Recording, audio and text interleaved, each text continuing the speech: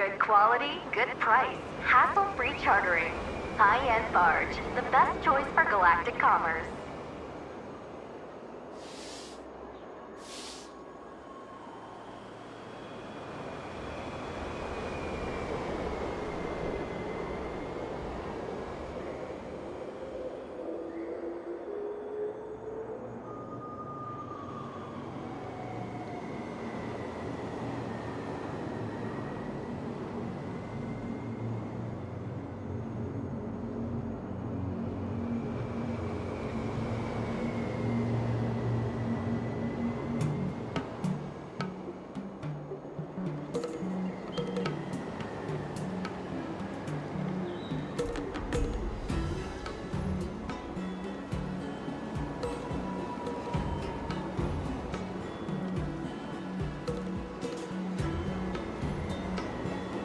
Good quality, good price, hassle-free chartering.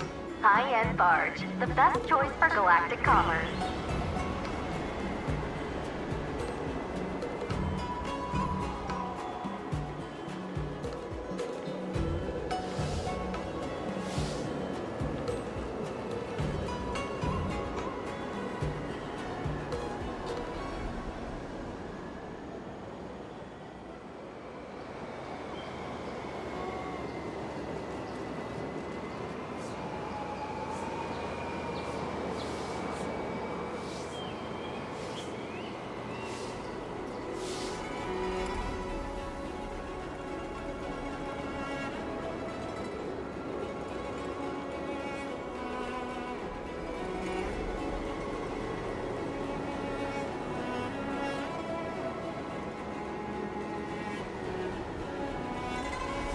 Good quality, good price, hassle-free chartering. High-end barge, the best choice for galactic commerce.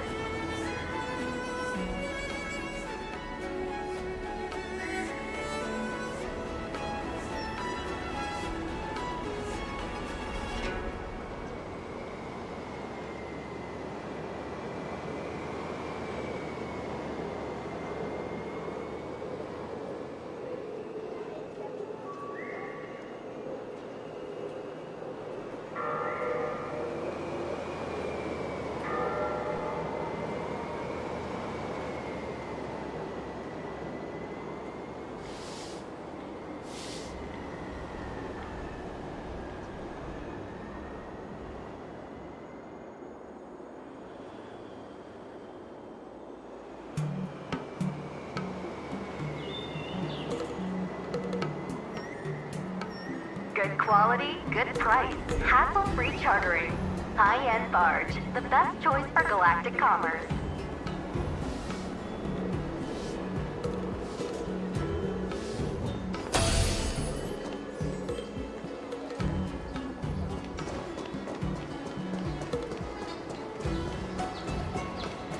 Come on in.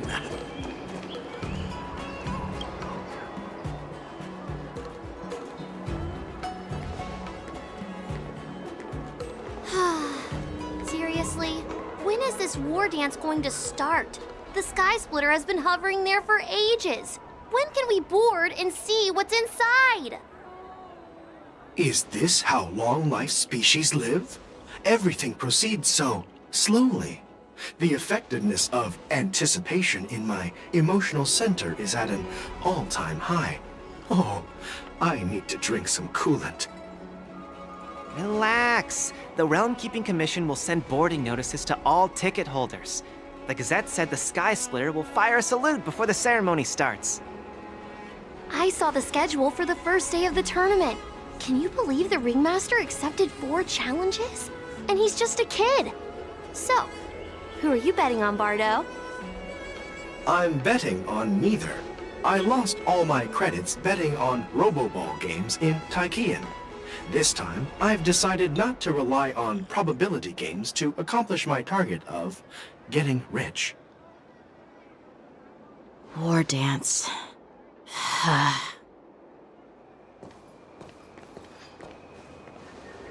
There you are. I heard you and Mr. Dan Heng went to meet the judges, and then a riot broke out in the shackling prison. I was so worried about you. Thank goodness you both made it out safe.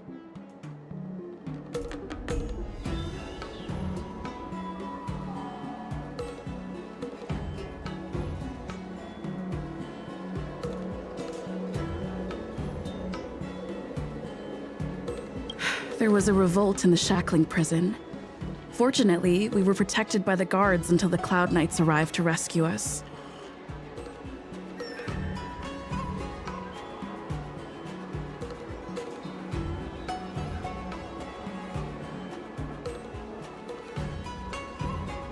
I was planning to take Miss March and Yoon Lee to Stargazer Navalia to see the Sky Splitter up close, but we stumbled upon a group of suspicious Foxians carrying official identities. They were acting strange, so out of curiosity, we decided to follow them. It turns out they were actually Borisin disguised as Foxians. It seems they infiltrated Stargazer Navalia in order to prepare for Hule's escape, and we foiled their plans by pure chance.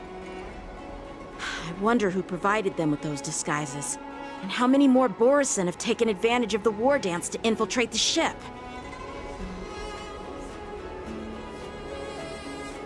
Yeah, I heard them too. But I'm afraid I'll have to disappoint them. I've already reported to General Jing Yuan that I'll give up my role as the Ringmaster.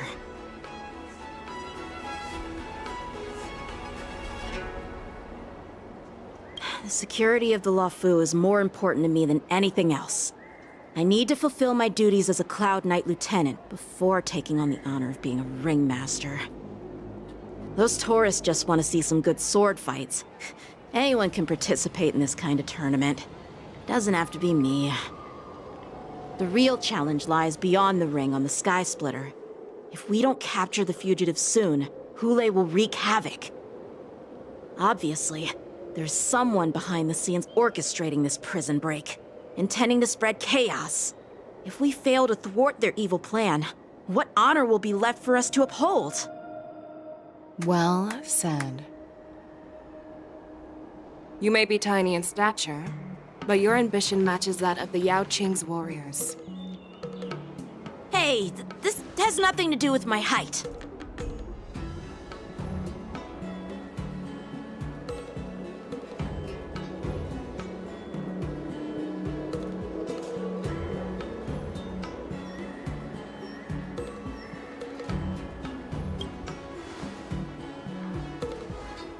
Yes, I suggested to Yanqing that we find a place to have a decent meal.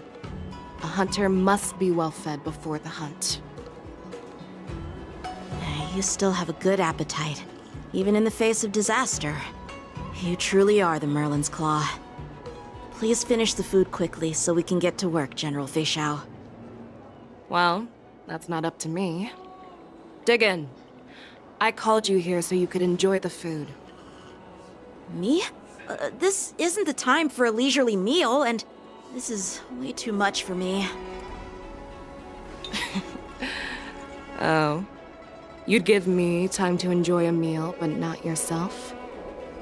Ever since you encountered those Borisin spies, you've been so busy that you've hardly eaten anything. You can't defeat Hule on an empty stomach. Take your time. Enjoy the meal and calm yourself. Hule's whereabouts are still unknown, and they've even taken Mr. Zhao Cho hostage. The longer we wait, the more complicated the situation becomes. Zhao Cho always said I'm the most impatient person among the Cloud Knights, and I can't argue with that. So, there's no reason for you to be more anxious than me. I've fought against Borisin abominations for years, and I know their ferocity and cunning well. The Borisin were clearly well prepared for this prison break, and now they are staying in the shadows. They have no reason to rush out into the open. When facing cunning and ferocious prey, the hunter must be more patient, biding their time to seize the golden chance for a decisive blow. Once Hule loses his patience and reveals himself, that's when we'll strike. But when will that time come? Like I said, it's only one meal away.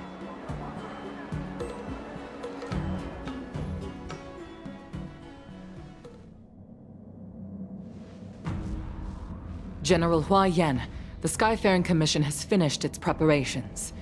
Do you have any other instructions? Representing the consensus between the Merlin's Claw and the Divine Foresight, I'll step in as the temporary commanding officer of the seat of Divine Foresight and oversee the Six Commission's affairs on the Luofu. What is the situation at the Shackling prison? Hule made a quick escape and even sealed the gates of the prison. As of now, the Cloud Knights have re-established contact with the staff inside. The good news is the two Nameless who were trapped in the Shackling prison are safe and sound. I know I shouldn't use the word great given the current situation, but I'm relieved that she and Dan Heng are safe. We've lost contact with one of the messengers from the Xianzhou Yaoqing. The Borisin have likely taken him hostage. Don't worry, Yuko. Fei Shao is leading the wolf hunt operation, and you know how capable she is. I have no doubt about General Fei Shao's capabilities, General Hua Yan. I'm more concerned about the Wardens. According to the plan, the ceremony will begin in 6 hours. The Sky Splitter will be activated, and all visitors will board the ship to watch the contest. But now, with Hule's whereabouts unknown, everything is filled with uncertainty. March is right, Grandpa. I heard the escaped prisoner from the Shackling prison is beyond formidable. In case anything goes wrong... So, Yun-Li, what do you think we should do? Well... I believe we should declare martial law and allocate manpower to search for the escaped prisoners. And as for the war dance, it's better to announce an indefinite delay for now. Your plan sounds solid, but unfortunately solid plans rarely get a chance to be implemented. I believe there are at least 2 parties who won't accept your approach. The first are the many travelers who have come all the way here for the war dance. If we declare martial law now, it's like declaring that the Luofu isn't safe. How do you think the outsiders would react? They'd be terrified, and chaos might ensue. The second party is the staff of the Xianzhou Luofu's 6 commissions. They've invested a lot of resources and manpower into organizing the war dance. Suddenly suspending it indefinitely would create numerous challenges for them. But of course, not everyone disagrees with your idea. Really? The mastermind behind this incident would fully support your opinion, presumably. Hule's escape and your discovery of Borisin's spies at Stargazer Navalia.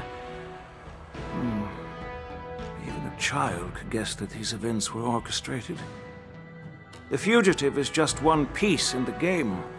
The one controlling the pieces wants to spread chaos and suspicion among the people on the Luofu.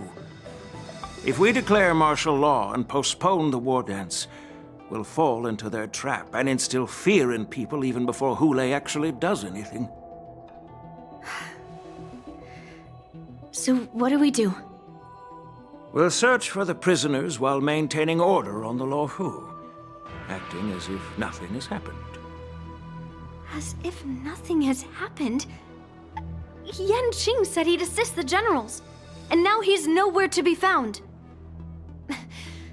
With the host ringmaster gone, how are we supposed to act like nothing has happened? That's why I called the 2 of you here.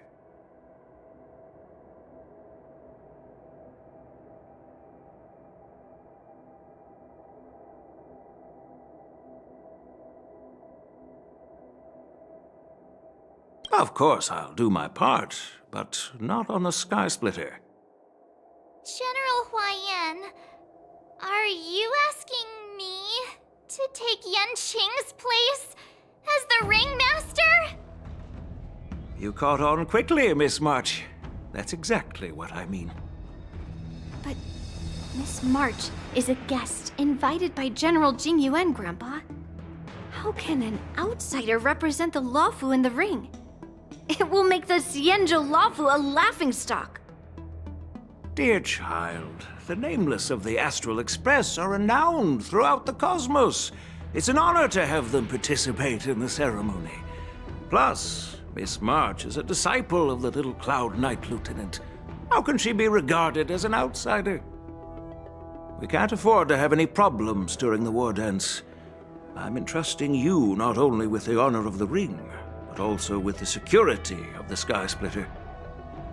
Yukong, please explain to them the rest of the arrangements.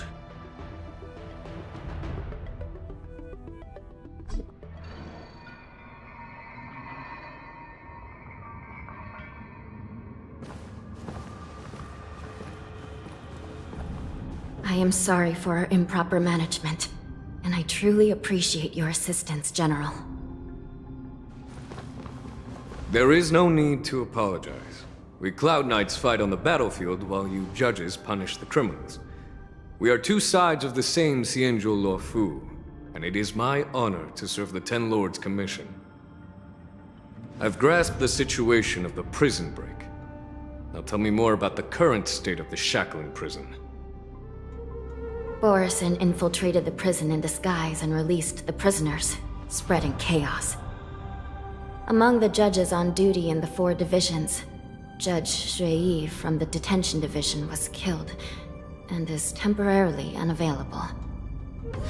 So, I'm taking over her duties and commanding Arumaton spectral envoys and spiritfarers to quickly restore order in the affected areas. I, and the 2 behind me, will go deeper into the prison to investigate. But, General, the situation inside is still chaotic and perilous. Your presence would be... It's common for Cloud Knight generals to face danger directly. Hule has escaped, and the Yaoqing envoy is being held hostage by the Borison. His fate is unknown. This is a grave matter. Not only did the Merlin's Claw offer no reproach, she decided to go after Hule herself to prevent further calamity. I believe the Luofu owes her something in return for her fervent determination. How did the infiltrators learn about the location where Hule was held? And how did they time their plan just before the Yaoqing messengers were ready to escort him? Finding the answer to these questions shouldn't be too difficult. What truly matters is if we can gather the clues that lead us to the mastermind behind all of this. I understand, but I'm afraid it won't be an easy task. For a long time, this hidden force has been pursuing their own goals and undermining the security of the Luofu. Backing down now will only encourage them to further endanger the peace here. The Ten Lords Commission will support your decision with everything we have, General. Dan Heng and Ling Sha, I'll need both of you to accompany me on this challenging journey. Well, it's part of my responsibilities as the Cauldron Master. So, where would you like to start, General? Let's start with those Borison disguised as Foxians. My people have already prepared the evidence.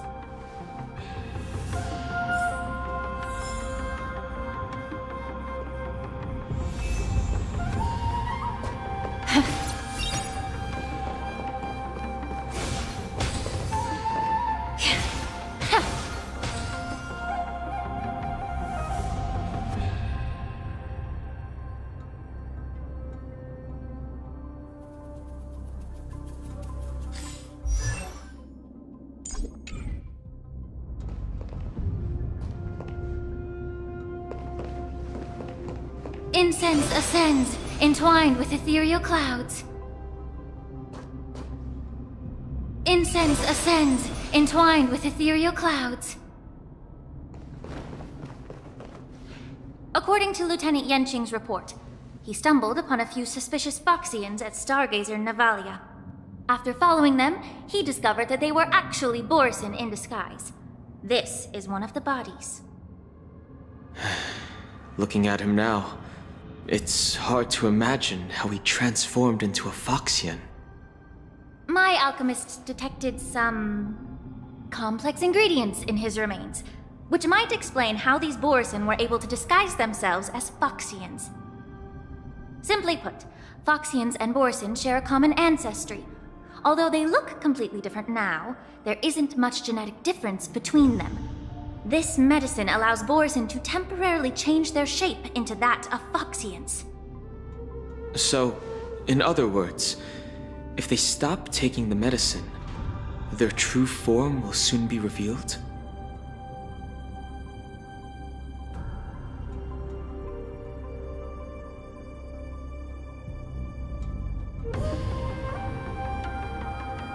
Indeed. This means that these Borson have a steady supply of the medicine within the Lawfu. The disciples of Sanctus Medicus. Looks like the Alchemy Commission is involved once again. When I was sorting through the prescriptions they used, I came across one called Semblance Reversion Essence. It's designed to help those disciples suppress signs of their Mara-struck forms and maintain their normal appearance.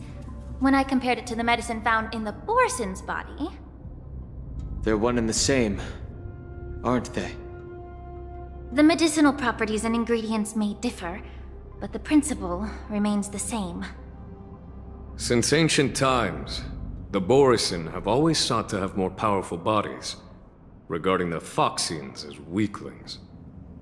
Yet, in order to save their warhead, they were willing to disguise themselves as Foxians.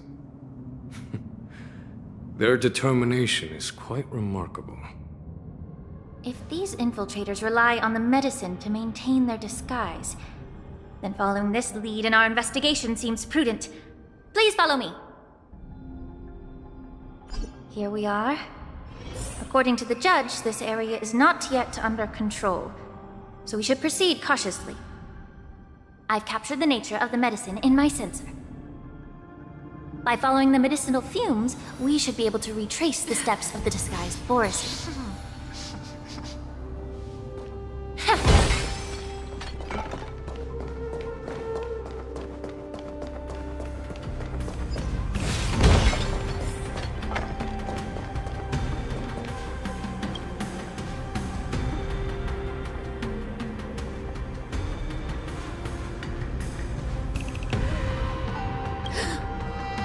Incredible strength.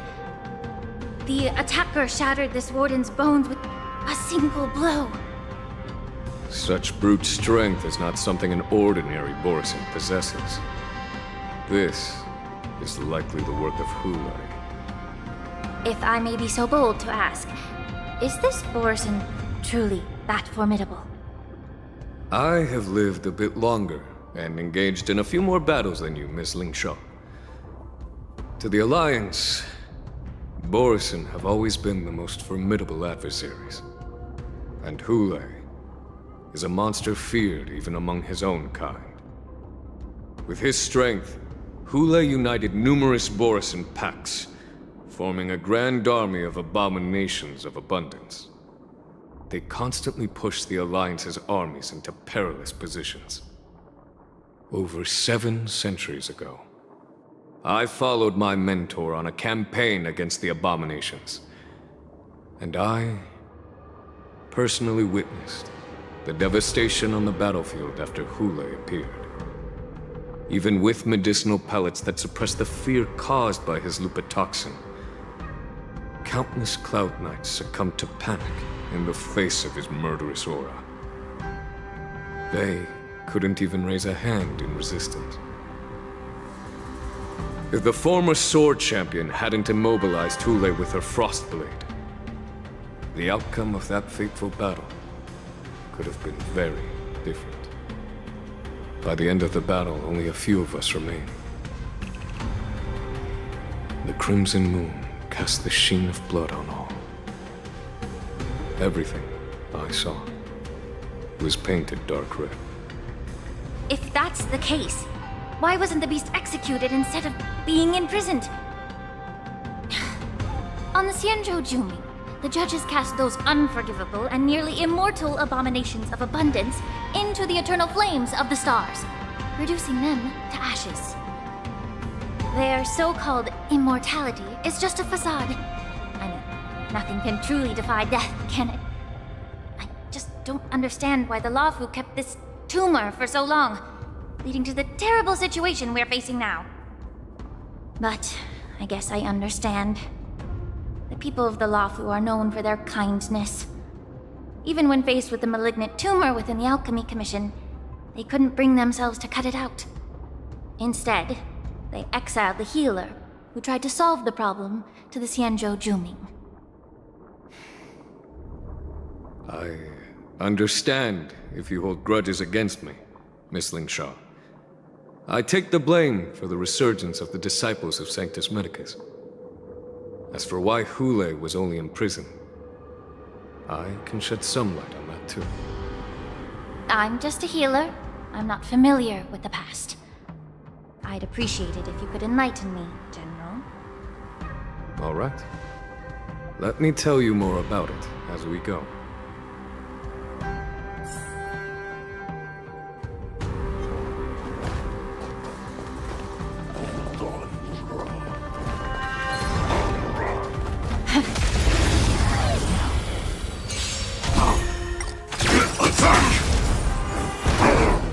Until everything burns to ashes!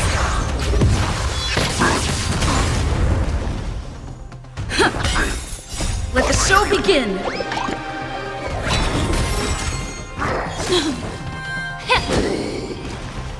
Eternal. All will be swept away by the wind. Fight to live!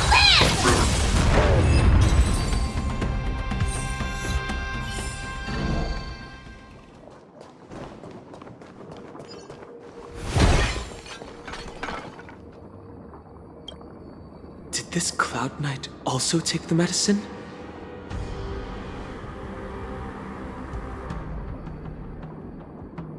No. This is a Borisin in disguise. A guard killed him before he could return to his original form. All these Borisin are dressed in official attire. Besides the Cloud Knight, there were also 2 Borisin disguised as members of the Skyfaring Commission and the Artisanship Commission.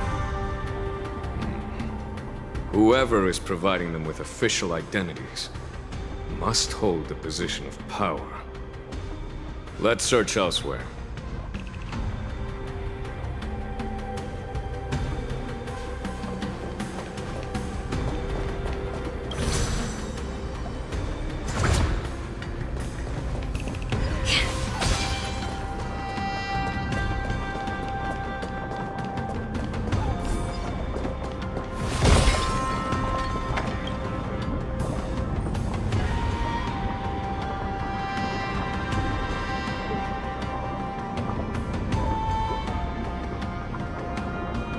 Someone bit open his arteries and drained almost all of his blood while he was still alive.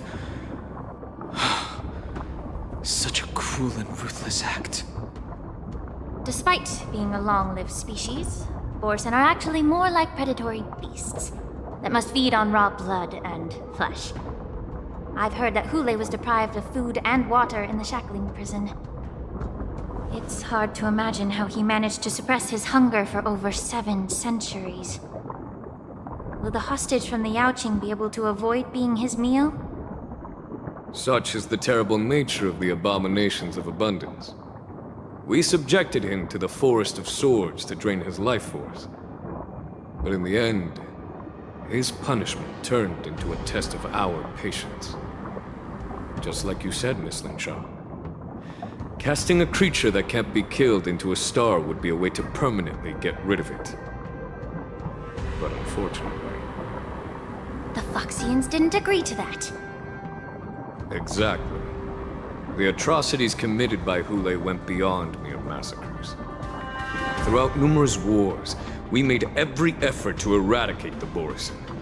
But Hule, with his mysterious sorcery, turned countless Foxians into his pawns. And so the Borisin kept returning. The Foxians curse his name day and night, And they even use it to scare children into staying quiet. How could they grant a swift death to such a great sinner? I wonder if you know why Hule wasn't taken into custody by the Foxian majority Xianzhou Yaoqing, but instead imprisoned in the Xianzhou Luofu, Miss Lin Sha. As you mentioned, your mentor was an exceptional warrior and was the one who defeated Hule, an extraordinary achievement. Therefore, the Marshal placed this feral beast under the jurisdiction of the Xianzhou Luofu as an honor, I assume? It seems you have a major misunderstanding about this arrangement, Miss Lin Sha. Allow me to explain it to you.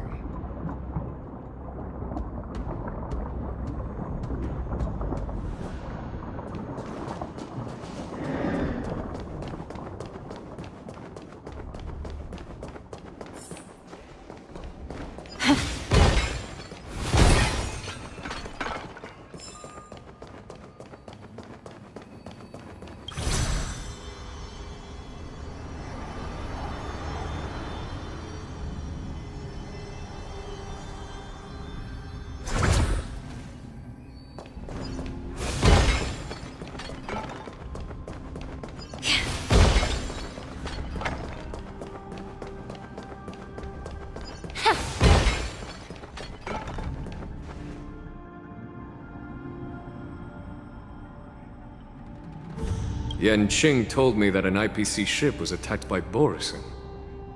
Is this what they were transporting on the ship?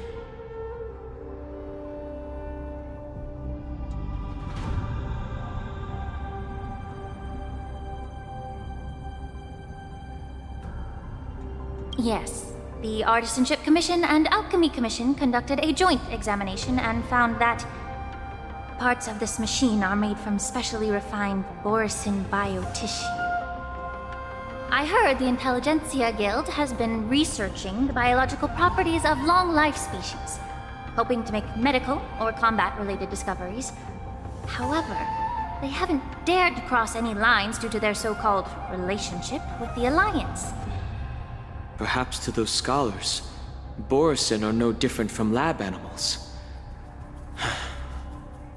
Maybe the Borisin attacked that ship to retaliate against the Intelligentsia Guild for experimenting on them? No. If it were only about revenge, they could just wreck the ship and destroy all the cargo, instead of allowing it to end up in the shackling prison. It was a deliberate display to showcase the dangerous nature of the cargo in broad daylight. This way, the cargo would end up in the shackling prison, serving as a tool for the prison break. This skill in exploiting the blind spots of others' mindsets is so atypical of them. I'm afraid the IPC and the Intelligentsia Guild unknowingly became their accomplices.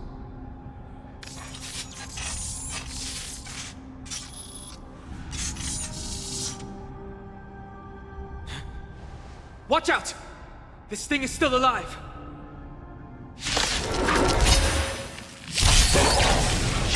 Even after suffering such severe attacks? Their imitation of long-life species has crossed the line. Attack detected! Time to cleanse the film. Existence is unity.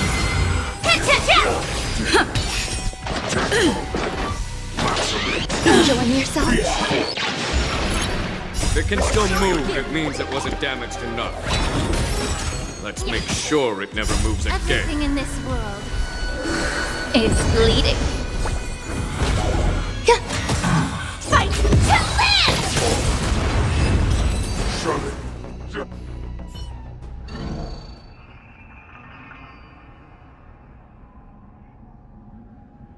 You haven't answered my question about why Hule was imprisoned in the Luofu instead of the Yaoqing, General.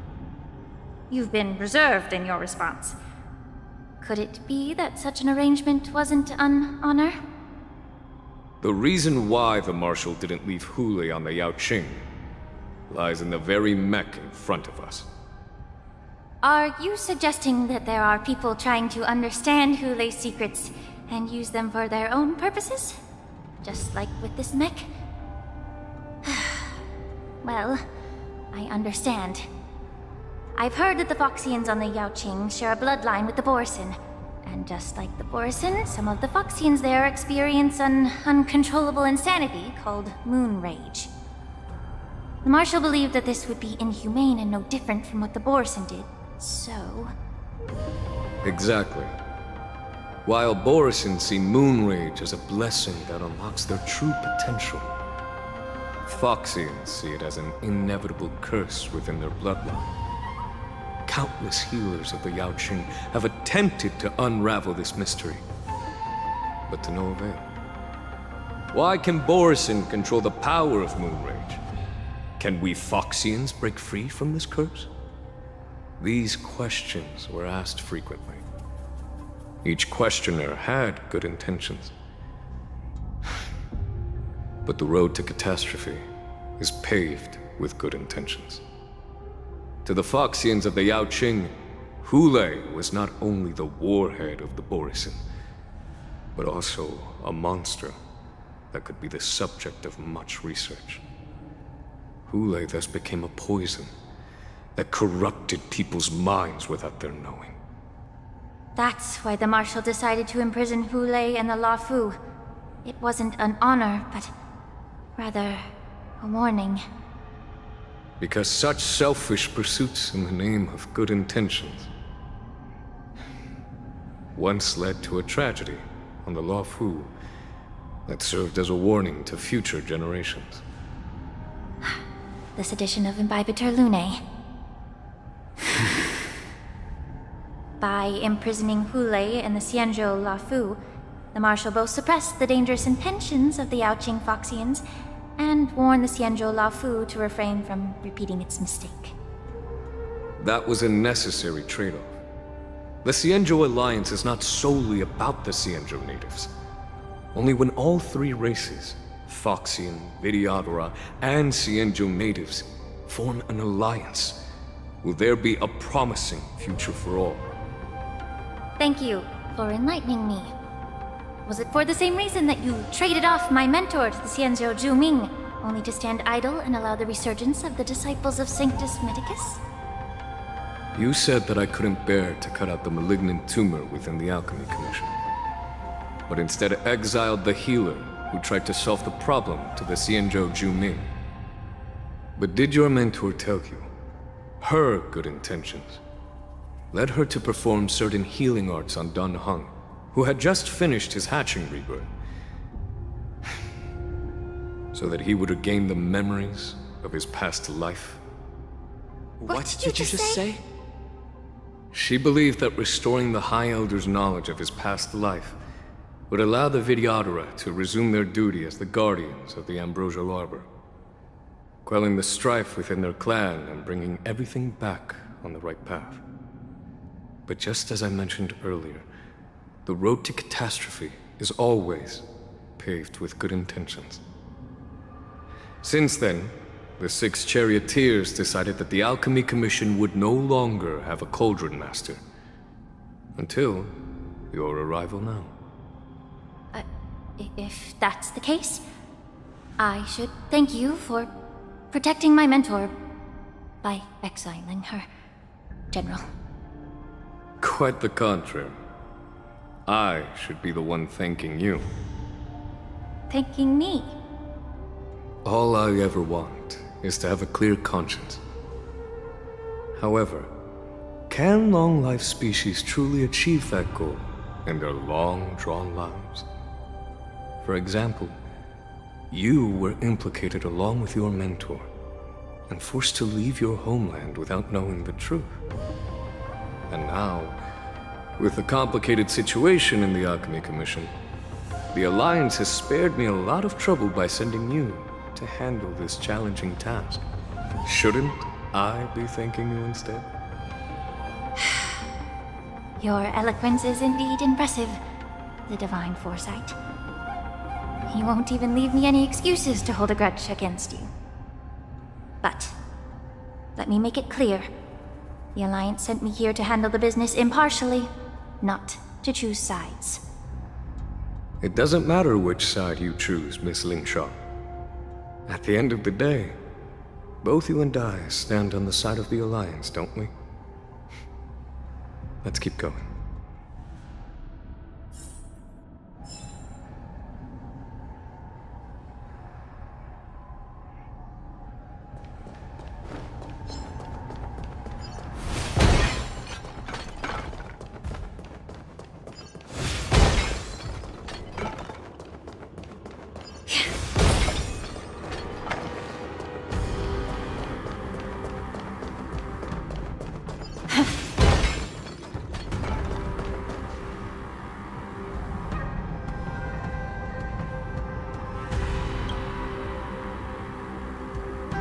These Mara-struck soldiers don't appear to be escaped prisoners.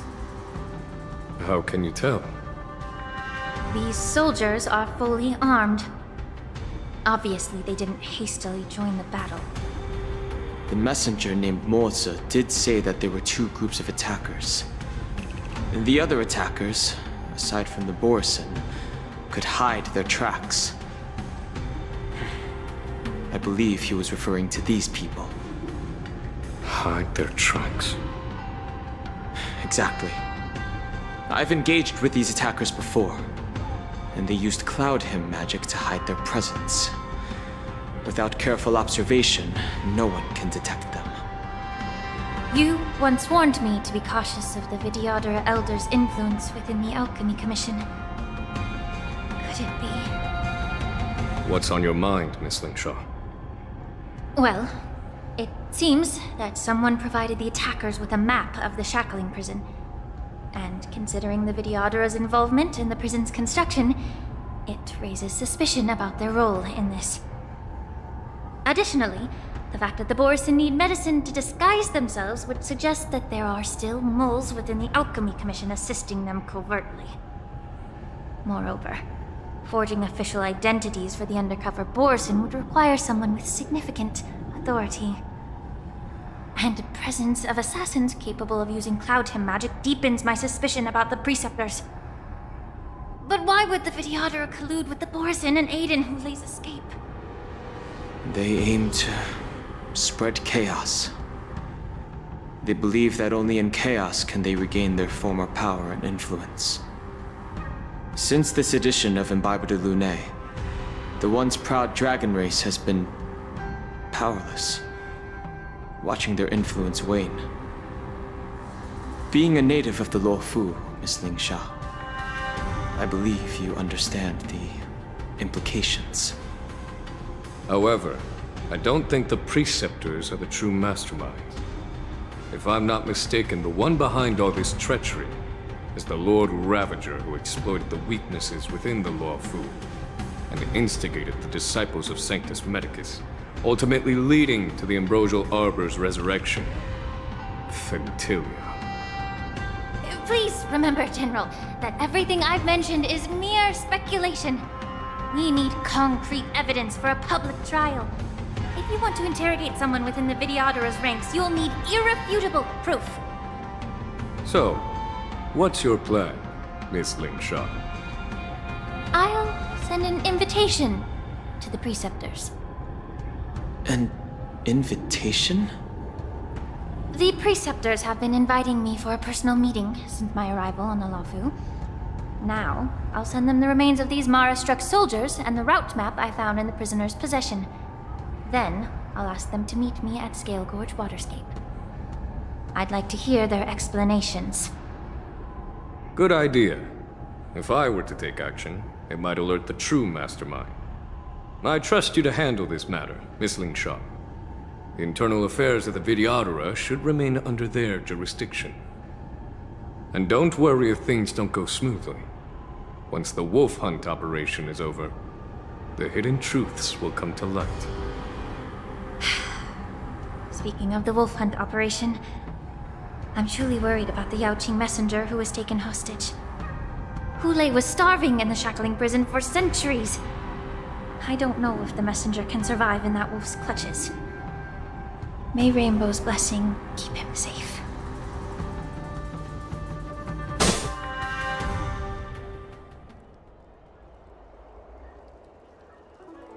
As I said, I'm a healer. But my art of healing requires the culinary arts to be truly effective. The magic of my cauldron is its ability to make all kinds of medicines into dishes that patients can eat. When simmered and cooked together, any kind of medicinal herb or ingredient becomes a delightful delicacy. Delicacy. But isn't that just one flavor overpowering the others? Well, you have a point. Let me ask you this. If there's a fussy child who refuses to eat green peppers, what's the best way to make him eat them? Stuff the kid's mouth with the green peppers and cook him alive in a pot. You have quite the sense of humor. I've heard that you, Borisin, have lost many of your taste buds during the self-modification process, so you can't experience complex flavors. Only the saltiness of blood and flesh truly awakens your appetite. It's a shame I don't have any green peppers right now. Otherwise, I'd happily stuff them into your mouth and cook you alive in a pot. I'm just kidding. The answer is quite simple. Chop up the peppers and mix them with minced meat to make meatballs. This way, the flavor of the meat overpowers the taste of the peppers. And even a fussy child can enjoy them. Can I just boil your tongue in this hot pot? I know you're trying to buy time until someone comes to your rescue. You said that Jin Liu recently returned to the Luofu, right? Well, she did come back. But, unfortunately, I also found out that she committed serious crimes and was escorted to another Xianzhou ship. Do you really think you can delay our departure by provoking Lord Hulei's desire for revenge with your clever little tongue? You see Borisin as savages who know nothing about the Xianzhou, but in fact, we know all about your tracking tricks.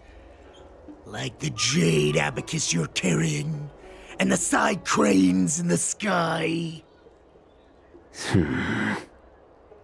The more hope you hold in your heart, the greater your pain will be when death comes. I wonder if you can maintain your composure when I tear your throat open. His composure is only a temporary effect of the medicine. And it will wear off soon, right? Lord Hulei! Oh, you pathetic Foxians.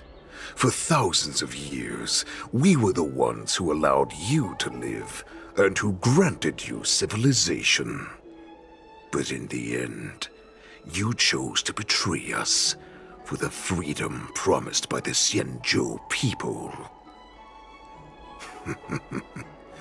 But it's all right. As long as you catch the scent of your masters, you obediently return to us, no matter how far you run away.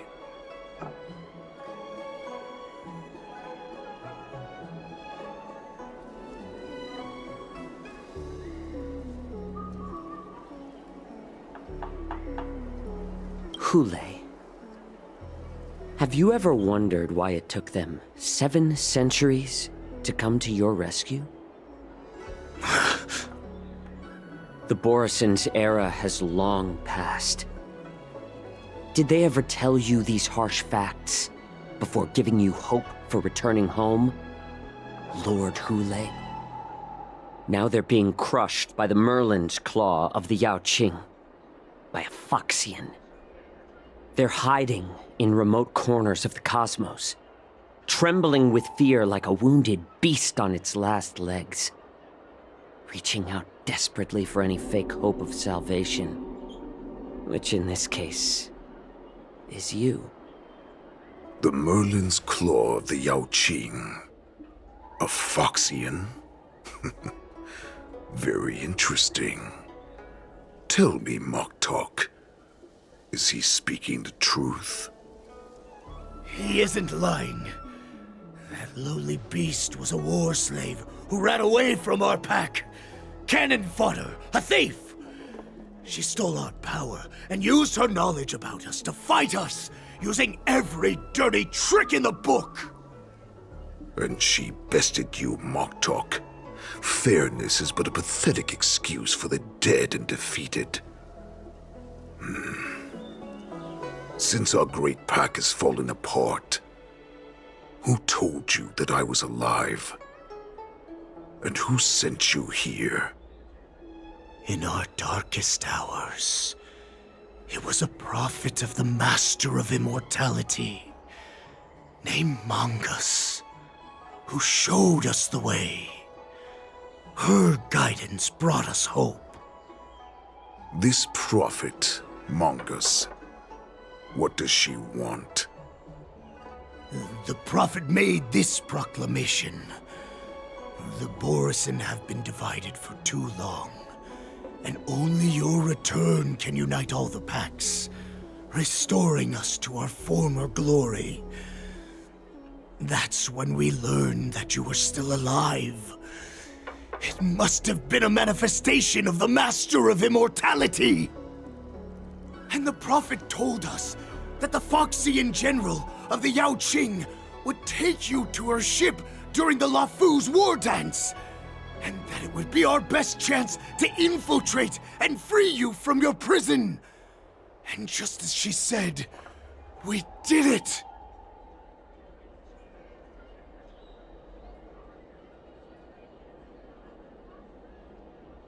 That so-called prophet lied to all of you. She just sent you here to die. But her prophecy has come true. Our warhead is right here, with us! Once the news about the prison break spreads, the Cloud Knights will close all the ports. You may think you've escaped the prison, but you're just trapped in another cage, known as the Luofu.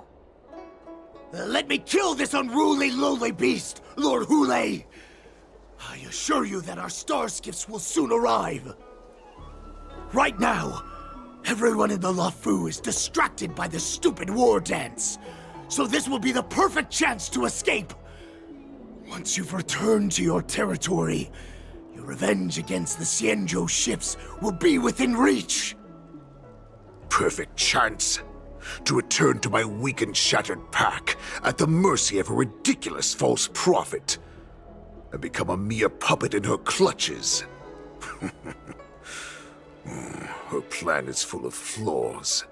The only paths she has prepared for you are escape and death. Listen up. A wolf never allows itself to become prey. From now on, you'll follow my orders. Since you are so confident that the Cloud Knights will close the ports, Jiaoqiu, I'm now giving you a chance to go and see it for yourself. Go to the ports, come back, and tell me what you saw. Wait, what did you just say? But my lord! Would an alpha wolf ever listen to a cub, Moktok? No, I've never heard anything like that. I wasn't trying to defy your will. I will always unquestioningly follow your orders.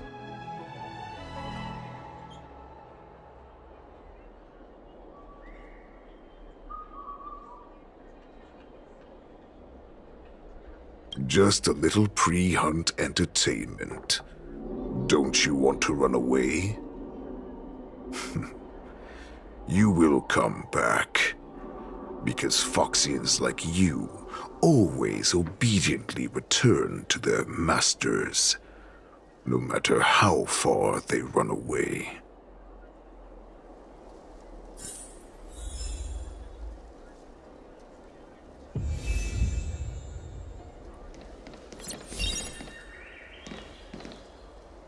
You know why I'm letting you go. Because Foxians like you always obediently return to their masters, no matter how far they run away. Head to the port and report back to me. Let's see if they really closed it like you expected. I don't fully understand Lord Hule's intentions, but don't think you can simply run away. Understood.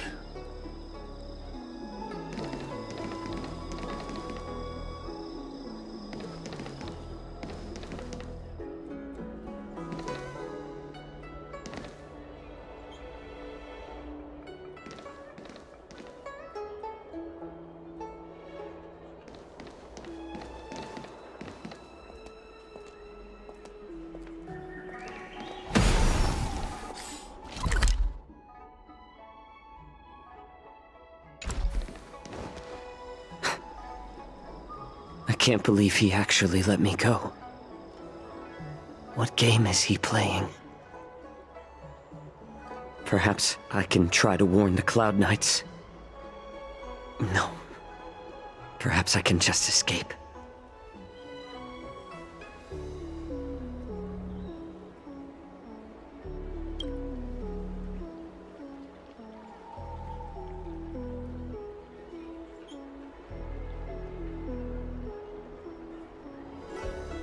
Just as I suspected.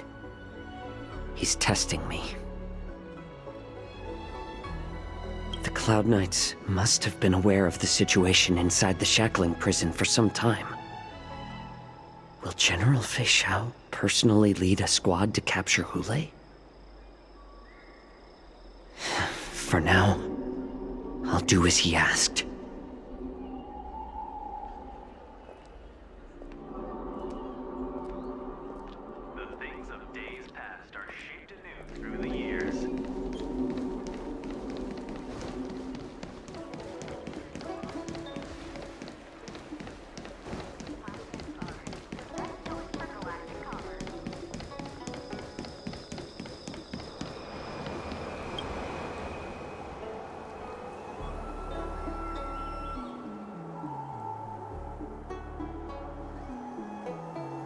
Would you like to board my star skiff?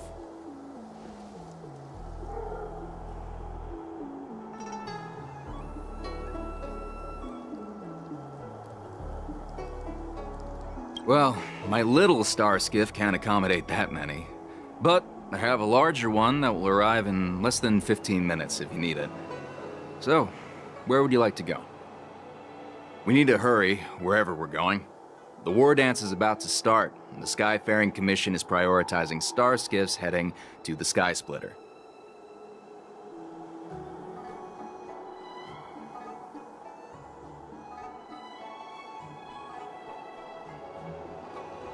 Keep what quiet? Come on, spill it if you have something to say.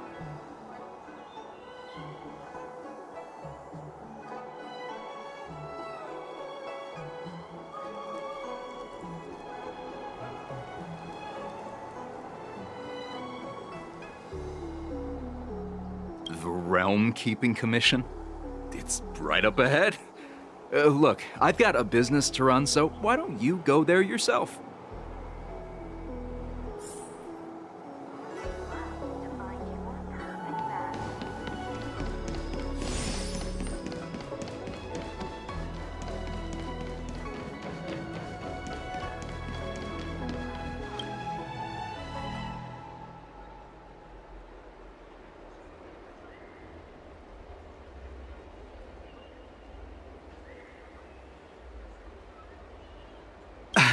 I'm sorry, but the Realm Keeping Commission Chancery is currently closed. All the officers and officials have been reassigned to assist in the war dance.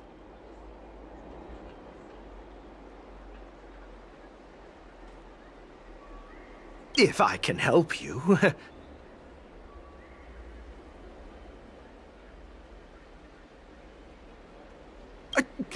Borison? Here? Are you serious? These Borison are disguised as Foxians. Please warn the Cloud Knights immediately. Will you please wait here for a while? I'll find a soldier.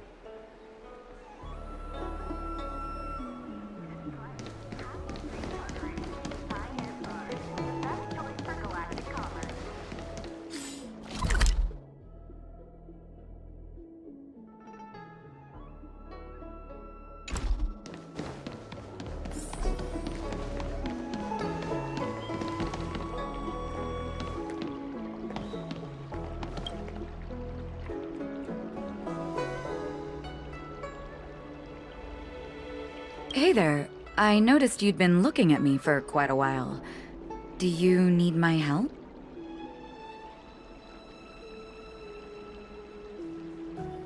Could you please provide more details? Wait, I recognize you. You're the lost Yaoqing messenger. How are you here? I was brought here by the Borisin. Please make sure to report this news. All right, I'll call for reinforcements.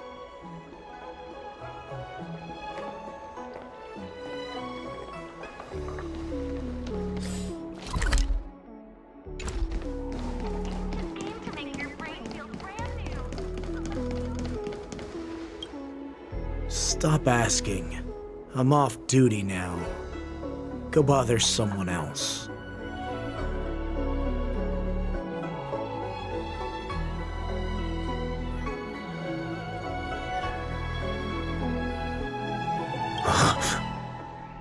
You're not one of us, but I smell a familiar scent on you. The Warhead sent me here to check on the situation.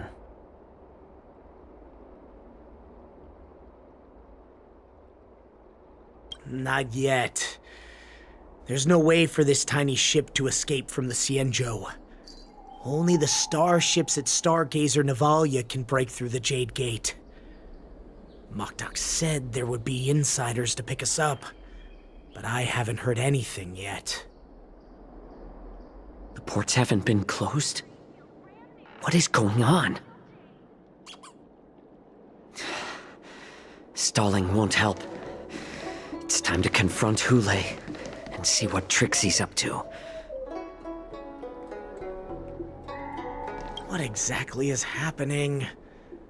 We should have received word from Stargazer Navalia long ago.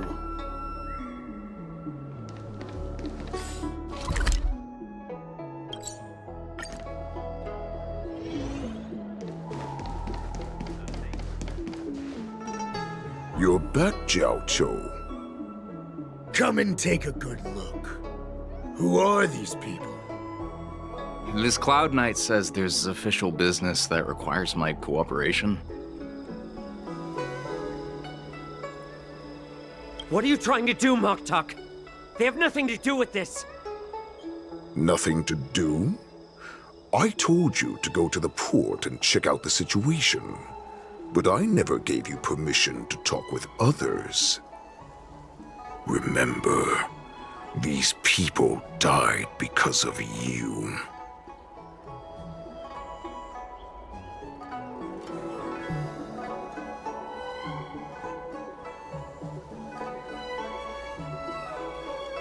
You want to prove to me that you hold everyone's lives in your hands, right, Hule?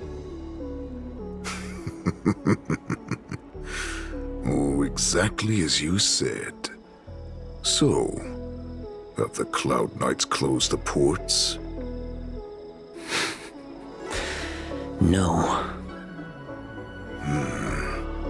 They don't want to publicize my escape. I understand. It's no surprise, for fear is more deadly than claws and fangs. Especially during a festive time like the War Dance. What lurks here is not a group of fugitives, but rather a pack of wolves amidst the flock. My cubs are hungry, ready to feast on flesh and blood, reveling in your fear. Your calm facade will soon crumble. I can tear through it and expose your pathetic bones any time. There's no escape from me, Jiao Cho. Of course, you can try your luck and believe that your wits will save you. But remember, you're not the only hostage in this city. If you try anything funny, innocent people will die because of you. Now, let's talk about the Foxian general you serve. Moktok says she's here for me, which means she'll be hunting me herself. Before the hunt begins, I need to know my opponent.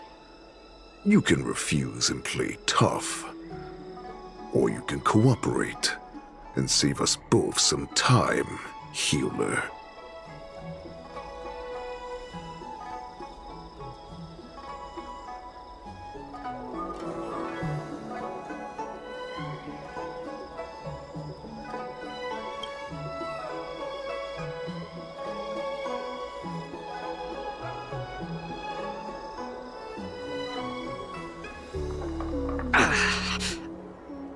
Good. At least you didn't try to draw attention with a scream. That way no one will die in vain. But remember, the next time you refuse me, I'll crush your healing hands, then your knees, then your spine. I'll dismantle you piece by piece, until only your silver tongue remains for you to speak. Fine. I'll tell you what you want to know about her. But I expect something in return.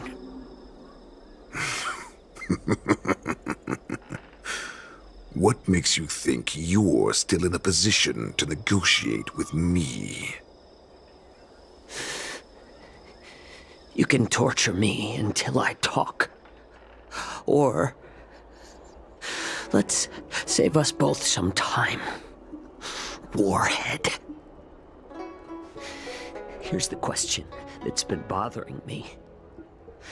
How have you managed to survive and endure centuries of torture? Borison aren't supposed to live that long, or possess such regenerative abilities. So, is that why the Shenjiao Yaoqing wanted to take me away? To some, I'm a hostage, but to others, I hold the secrets they desire. I still remember. In the early years of my captivity, the Foxians came and went. They extracted my blood and marrow, trying to unravel the mystery of moon rage. They wanted to conquer their fear of the Borison and free themselves from their bloodline. Unfortunately, they failed to uncover the secret. So, they resorted to the most brutal punishments they could imagine. Some seek power to destroy their enemies, while others seek power to become their enemies. Which one are you, Jiao Chou? I see. You're the most pitiful of them all, healer of the Yaoqing. You seek power to share it with others and do good. Well, then let me tell you the answer you seek. In our ancient legends, Duran, the ancestor of the Borison, was dissatisfied with his limited lifespan and power. He yearned to dominate the skies and become the master of all the stars. To achieve his goal, he sacrificed the lives of countless Borison and Foxians, pouring them into the spring bestowed by the Master of Immortality.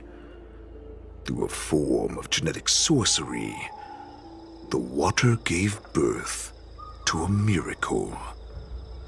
The lunar embryo. Duran ascended the birthing bed and obtained what he desired. A heart in the shape of a deep red full moon. He cut open his chest and replaced his original heart with this crimson moon.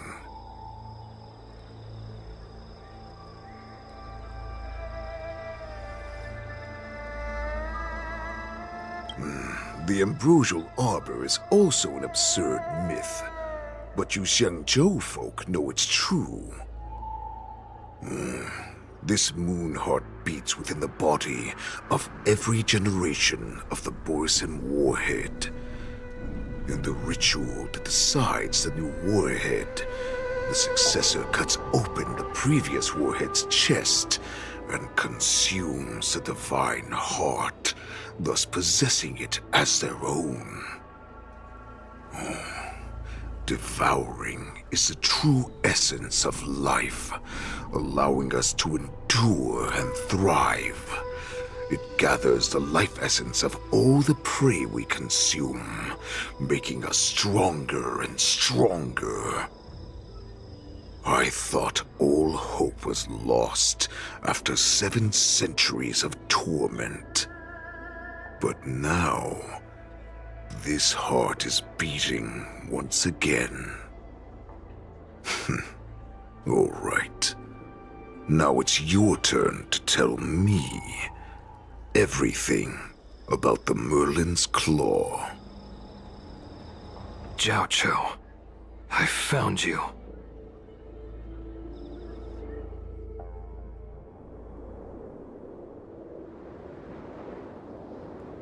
I know I'm in no position to question your orders, but if I understand correctly, you already have intelligence about the Borisin? That's right. My people are busy collecting clues now.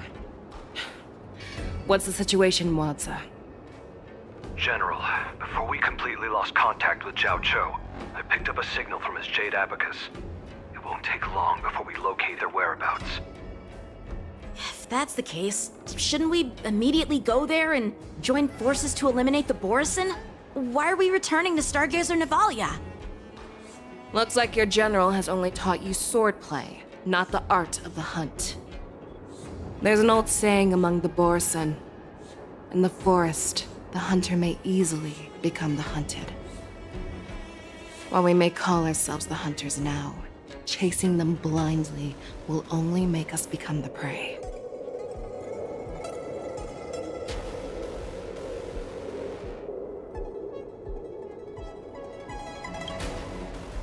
Are you joking, General? He's just a wolf who's been imprisoned for 7 centuries. Even with his accomplices, they're no match for us numerous Luofu Cloud Knights. How could he consider us his prey? Do not underestimate the enemy. Hule is not an ordinary Borisin that can be easily killed. The advantage in numbers means nothing when we face that monster. A vicious beast who hasn't tasted blood and flesh in 7 centuries is now lurking on the streets of the Luofu right before the war dance. This is what makes the situation treacherous and unpredictable. To him, the lives of ordinary people are just meat, ready to be devoured at any moment. Exactly. That is why we must succeed in our first strike, or the situation will spiral out of control. You've heard of this military tactic, right? When you surround your enemy, leave one side open for them to escape. A skilled hunter must be well prepared, waiting for the prey at the most advantageous position.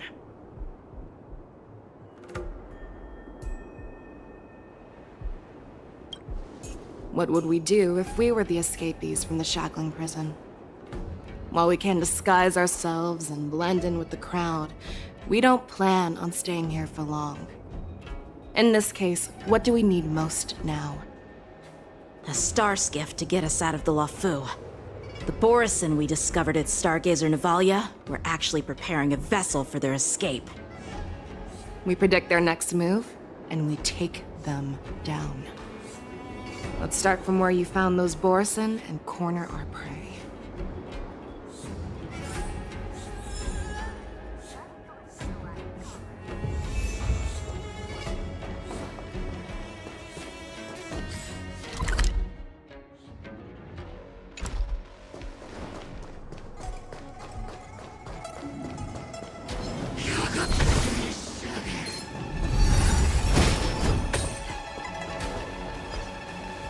This is where we ran into the Borison last time.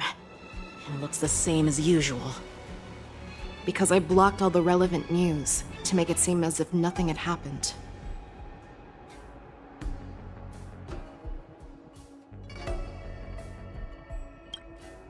If Yanqing hadn't scared them off, we would not have many clues.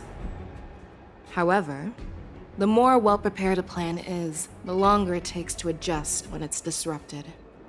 If any Borison wants to stick to the original plan despite the risks, they'll surely come back to Stargazer Navalia to check the situation. Are you suggesting that there are Borison here at Stargazer Navalia right now? This is an automated area. So don't you think that there are a bit too many people here today? First, look at those 2 Skyfaring Commission staff members. They've been observing us in secret since we arrived here. Then there's a Cloud Knight soldier over there. Perhaps he's here for patrol, but each patrol team must consist of 2 members. And obviously, he is not following the rules. Lastly, there's that craftsman wearing Artisanship Commission clothing. He's unusually focused on checking that device. If you have a target in mind, let's go investigate.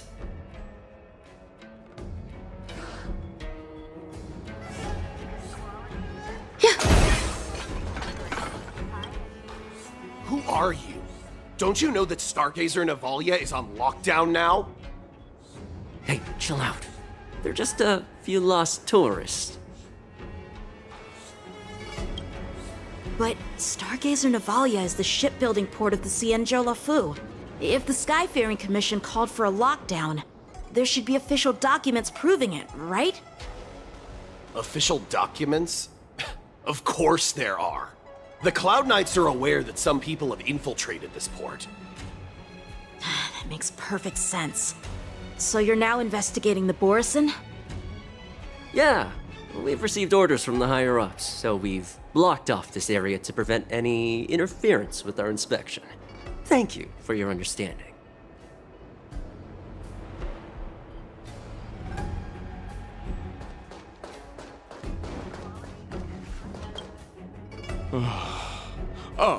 Lieutenant Yanqing and General Fei Xiao? You're aware of the Borison prison break, right? Yeah, I've received the news, and I'll be on the alert. Looks like you've been keeping an eye on the Sky Splitter. Have you noticed anything unusual? No, everything is normal on the ship. Nothing out of the ordinary.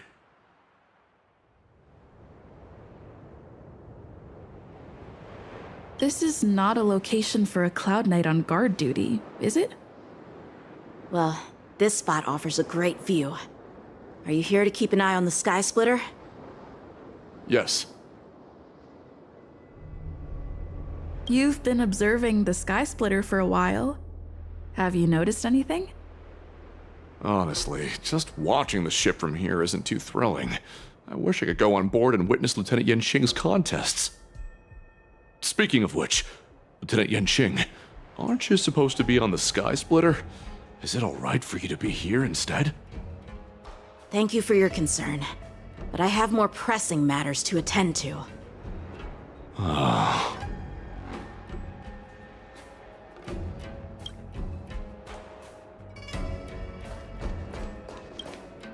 Hey, you there! Please refrain from wandering around Stargazer Navalia if you're not... Oh, it's you, Lieutenant Yanqing.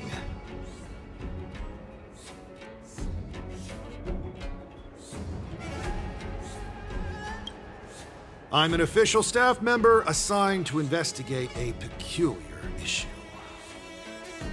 A peculiar issue? Yeah, We've had some unscheduled star skiffs being constructed at this dock in Stargazer Navalia. Could there have been an error in the production planning for the assembly line? This is just weird. I thought all the pending star skiffs from before the war dance had been scheduled already. I'm sorry, but I need to focus on my work right now. If you have any questions, we can discuss them later. So, it seems that some Borison have returned to Stargazer Navalia in disguise. The answer seems quite obvious.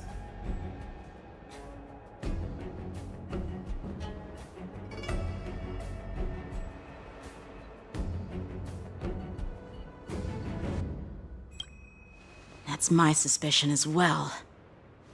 Remember when I mentioned that the Cloud Knights blocked all relevant news to make it seem as if nothing happened? Stargazer Navalia is not under lockdown.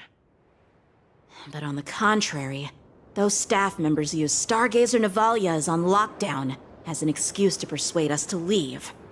This contradicts the Cloud Knights' plans. Their flimsy disguise has been exposed. Even if they try to hide, there's no way they can escape us.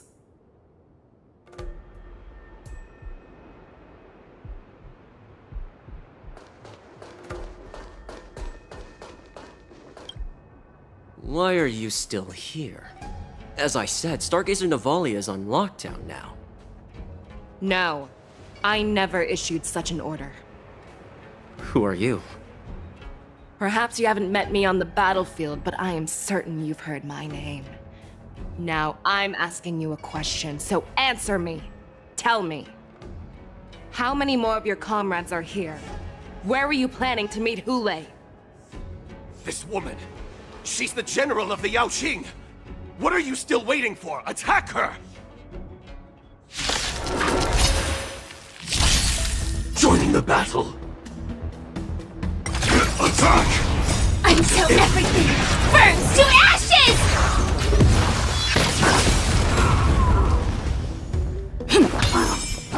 Stay away! All will be swept away by the wind. Eternal.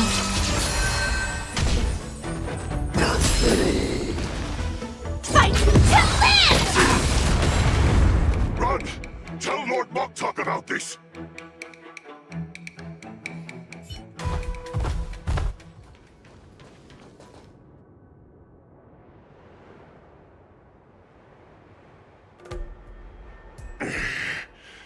Why don't you kill me? Because I need answers. You were our war slave, so you should know us descendants of Duran. You want me to talk? Fine.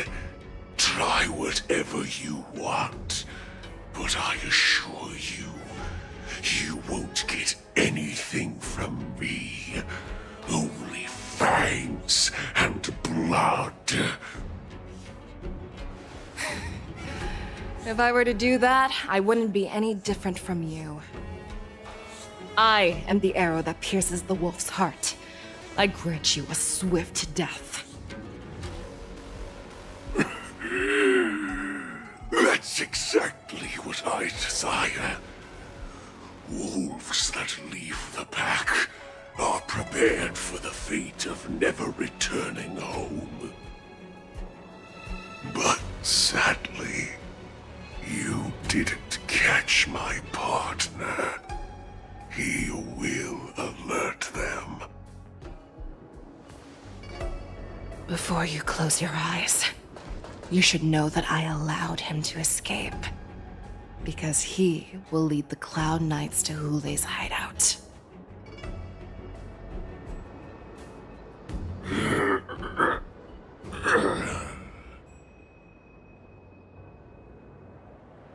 Is this how you leave one side open? You let that Borison escape so you could track him? This is the most common hunting tactic used by Borison. I know the methods of these abominations all too well. They always leave an escape route for their prey, allowing them to flee and fear. Then they chase them like it's a game. Borson get great satisfaction from the last struggles of their victims. Have you witnessed these things firsthand? That guy called you a war slave. What exactly have you experienced? Well, just a hazy past that I can barely recollect. Long ago, I was one of them.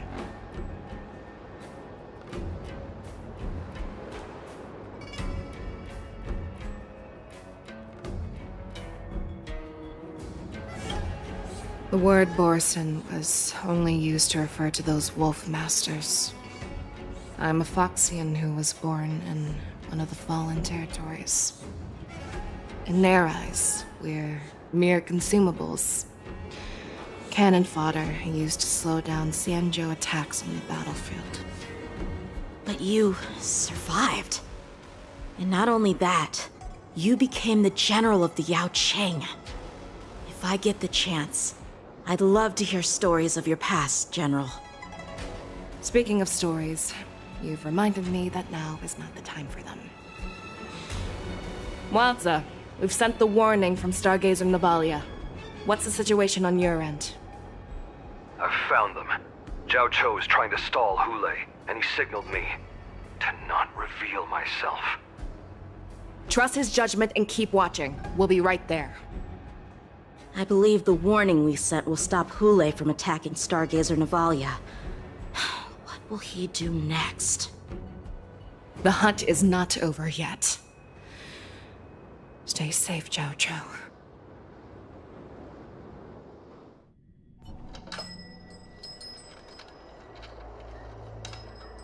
Please, save me.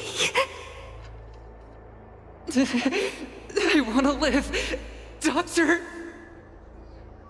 Xiaoshu, find a medical ingenium and give that kid a shot! Hurry!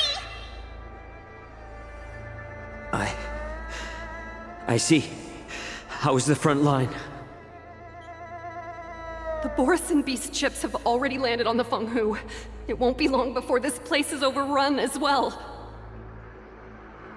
What about General Yueyu? Any news from her? I'm her healer. I should stay by her side at a time like this. She asked me to tell you that she's not coming back.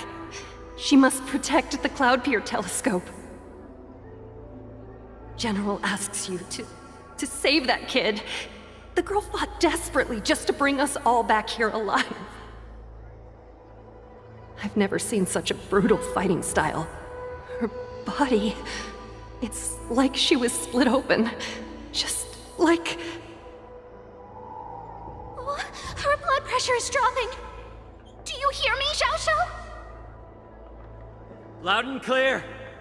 Get me some tumble dust. We've got to start the operation right now. I will bring her back. Is that why you're so determined to learn my secrets? Do you hear me, Zhao Cho? I do. Loud and clear. So she saved you all in that great battle on the Xianzhou Fenghu 3 decades ago.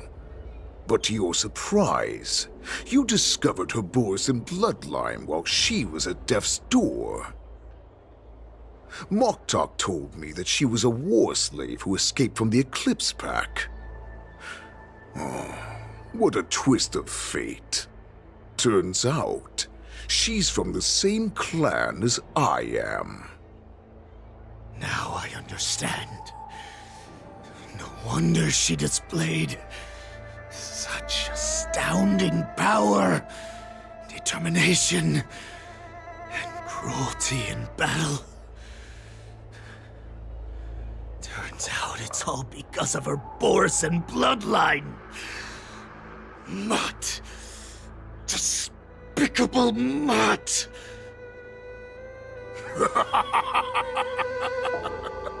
And she used the gift of her bloodline to destroy the Borson.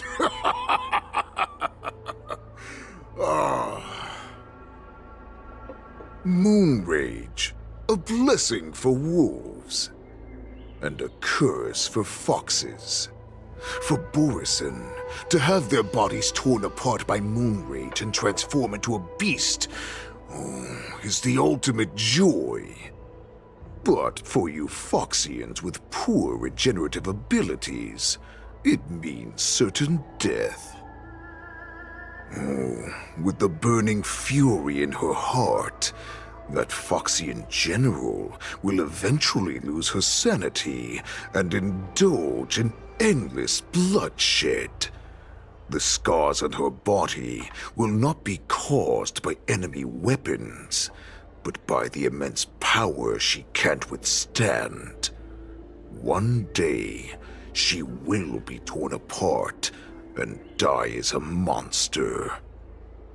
And in return for saving her life, you intend to give everything to solve this impossible puzzle. Hule, do you know the saddest thing about being a healer? All this time, I've devoted my life to bringing back those who sacrificed their lives to monsters like you. I exhausted myself, and my hands trembled. But I believed everything I did was meaningful. But once again, they rushed into battle. And then I heard of their deaths. They died under your claws, in your jaws, amidst the flames of crashing star skiffs, and under the Lux arrow of rainbow. Like a useless idiot, I saved a fish named Life out of the cauldron called Death, only to watch it struggle, dive back into the boiling broth. So I asked myself, why were they so eager to run toward their death after they had recovered from their wounds? Why wouldn't they value their hard-won life? All the doubts left me feeling lost.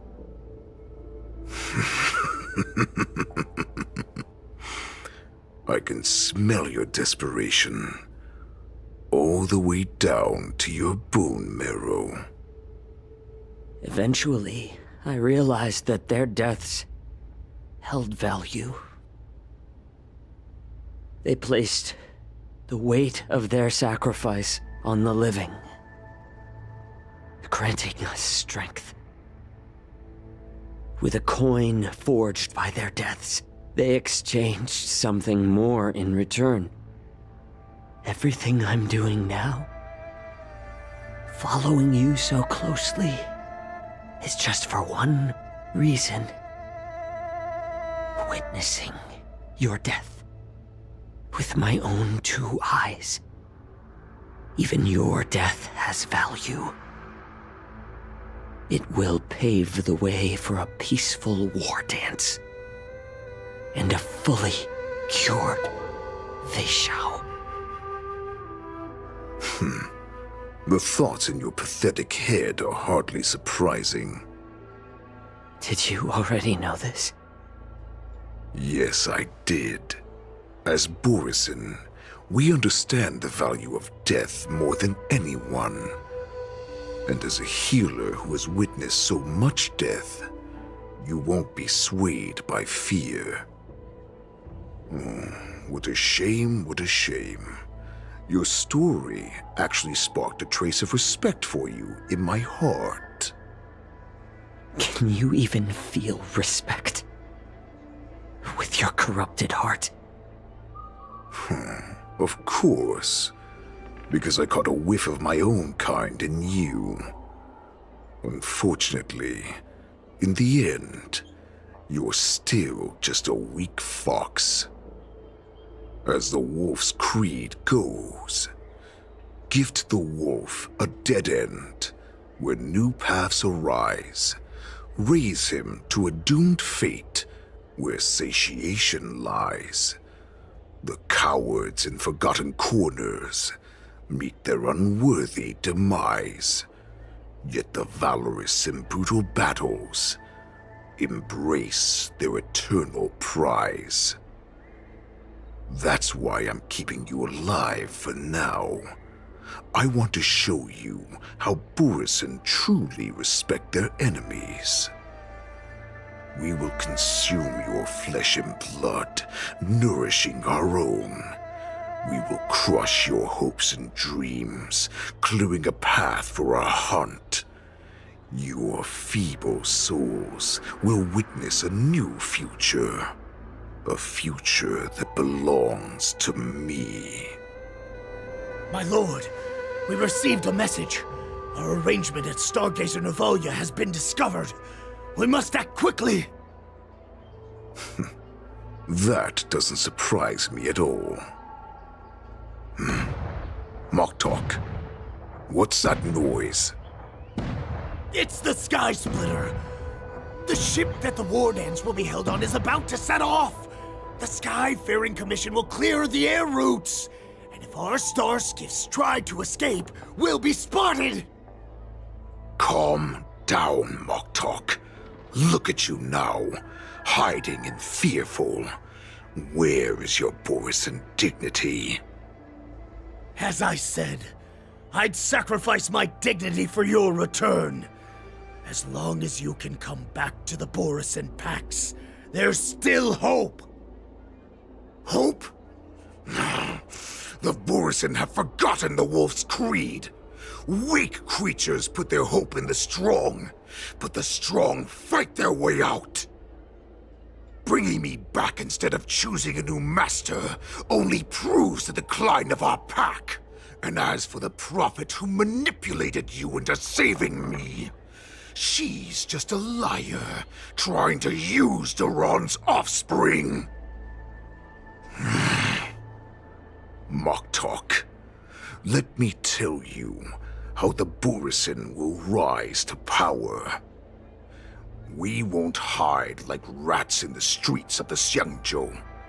We will be ravenous wolves, walking amongst a herd of lambs with our fangs bared. But, Great Warhead, our packs are not here. We can't go to war like this. Our packs are not here. Wherever I go, everyone is the pack. Stay away. Just don't come any closer. No!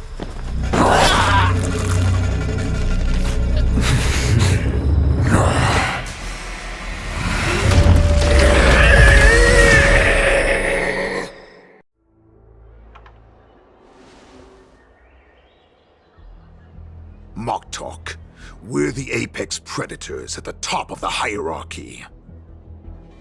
As wolves, we create fear. We don't become servants to it. If you're blind to the path, I will be the crimson moon that lights the way for you. Share my crimson blood with our brethren. Use it to infect those Foxians and strike fear into their hearts. Now, you devious monkey, come out and face me. Xiao Qiao. Moza. Run. No, he can't run, and neither can you. You've come at the right time, monkey of the Yaoqing. Tell your general. Tell her that I will unleash a massacre here, drowning the Xianzhou La Fu in blood. From this moment on, wolves bearing my blood will hunt on every street, feasting on the followers of that devilish archer. Follow me, my cubs. We shall stride among the prey. Give the wolf a dead end when new paths arise.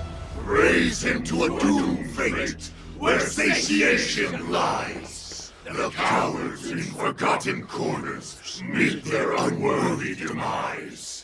Yet the valorous in brutal battles embrace their eternal prize.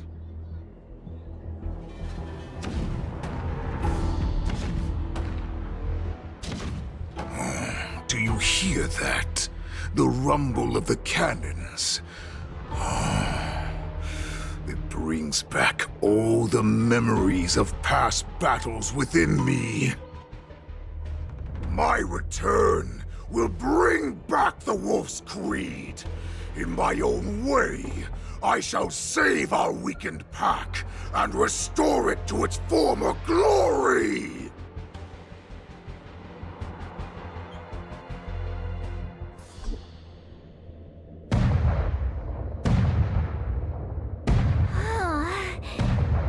The Sky Splitter's gun salute is really loud. So this is what the war dance is actually like?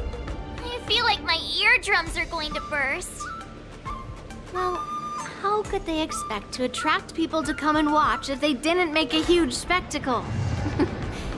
March, you haven't forgotten what you came to do, have you?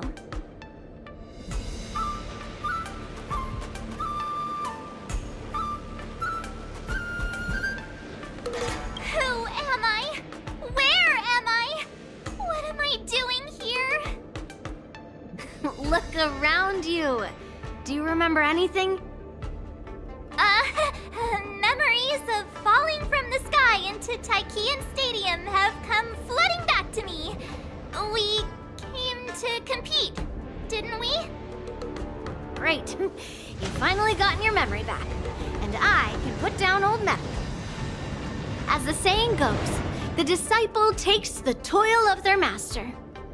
Remember, you are here under the identity of a Luofu swordmaster, taking the place of your no-good master Yenqing as the ringmaster. But what am I supposed to do if my opponent for this round is super talented and just wipes the floor with me in seconds? I'm still a beginner in swordplay. I don't know where I got the confidence when I agreed to help General Huaiyan. Come on, there's no need to worry about that.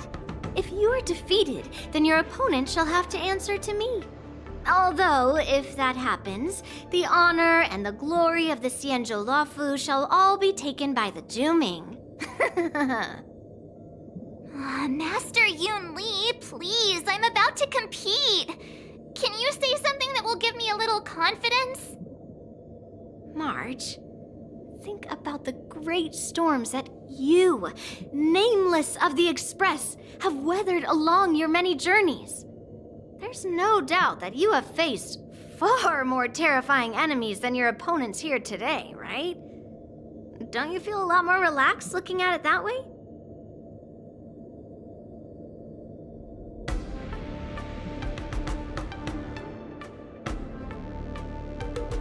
Why don't we call Master Yenqing back? What kind of master would retire at the height of their career and leave their disciple to fight in their place? March, your master has dropped out of the contest. This is a great opportunity for you to stick your neck out.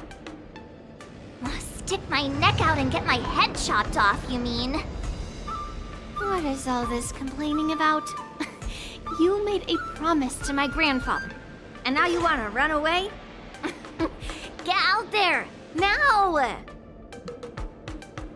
Master Yun Li, I don't think I'm completely ready. March, there is no such thing as completely ready.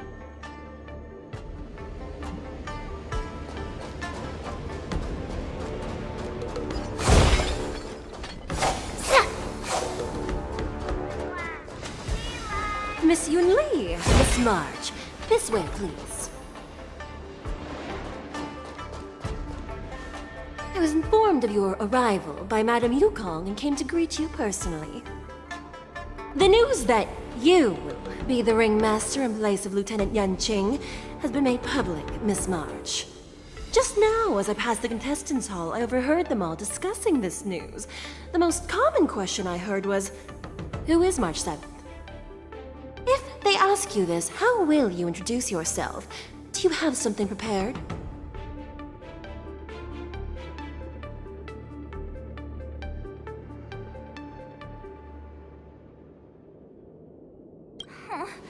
Losers have no right to know my great name. Is this some kind of villain entrance line? I see you are both quite relaxed. Impressive, given the imminent danger you face. Miss Yun Li's contestant information was registered for the war dance a long time ago. However, as a last-minute entry, the Skyfaring Commission has taken care of the necessary procedures for you, Miss March 7th. Please, follow this path. The contestant hall is just up ahead. Thank you, Miss Shikwe. Come, let's take a look around the contestant hall. Wonder how much mung bean soda we can buy with this.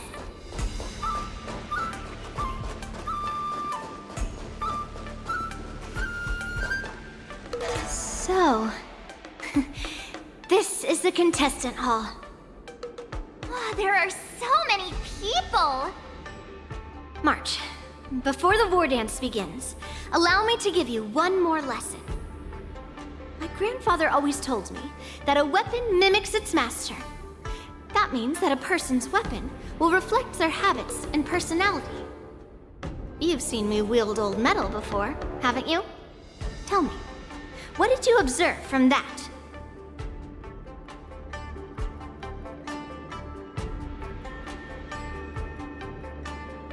Master Yun Li's weapon looks so thick and heavy.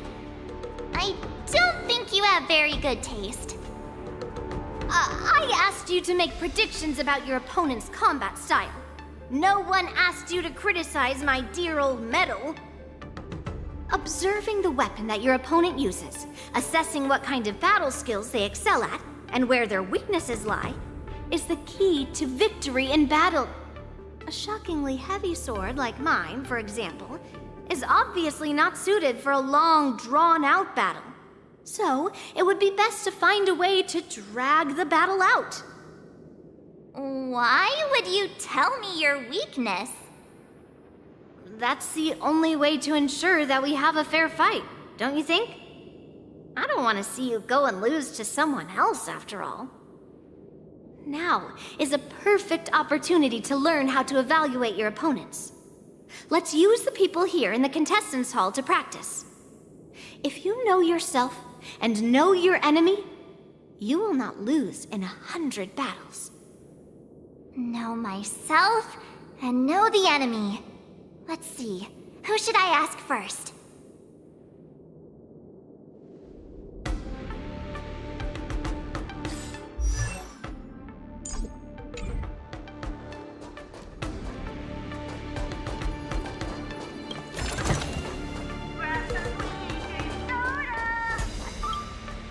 Ugh. I am not used to wearing clothes like this at all. Ooh! You're March 7th! The stand-in for Lieutenant Yan Qing, correct? That's right. And you are? As you can see, I am the journalist entrusted with interviewing contestants on site. I see the Skyfaring Commission has really gone all out as the host. Interesting. That's right! A big event like this just can't go ahead without a few of us running around. Since the competition is getting started, could I ask you some questions that are on my mind?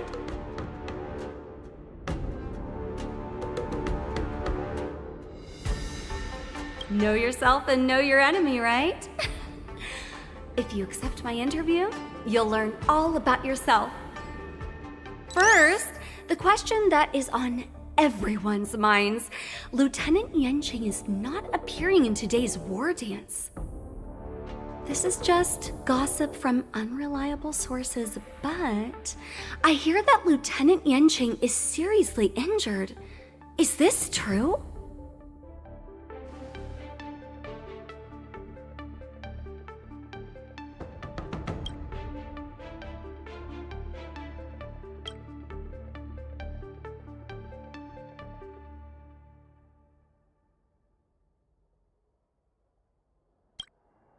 If that's the case, could you please tell me how these serious injuries came about?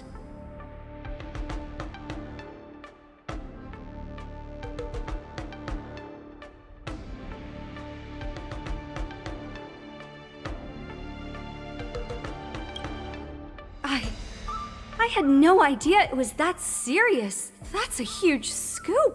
I mean, I do not wish to offend you with this question, but this was not your doing, was it, Miss March?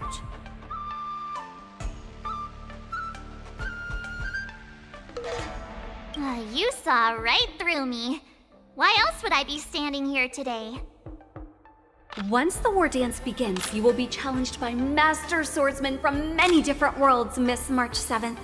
Are there any that you're looking forward to facing in particular?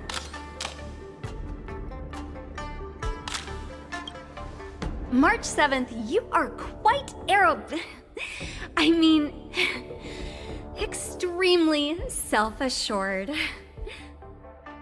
Thank you very much for accepting my interview. Much appreciated.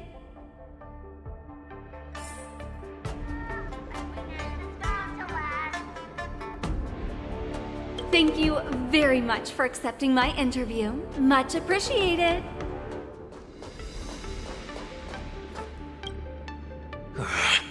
I came here because I wanted to meet the great Lieutenant Yanqing I've heard so much about, and finally cross blades with him myself. Who would have imagined that he would take a disciple and have her be the ringmaster in his place?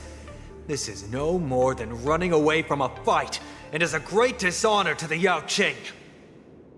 This last-minute replacement, March 7th, who exactly is she?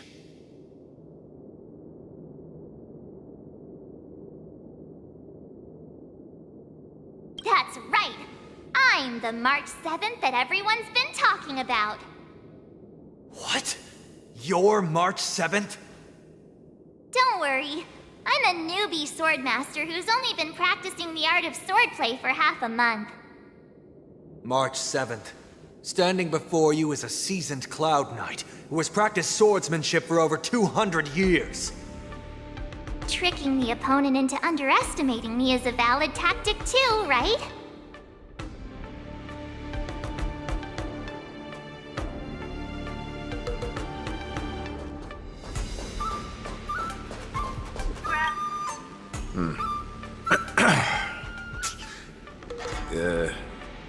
Was there something you wanted to ask me?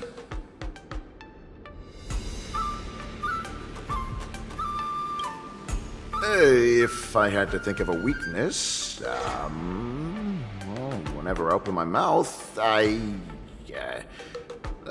make things awkward. Does that count as a weakness? Oh, I understand what's going on, Miss March 7th and Miss Yun Li. I'm actually not a contestant. I'm just here as a security guard.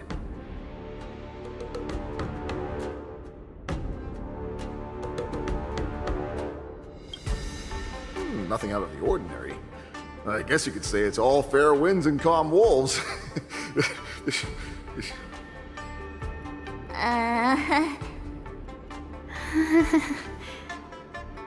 Another awkward pause.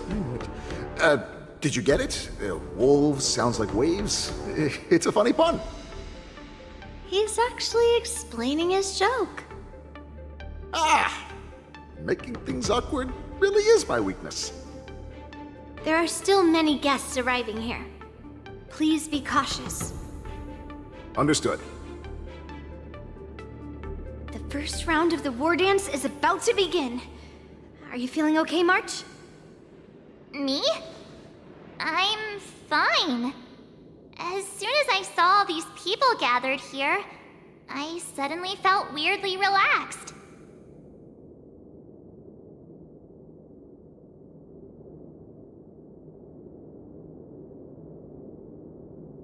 Just make sure to maintain this composure when you go in the ring. I understand why you wanted me to know myself and know my enemy. I don't feel as nervous as I did before. So, do you want to go out and see the ring?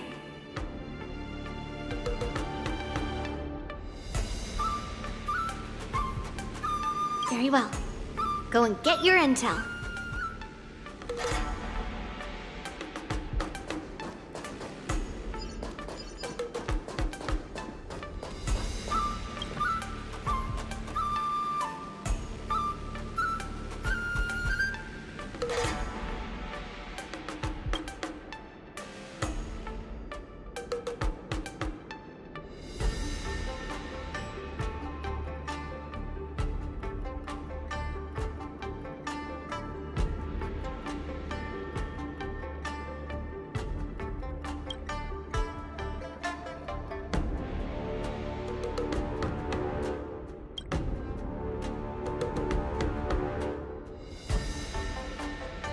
That's enough knowing the enemy for now. Come on, I want to see what the ring looks like.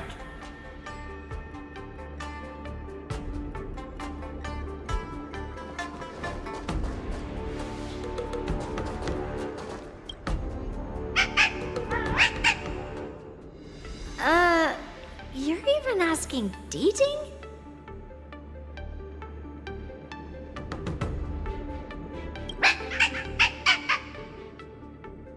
It's saying, I am not a contestant.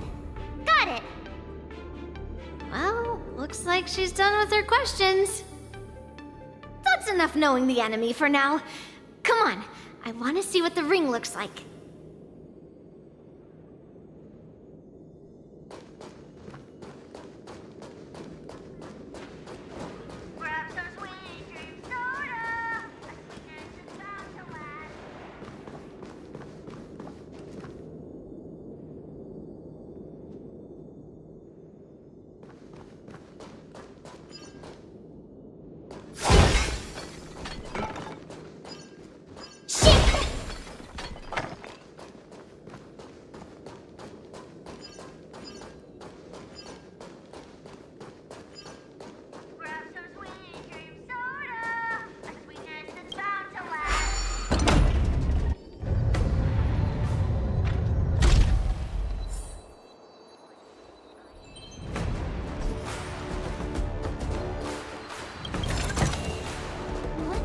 Walk through here, we'll be able to see the War Dance's official venue.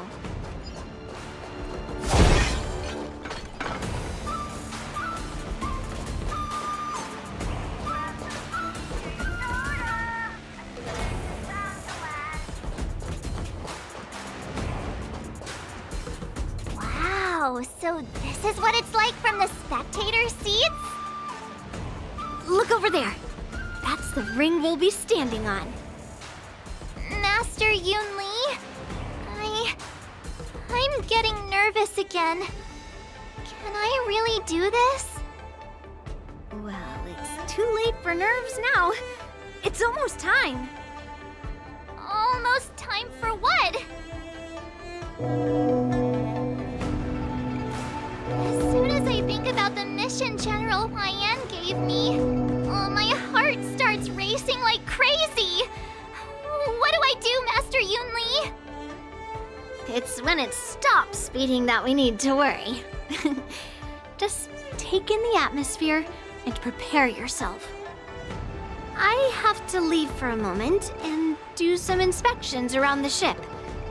This was also part of Grandpa's orders. I wonder how Master Yanqing is doing over there. Hey, focus.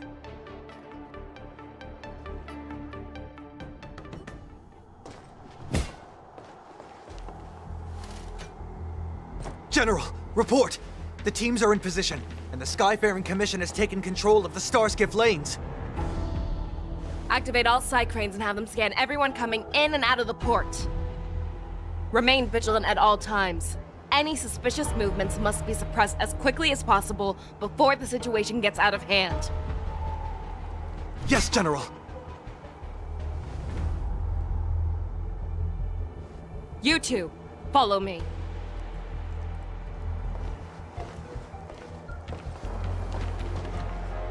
What's signals nearby, but we lost contact just a moment ago. Could that mean... He will be fine. Cloud Knights, search for the target.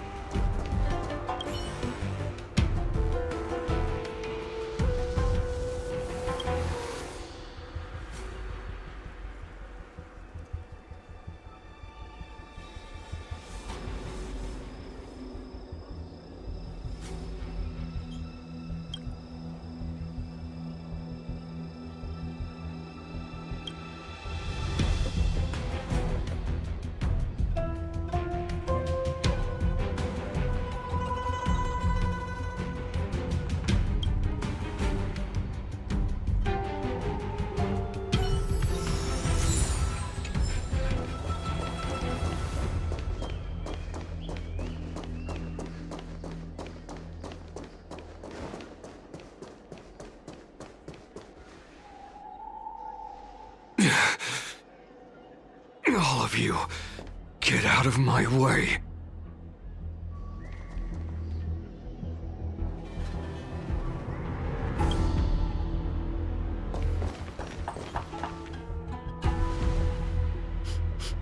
Wait. Don't go any closer. General, I failed you. That mad dog left me here as...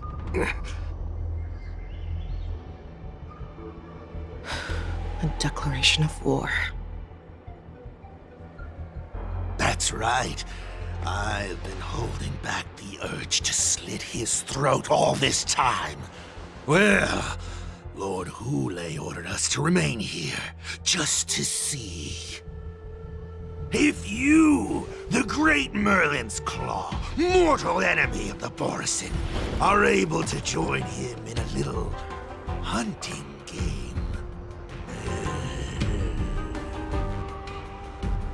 Hunting is not a game. It is a battle of life and death.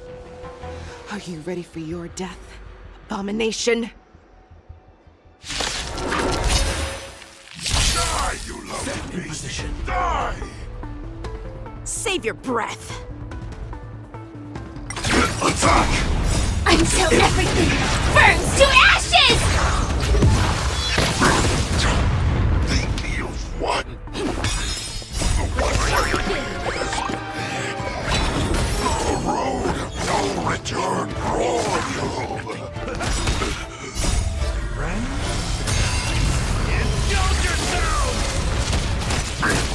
Eternal. All will be swept away by the wind. Fight to live!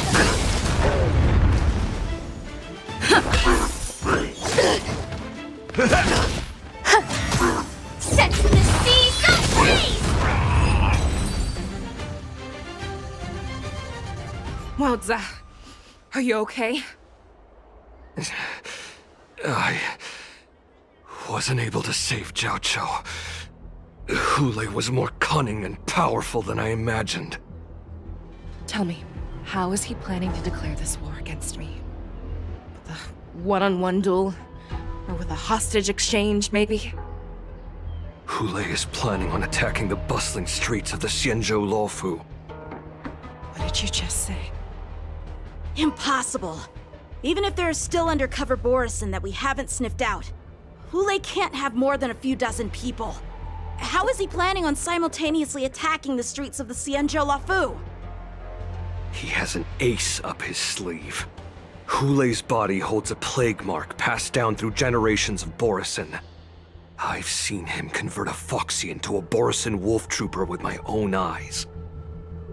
This is Hulei's declaration of war. His blood. It can cause Foxians to rapidly transform and lose their minds. He has passed his blood to his minions, and is planning to spread it across the Luofu and stir up panic.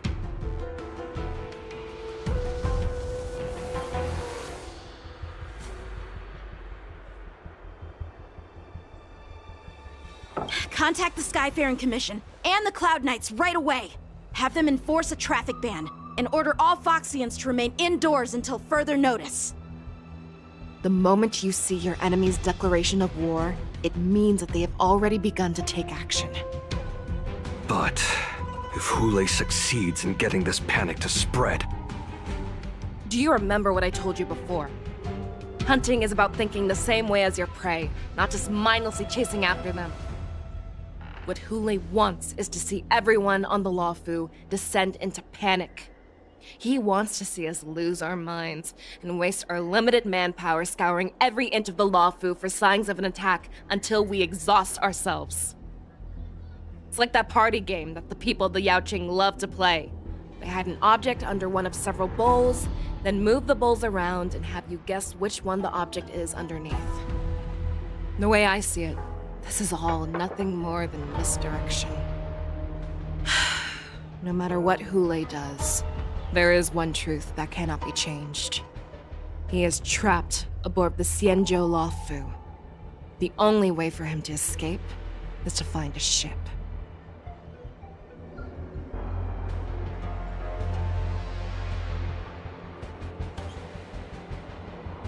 Right now, the only ship he'd be able to see is the Sky Splitter.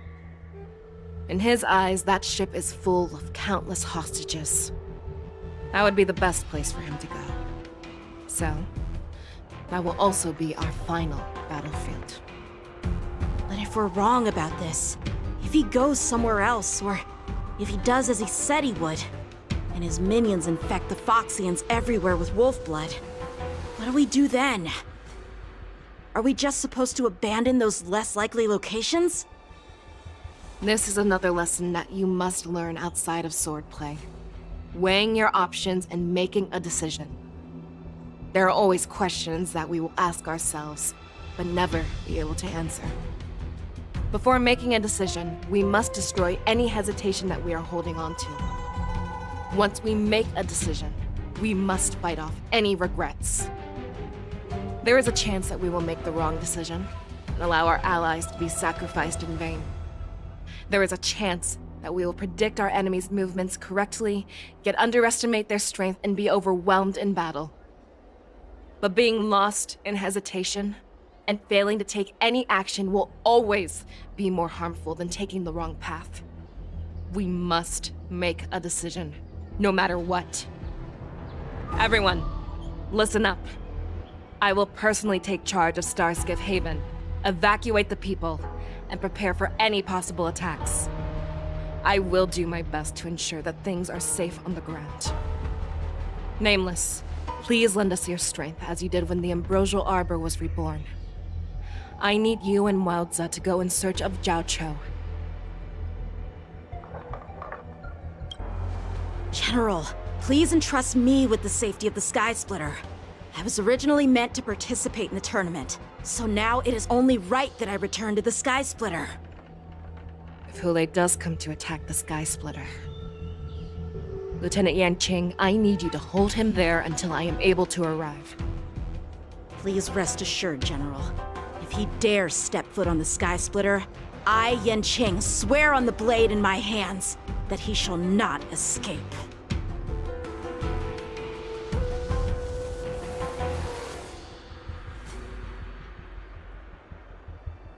Cloud Knights! The Borson have arrogantly decided to challenge us on Xianzhou territory. They vow that they will unleash a bloodbath along the streets of the Xianzhou. The unarmed civilians of the Xianzhou and countless visitors from afar are under our protection. Let me ask you, as Cloud Knights, will we allow the Borson to succeed with their plan? Be on your guard.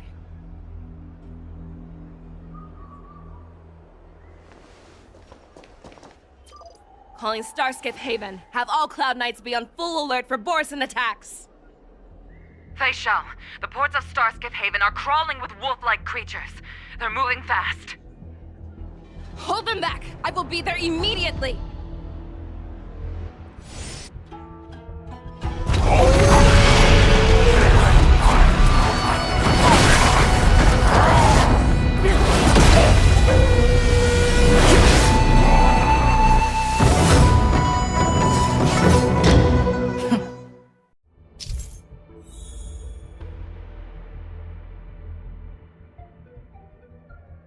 There you are, Faishal. Madam Yukong! After 30 years, we find ourselves fighting side by side once more. It's been a while since I've let loose. Let's get this started. Remember, you are still on the Law Fu. Try not to go too wild.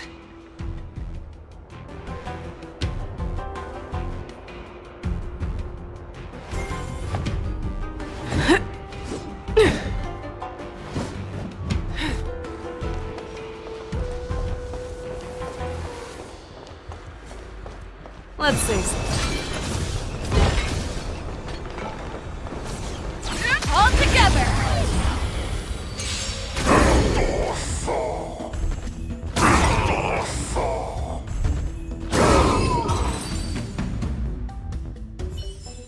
A short respite, then time for the next fight.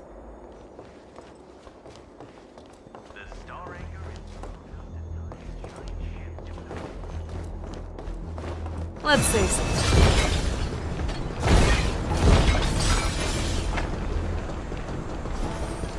All together!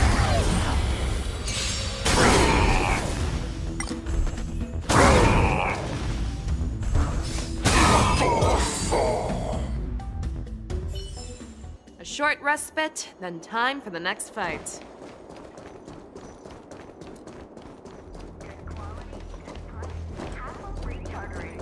Let's save some time. Let's save some time.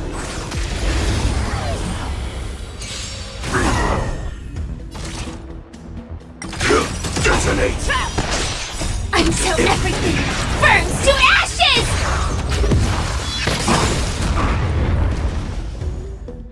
Forever triumphant! Victory is inevitable! Let the show begin!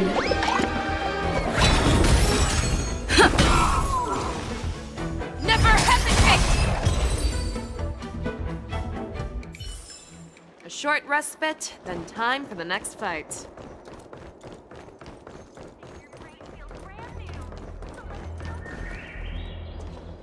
We have cleared out the enemies in Starskip Haven.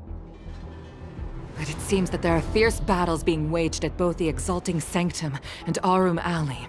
I will prepare a Starskiff. We cannot allow the fighting to continue. This is now a race against time to stop this farce that Hule has created. I know Zhao Cho always wants me to know my limits and not get carried away, but now is the time to bring this to a swift end. Contact the Exalting Sanctum. Tell them if they see a light in the sky, all units are to retreat immediately. Madam Yukong, lend me your bow!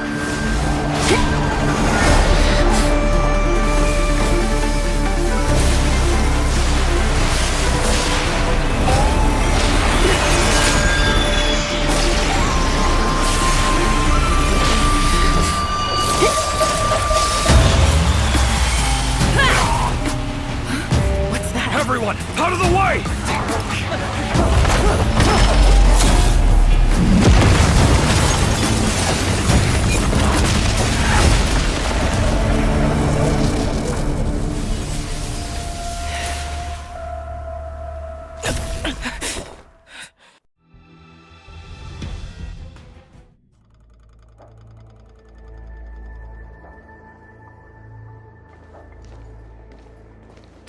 What a mess. I just knew it would end up this way. Every time she hits the battlefield, she makes a mess like this. She didn't even leave a single survivor to get intel from. One of these men must have known about Hule and Zhao Chou's whereabouts.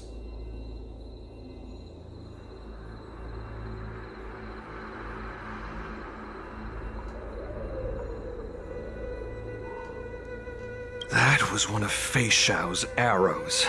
Who knows what she used as an arrow to fire all the way over here?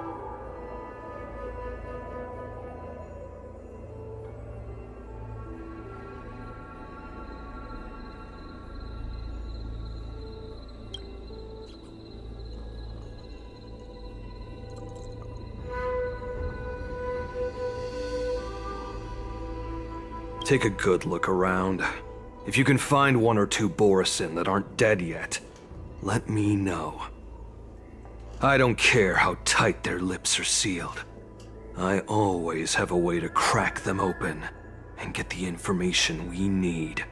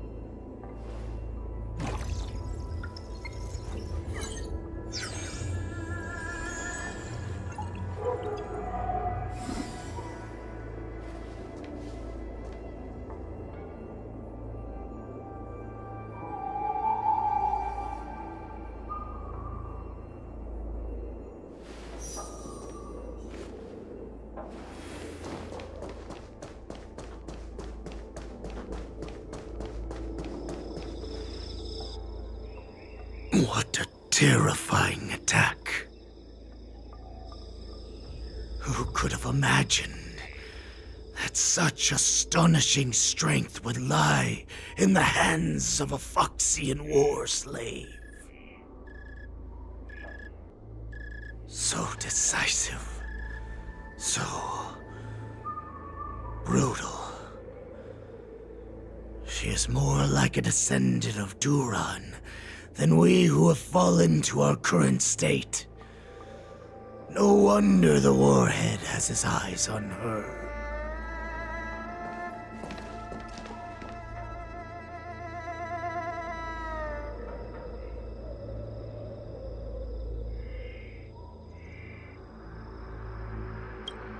I remember you, Mock Talk. You are harder to kill than a cockroach. But the fact that you have willingly shown yourself saves us some time. It is not too late for you to surrender. Tell me, where are Hule and Zhao Chou?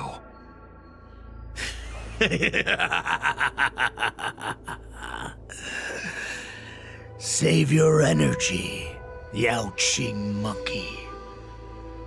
If there is one principle that we beasts know well, it is that we might have to break off an arm to break free from a cage. Today, I will be that arm. I lived as a hunter for many years, yet I have only followed the warhead for this recent, brief period. However, his existence has brought light back to our once blind eyes, like the moon of Verdantia. He has shown me the way. The descendants of Duran have abandoned the Wolf's Creed. In order to ensure our survival, we took solace in the shadows and fed on one another. We were no longer wolves. We were no more than rats, living a dirty and pathetic life. Thanks to the gift granted to us by Lord Hule, I have shared his vision and his blood.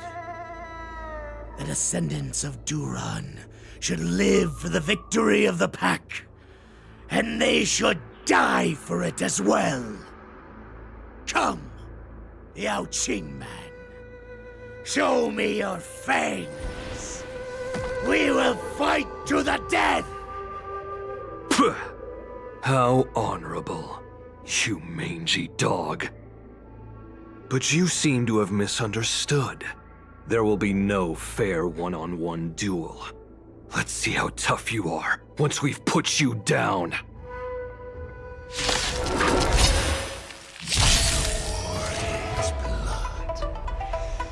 It boils in my veins.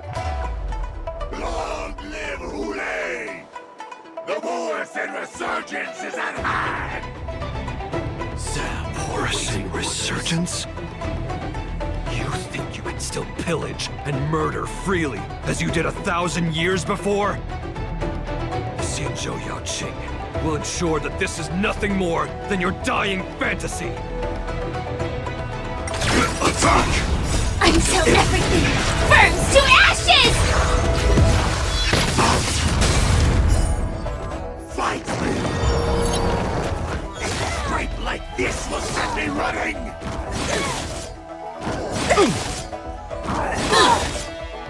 Let the show begin!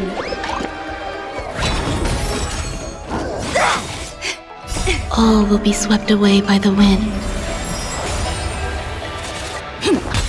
How's this taste? My friends? Indulge yourselves!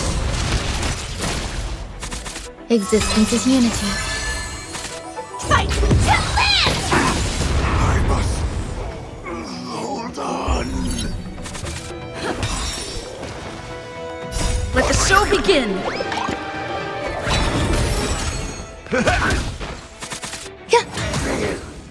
The Borasan resurgence shall come. No matter how heroic your sacrifice, there is no honor in your battles or deaths, Borasan. It seems that Moktok got what he wished for. Hule, your declaration of war is over. From now on, no matter where you run, General Fei Xiao will catch you and send you to the same fate as Moktok.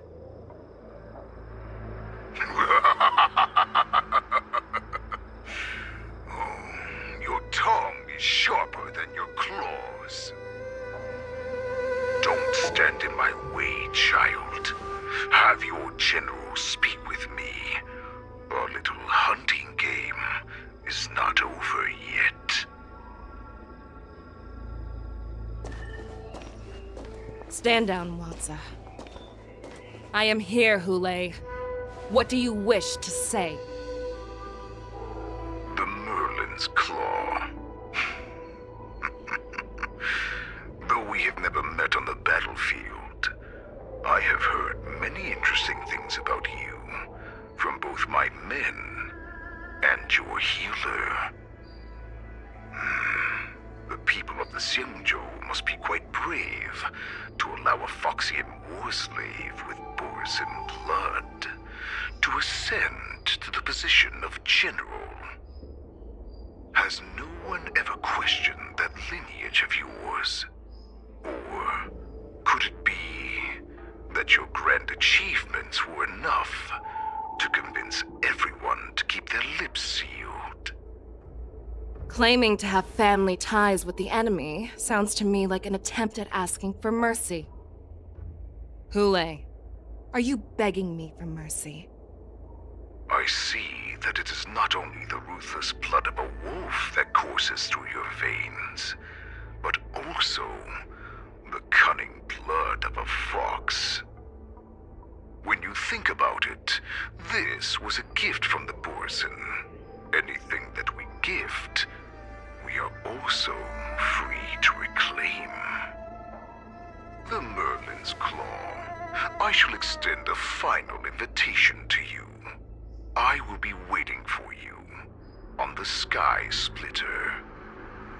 Before you arrive, I will slaughter all in sight, allowing the crimson moon that has fallen dim for over 700 years to once more come to life.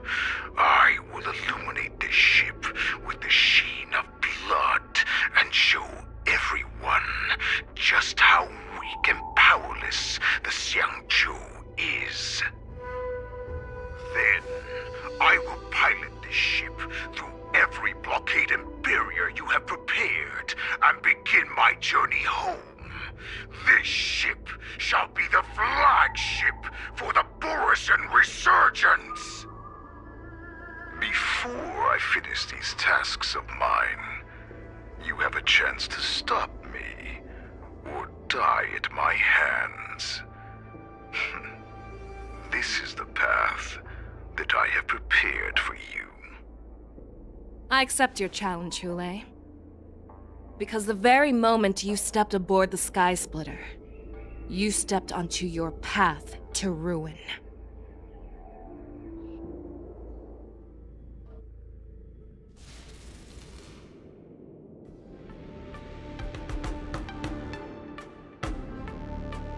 I'm entrusting you not only with the honor of the ring, but also with the security of the Sky Splitter.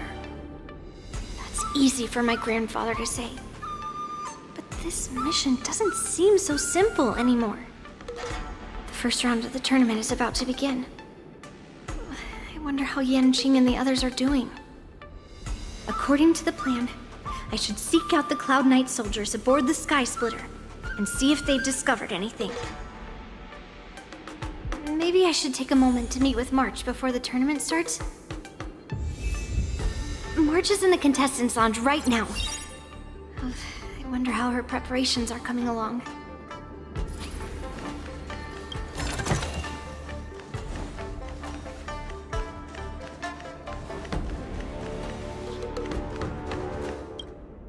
Is that you, Miss Yunli?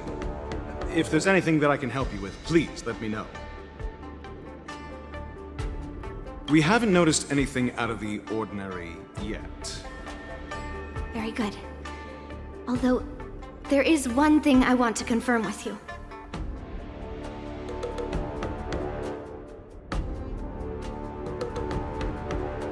Unfortunately, we don't have any means to distinguish between Borisin and Foxians. However, you can rest assured that the Cloud Knights are working hard to investigate the source of the forged identities. All Cloud Knights on the Sky Splitter have their own responsibilities and wouldn't dare neglect their posts. March 7th and I could already tell. It's clear that every Cloud Knight soldier we've met on the Sky Splitter is an elite warrior.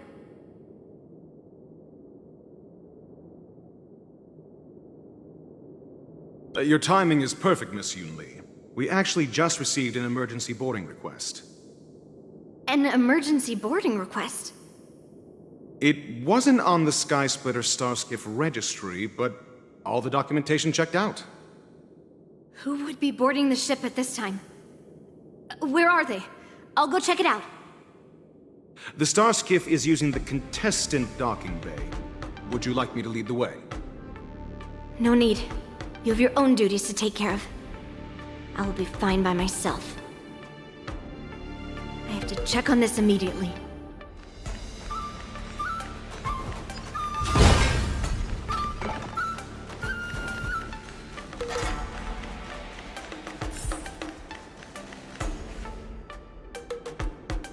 Routine inspection!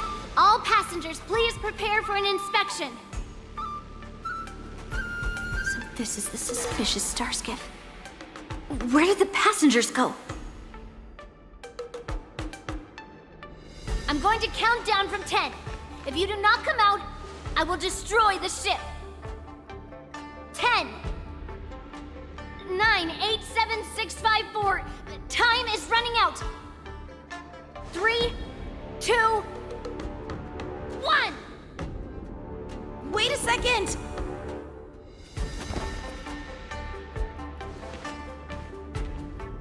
It's me! It's just a routine inspection. You weren't actually going to blow up the ship, were you? Is that also some kind of Zhu Ming custom?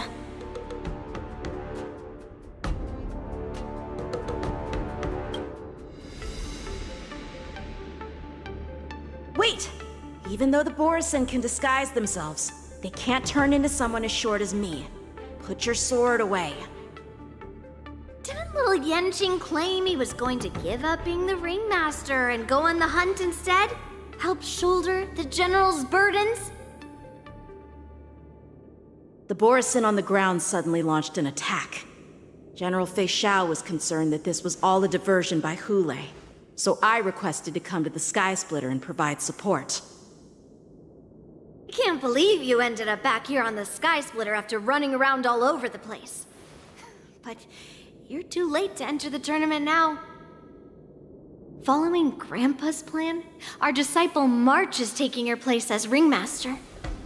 Aren't you proud of her? When I first heard the news, I was definitely proud, but also a little concerned.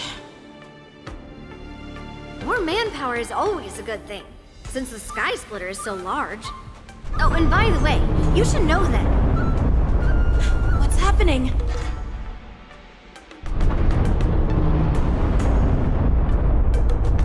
Does it feel like the Sky Splitter has slowed down? Could it be... Come with me. We need to check the engine room. It's the heart of the ship, so we need to prioritize its safety.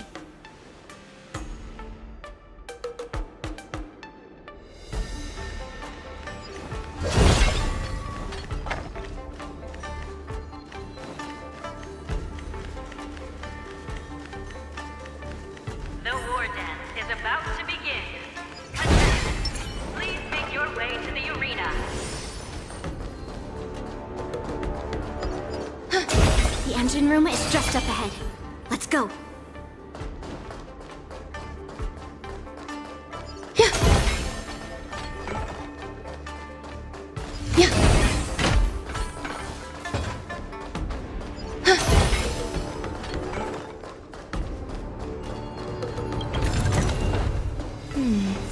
A few decorative designs.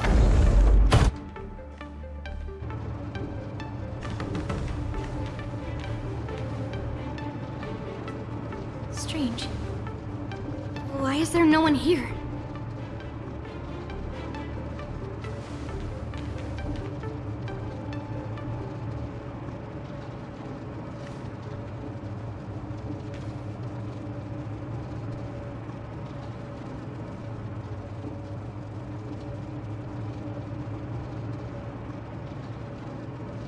The Cloud Knights.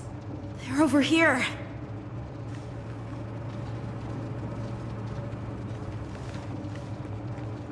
And you should be lying alongside them. Don't worry, children. There's plenty of space to hide your bodies over here. Even though I truly hoped that the war dance would go ahead uninterrupted, and that I was worrying for no reason. Now that these guys have finally shown up, it's a huge weight off my mind. Bring it on, you abominations! Joining the battle. Attack! Until everything burns to ashes!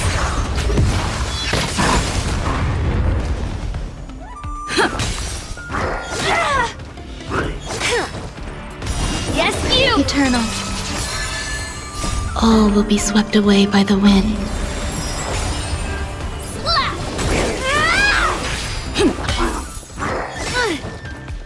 Right on time. Set the seas ablaze! If we found 2 wolves in the engine room, that means that even more abominations have infiltrated other areas. Hule is already aboard the Sky Splitter!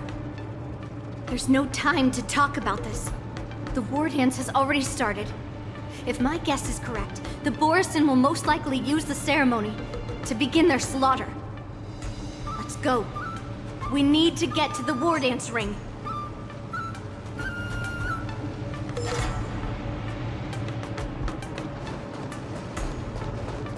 Come with me.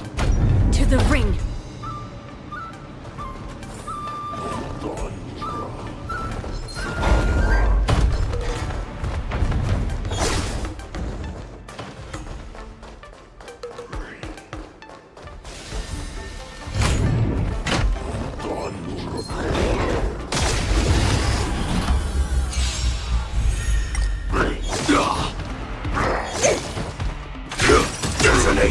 Until everything burns to ashes!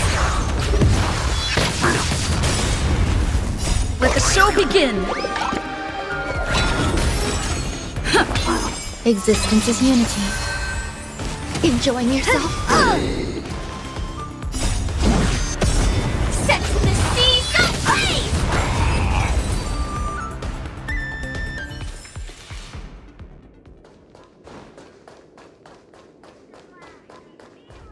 This way. We're not too late.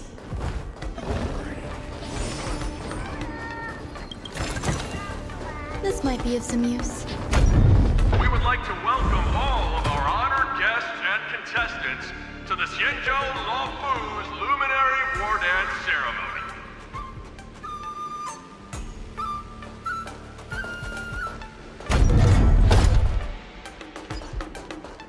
We would like to welcome all of our honored guests and contestants to the Xianzhou Luofu's Luminary War Dance Ceremony. Before we get the first round underway, our organizing committee would like to introduce you all to a host known throughout the cosmos, Mr. Albert. He is here today as our special guest host.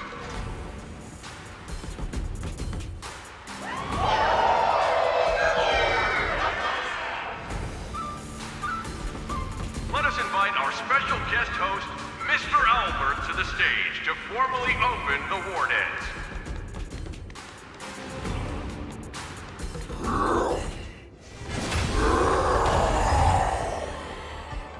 Your war dance ends here.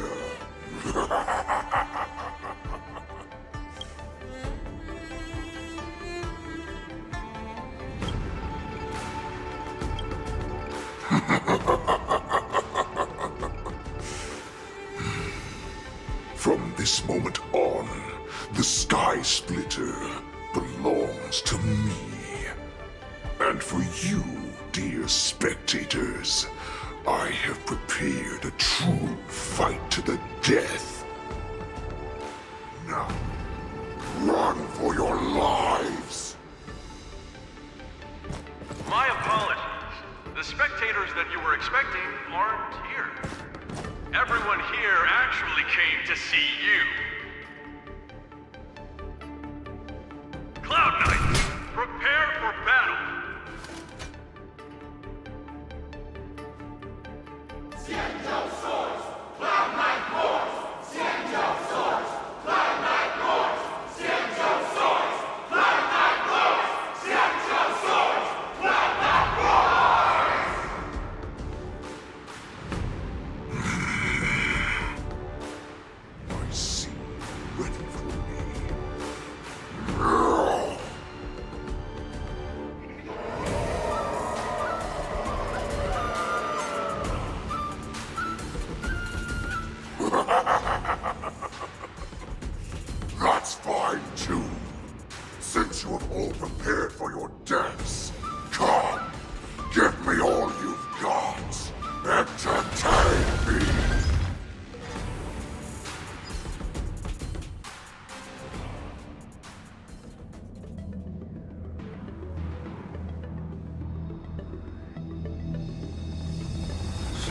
challenge your enemy, but leave one side open. This is your strategy for ensuring that the war dance will be able to be held as usual? Precisely. When Hule escaped, we should have cancelled the war dance immediately. No one can predict where a wild beast like him will attack. Yet festivals and celebrations like this are likely to become targets. However, preparations for the war dance were in the works for so long, I couldn't bear to announce its cancellation. So I thought, if the show must go on, then let it go on. But that doesn't mean that the war dance we hold today has to be the real event. All we need to do is swap all the spectators and contestants aboard the ship with Cloud Knight soldiers, and the Sky Splitter, soaring high above, will become the ultimate battleground for our hunt. But what do we do if Hule is not planning to attack the war dance? Then we just need to draw his attention to the Sky Splitter. We'll have the Skyfaring Commission clear all transport lanes and cut down Starskiff traffic. Then, when the time comes, there will be only one ship in the sky, and he will have no reason not to attack. General Fei Shao will be in charge of scaring the wolves and cutting off their other means of escape, making him think that this will be his best way out. Given that the Borisin already have insiders on the Law Fu, I will be in charge of putting pressure on them, making them focus solely on keeping themselves safe. Very good. Then I'd better dust off my weary bones too. I will go with the Skyfaring Commission to guard the Jade Gate and ensure that things do not spiral out of control. Knowing that Elder Huayan is part of our last line of defense is a great comfort. This hunt will make Hule understand that the arrows of the hunt will always be one step ahead of the abominations.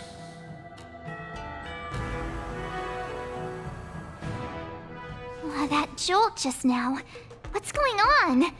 It feels like the entire ship has started to slow down. Borisin must have actually infiltrated the Sky Splitter. Based on General Huayan's orders, it's time for me to take action.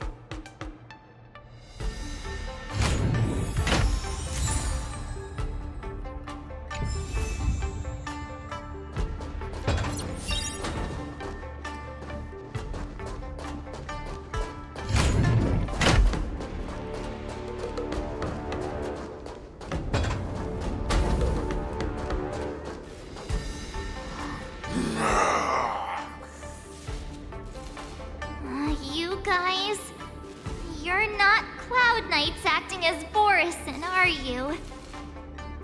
You're real Borisin, aren't you?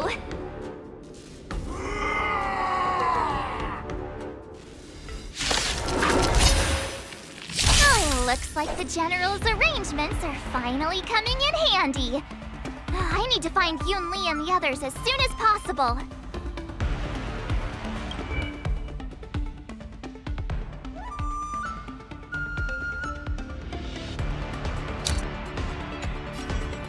Here you go, Master! Detonate! Until everything burns to ashes!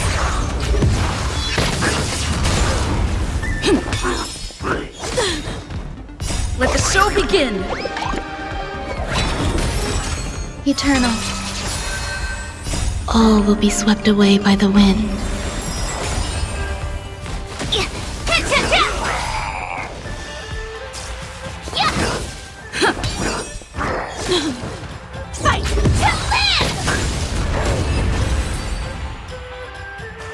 The plan said that if Hule appears, the Cloud Knights will assemble and do everything they can to suppress him. Master Yun Li, where are you? March. I'm below the ring.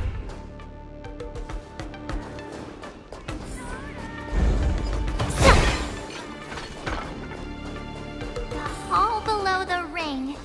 I remember it being this way.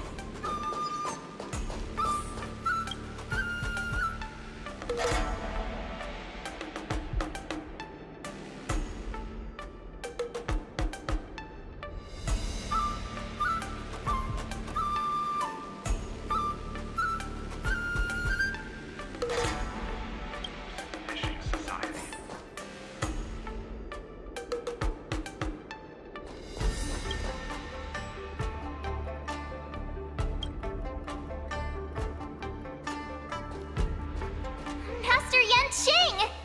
What are you doing here? I was concerned about the safety of the Sky Splitter, and my dear disciple, of course. Yanqing, the wolf you are hunting is standing above us in the war dance ring at this very moment, facing the Cloud Knights. This war dance will not be seen by the people of the Xianzhou, nor will it be just a ceremonial sword fight. This is a battle to the death that offers no honor, only mortal danger. March. Are you ready?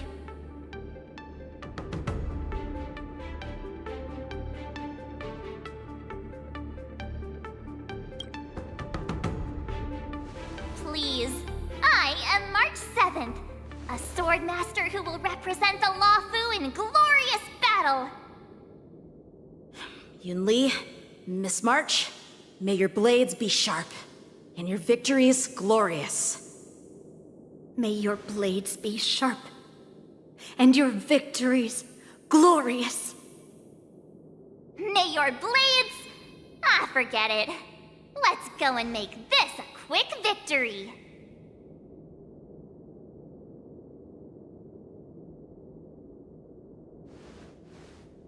Let's go.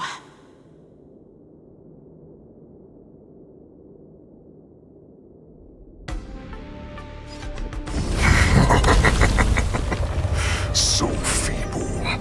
Such weakness is truly pathetic.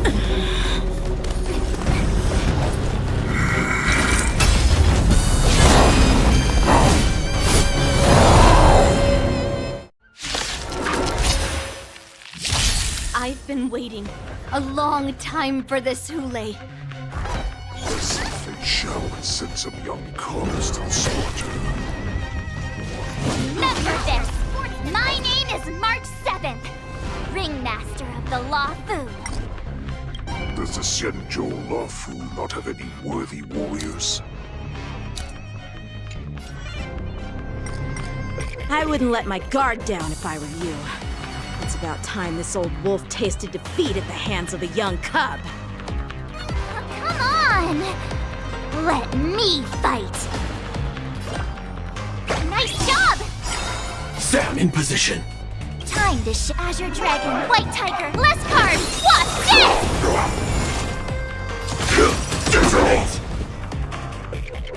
Let's improvise.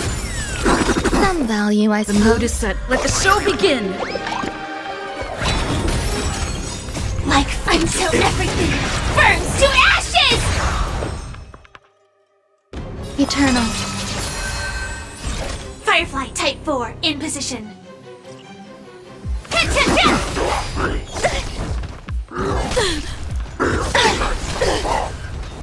You think a little ambush is enough to defeat me? Just how wrong? Such insane power! Fine.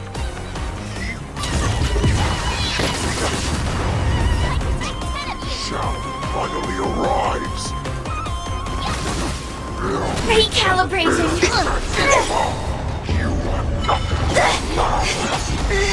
Take your positions. A hero's life The mood is set. Let the show begin!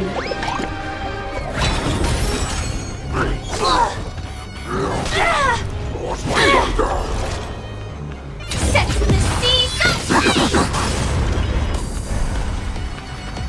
Rhythm get messed up.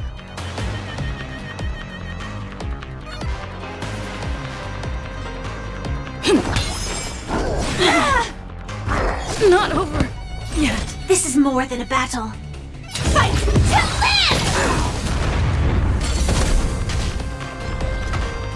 Recalibrating. Joining the battle.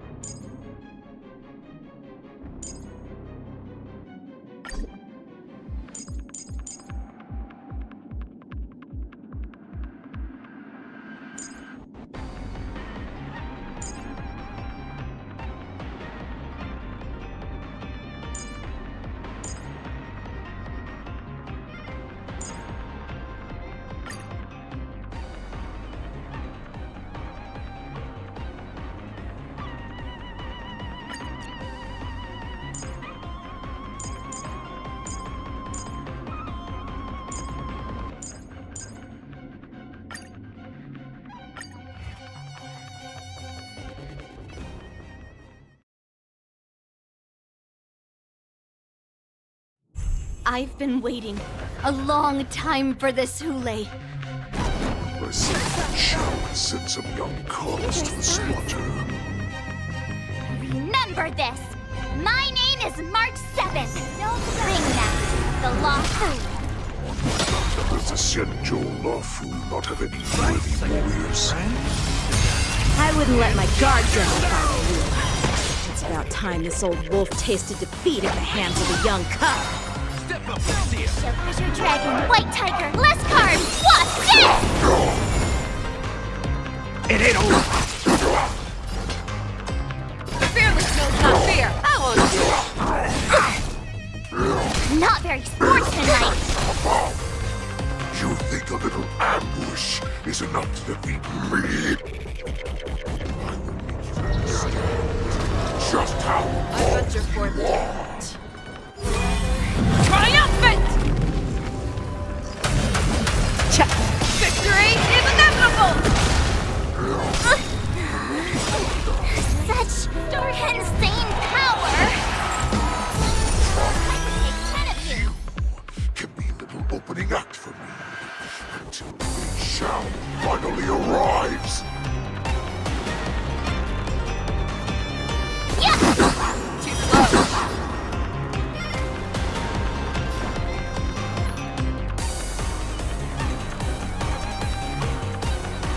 How's this taste? Nice, like my friends? Indulge yourselves!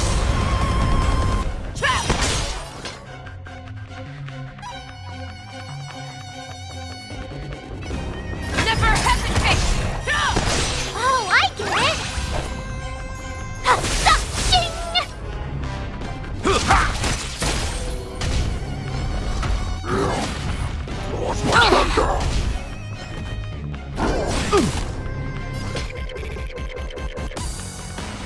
Fearless knows not fear. Swing with all your might, here comes.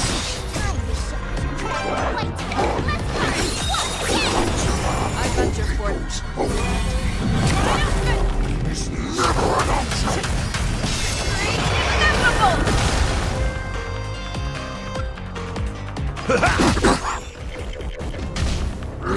Not very sportsmanlike. Now that's better. Together they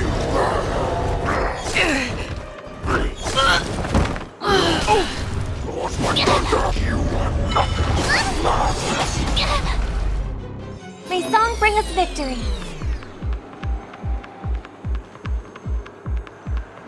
Harmony and unison.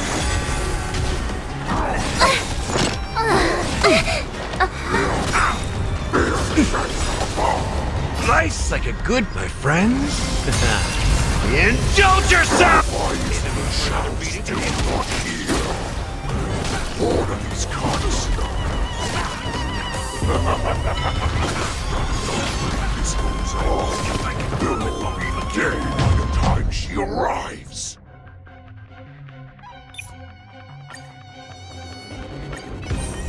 I've been waiting a long time for this, Hule.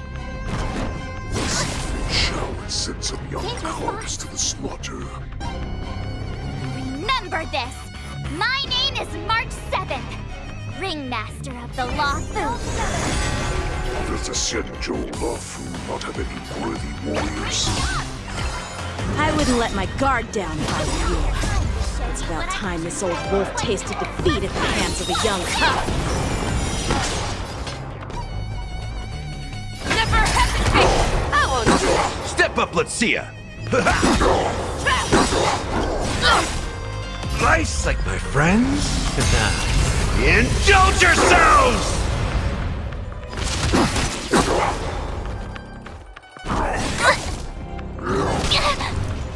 You think a little ambush is enough to defeat me? I will make you understand just how wrong May song bring us victory. Such insane power! Fine. You Harmony and shall finally arrive. No more times. I venture forth to hunt. Forever triumphant! Victory is inevitable! Swing with all your might, dear cubs. You thought I would run? Running is never an option. Not bad. But it will take much more than that. Your feeble weapons are like blades of grass.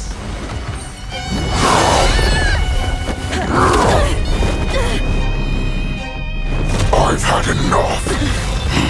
Time to finish this game. What's happening?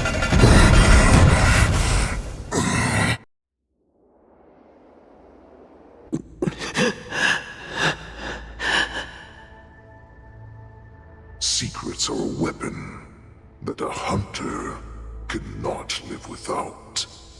Those that have no secrets are no more than prey, cut open and waiting for death.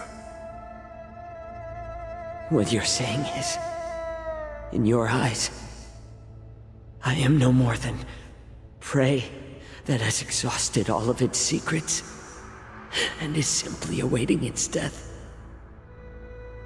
Do you think you have some other escape route? Jiao Cho, I have already peeled back your disguises and defenses, layer by layer. I know all the secrets that you and your general have buried so deep. But you have told me all of your secrets too, Warhead.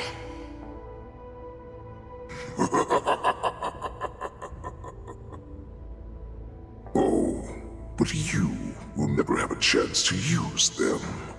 You will be buried with them right here, although you are a fortunate one. After all, you will avoid having to see the tragic future that awaits your general. I'm sure she understands her fate far better than you ever will. One day on the battlefield, she will be overpowered by her ever-intensifying moon rage, and finally be torn apart by her fury and transformation. Not even your god can save her from this fate, although they can lead her to liberation. And the only way to save her is here, in my hands. Are you the healer? Or am I? Are you really that certain of your own judgment? I must leave, Foxian. But before I go, you know what I must do, don't you? Drink blood wine. I hear it is a Borisin custom to kill prisoners and drink their blood before battle to stir up their madness. You really did put hard work into researching us. It is a shame that this is where your journey ends.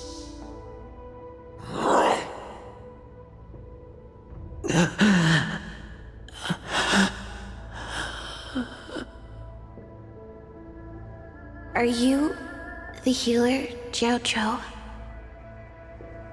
Is there anything that I can do for you? I heard that you saved me. There's no need to thank me. If you're a healer, can you cure my moon rage? And what if I can? Do I just sit back and watch as you head back out to die in battle? Listen to me, child. Your condition is not suited for the battlefield. Okay, then can you cure war? What are you talking about? I'm just a healer. All I can do is... So all you can do is heal us and let us go cure war. Such arrogance, young lady. This war has been waged for thousands of years, and it will only continue. What do you mean by cure war? All you will achieve is getting yourself killed. You healers work yourselves to the bone to save people, even though there will always be sickness and death. So we will also keep fighting. I cannot speak for the dead, but I know that General Yueyu, as well as all the warriors that never returned from battle, will not have died in vain. They fought so that others could make it home alive. Your actions are no different.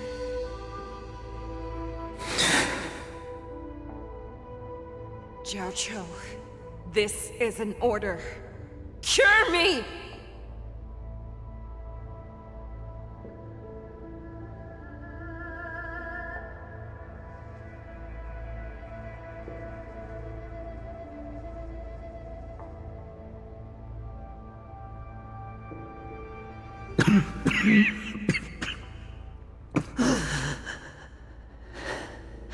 Those who have no secrets are no more than prey, cut open and waiting for death. Enjoy the taste of my fresh blood, Hulei. Unfortunately, I am not a man without secrets. I still have one little secret hidden up my sleeve. Tumble dust. I drank it a while ago, and the poison is already flowing through my veins. Sooner or later, you will begin to feel the effects. If the most lethal poison known to this world is able to save innocent lives, then it can also be called a great medicine. I will do my best to cure you. Fish out. I kept my promise at the cost of this insignificant life. Bring victory to the Yaoqing.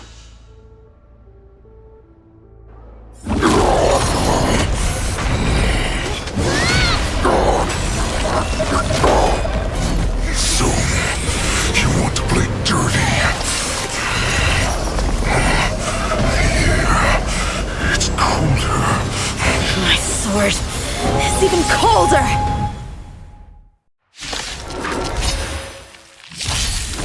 Hulei's movements are slowing down? This is our chance. It's time for us to put this dog down!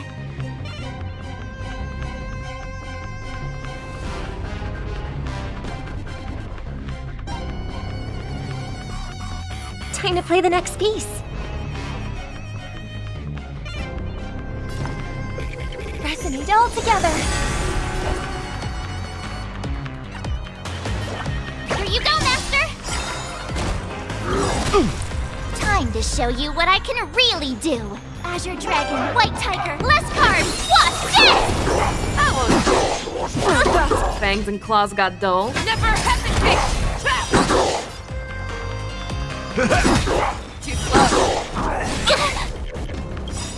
I venture forth to hunt. Forever triumphant! Good friend.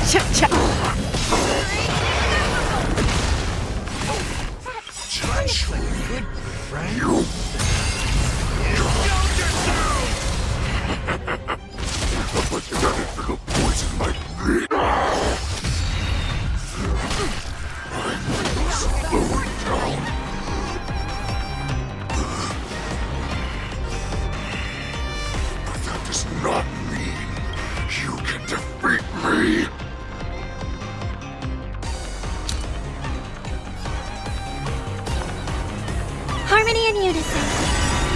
could take 10 of you! Tonight, Stars Echo!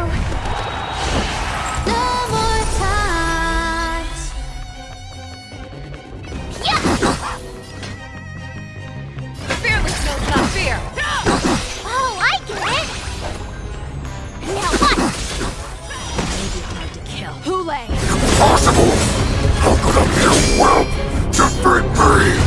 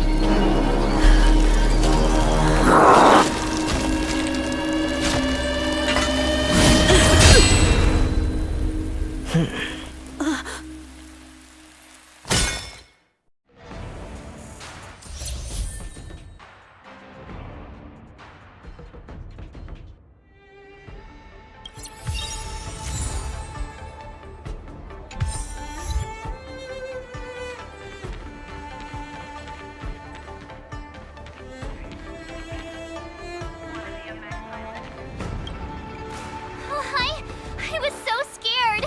I thought you were a goner there! We're so lucky the General made it in time! Yanqing, that was amazing! That final blow you dealt to Hule! How have I never seen that before?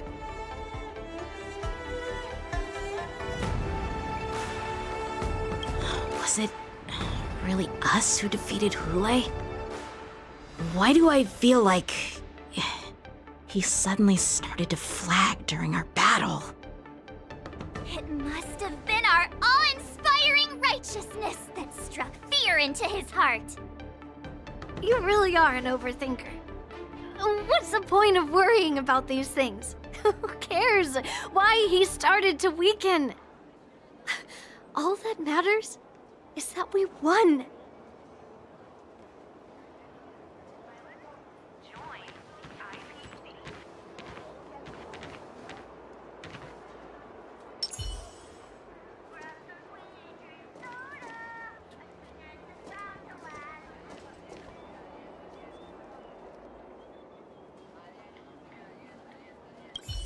The hunt is finally over. Thank you for holding out so long. The Cloud Knights are withdrawing as we speak. Lieutenant Yanqing, how are you holding up?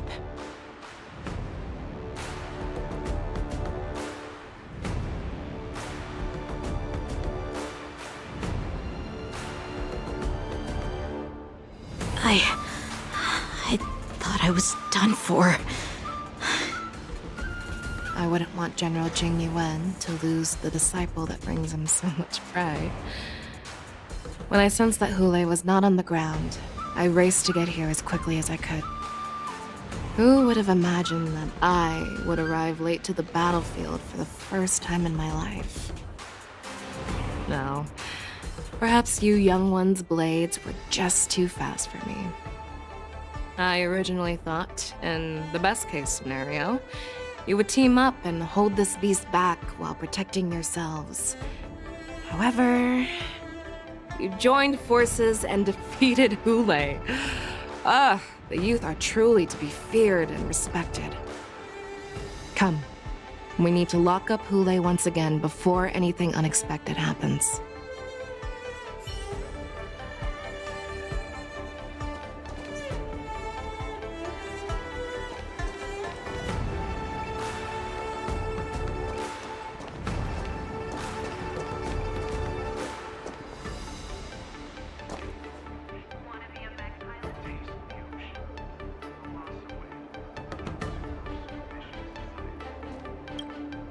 Such an unforgettable blade. So similar to the one wielded by that woman who defeated me all those years ago. Over 700 years have passed, and I thought I would have a way to overcome it by now. But in the end, my fangs and claws were too slow.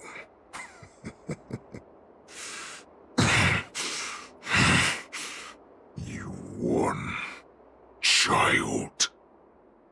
Stop struggling, Hule. There's plenty of time for you to be tortured by your regrets when you go back to the shackling prison. Yes, I was defeated, but this was not unexpected. And regardless, you still showed your face, Fei Xiao.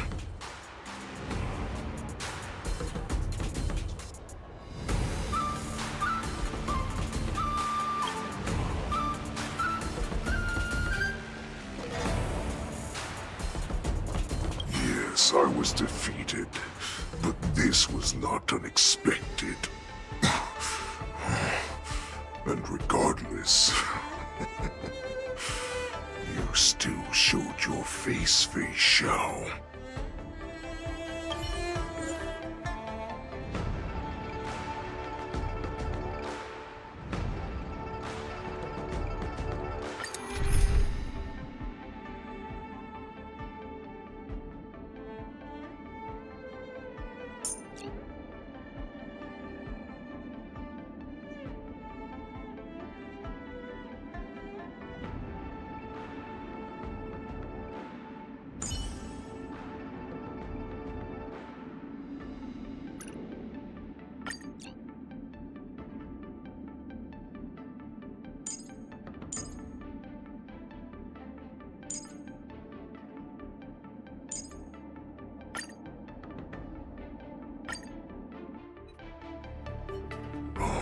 I have looked forward to this for so long.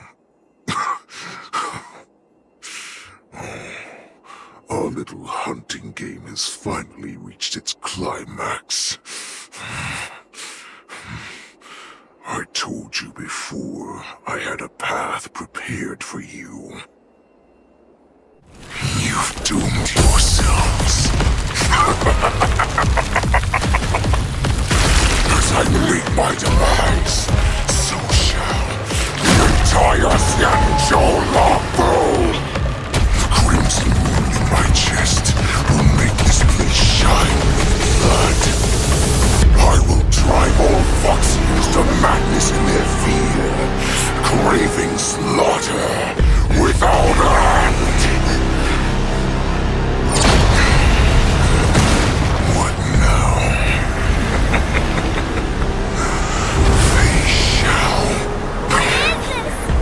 This is the heart of the Borisin Warhead, a product of the Plague Mark.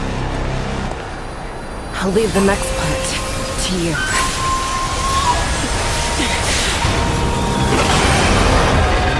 I don't understand. We cannot allow this thing to spread. I will do all within my power to consume this Crimson Moon. Once the situation changes, Lieutenant Yanqing, you are to enforce the Cloud Knight's military rules. Understood.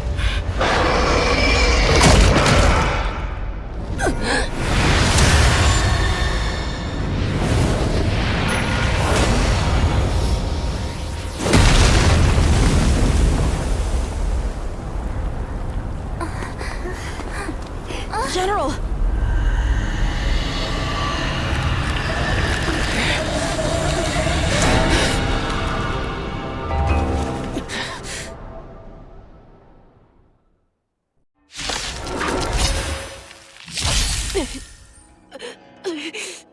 Die, Borisin! What? We clearly don't have wolf ears. Target sighted. All units on alert.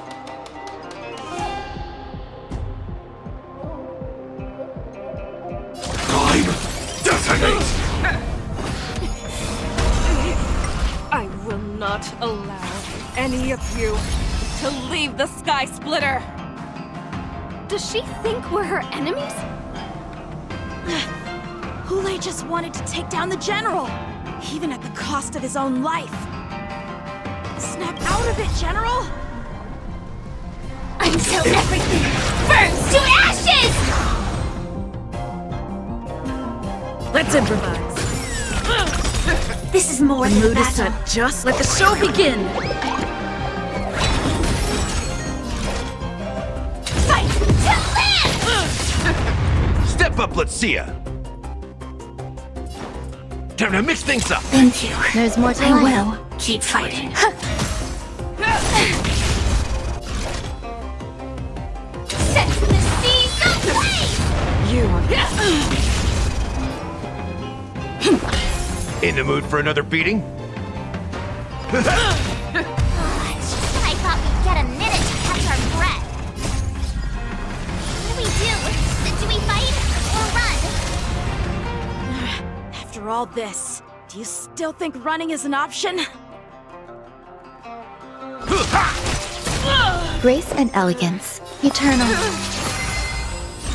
Firefly Type 4 in this fight to live!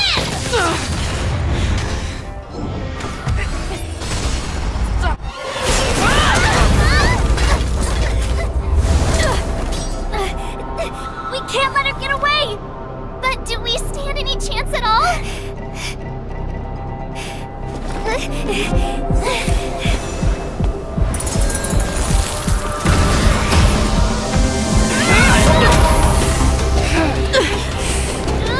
She said, I'll leave the next part to you. She put her faith in us! Trying. I promise. I will cure you. Feisha. No one can live forever, Zhao Zhao. This time, I must break my promise.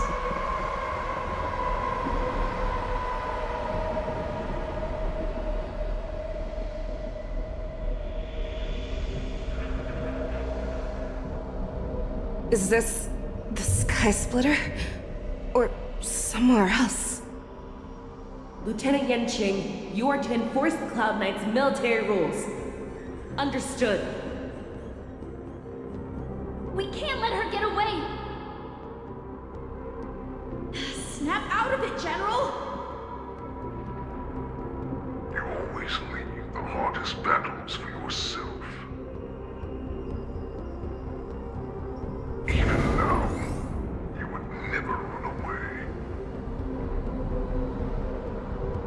Isn't it strange that as your enemy, I understand you even better than your own allies? Ule? This rage, I remember the taste. I know that it was never victory that it thirsted for, but the hunt itself. Isn't that right, Fei Shao?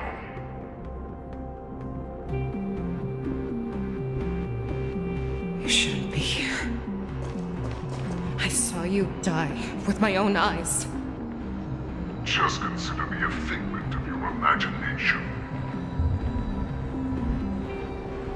Before every hunt, I make preparations for defeat and retreat. But not this time. This time, defeat was exactly the ending I was racing towards.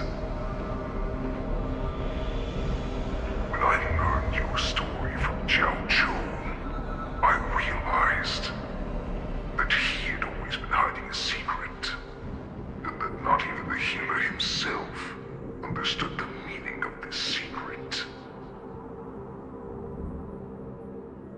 What an ironic fate, don't you think? All this time, waiting for this day to come. I never imagined that this was how it would turn out. But I accept it. Now, let us break through the ironclad defenses of the Armored General's heart and see what secret she has hidden in those deepest, darkest corners.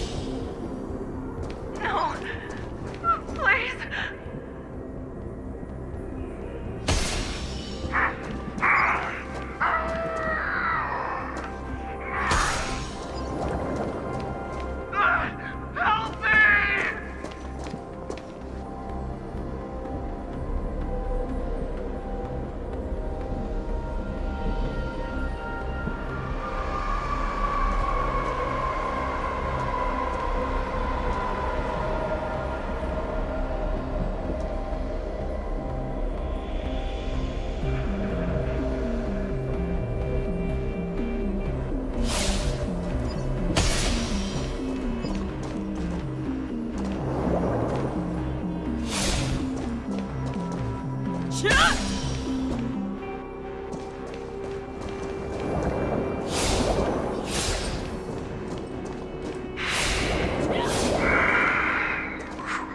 smell of death, like a vulture.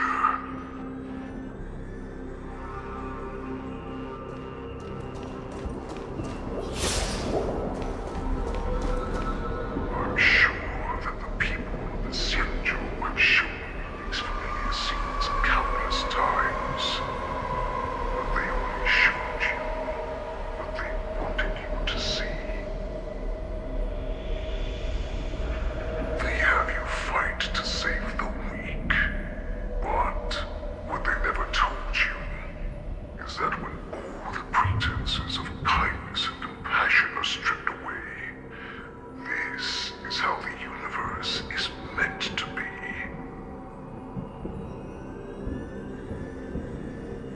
When the Xianzhou is weak, they play the victim so they can win your sympathy. When they are strong, they make you their avenger and have you fight in the name of justice. I found it. This is your shadow of doubt.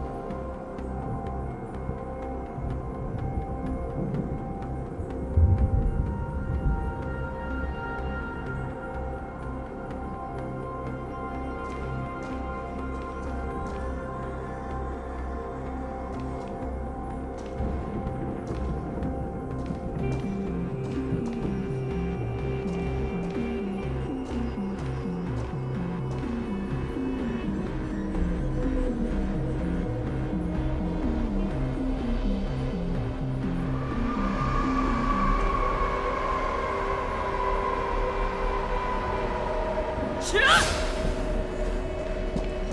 so-called survival of the fittest is nothing but an excuse.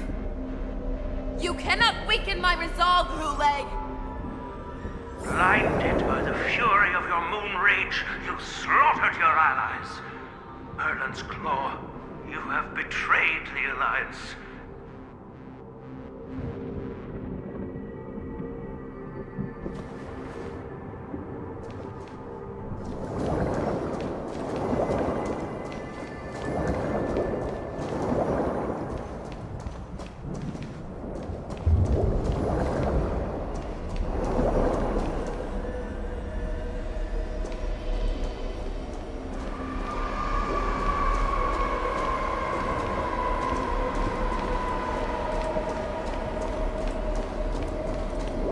Your actions are no different from those of the abominations we stand against.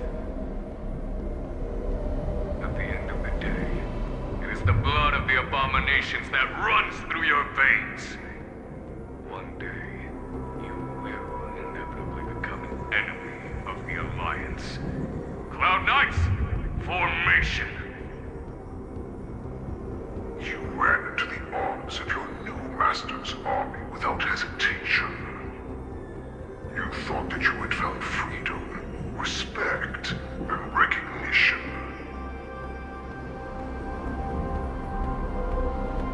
But you are wrong. They know too well that a wolf will always be a wolf.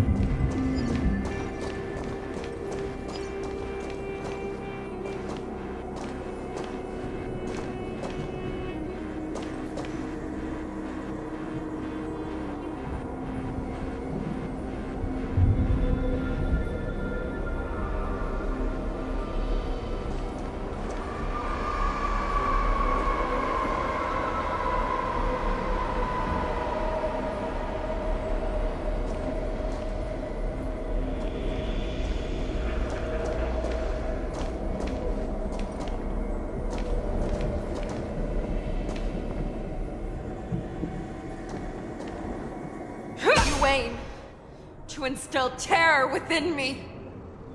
Yet all of this is nothing but a phantom! You have returned, Lord Facial. The warhead has returned!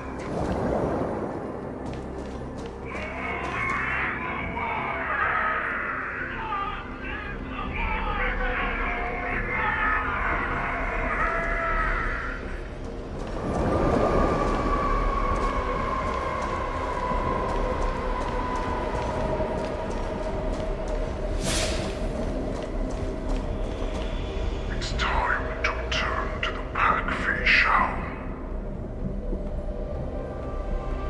No matter how deep the hatred you bear for the Borson, no matter how much we may consider each other enemies, I will still show you this path that you never imagined was available to you. Because you made a choice. You devoured the Crimson Moon. You are worthy to become the Borson's warhead. What did you say? The descendants of Duran came to rescue me, hoped with all their hearts that once I regained my freedom, I would be able to turn the tides of battle and change the fate of our people, allowing the Borson to return to their former glory. But this was just a dream used by someone with ulterior motives to manipulate the Borson. They would rather place their hopes of survival on an imaginary savior than gain the courage and strength to fight to the death. Borson like that deserve no more than to be sent to their deaths. And I, a prisoner who was held captive for over 700 years, a criminal of war who was deprived even an honorable death in battle, would become a puppet upon my return at the mercy of others. This is a fate that I will never accept.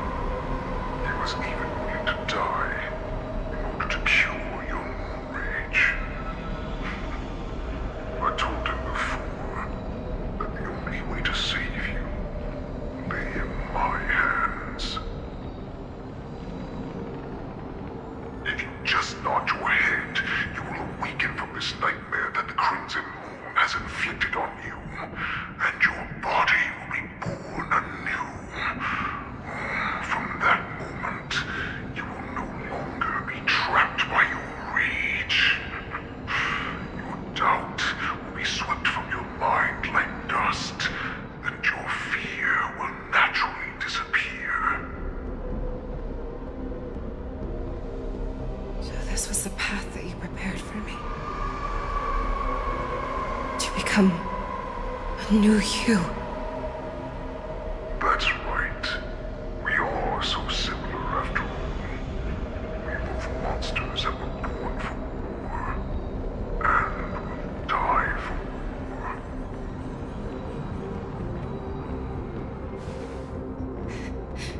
I'm sure my answer doesn't need much explanation. I refuse. I told you before, Foxian and Borison are no more than labels. You can be whoever you want to be.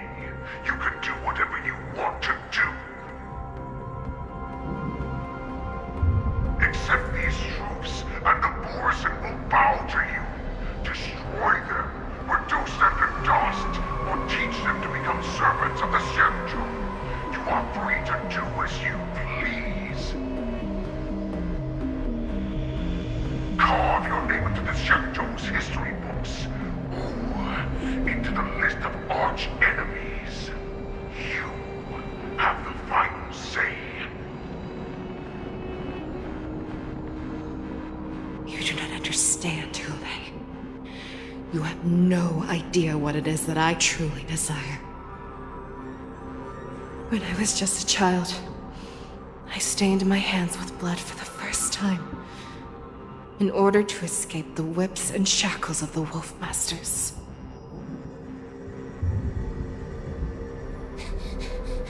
Nirgal! Don't stop! Keep running!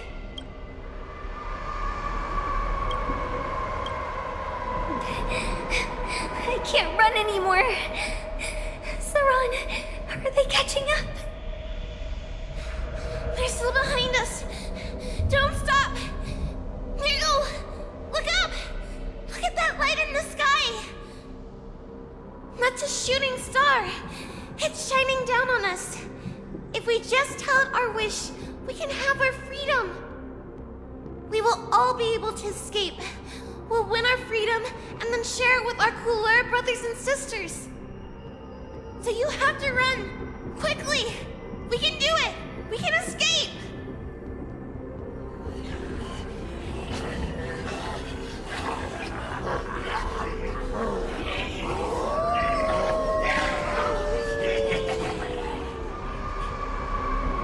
Nirgal!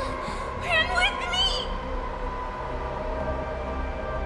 We ran and ran with all the strength we had. But we ended up losing each other. I escaped the hunting pack and encountered a woman that could fly. A Cloud Knight. I imagine you kept your promise. Unfortunately, when I led her back in order to free my Kulor companions, there was nothing left there but a bottomless pit. The light of the devilish archer. A star of calamity that strikes the ground and leaves only devastation in its wake.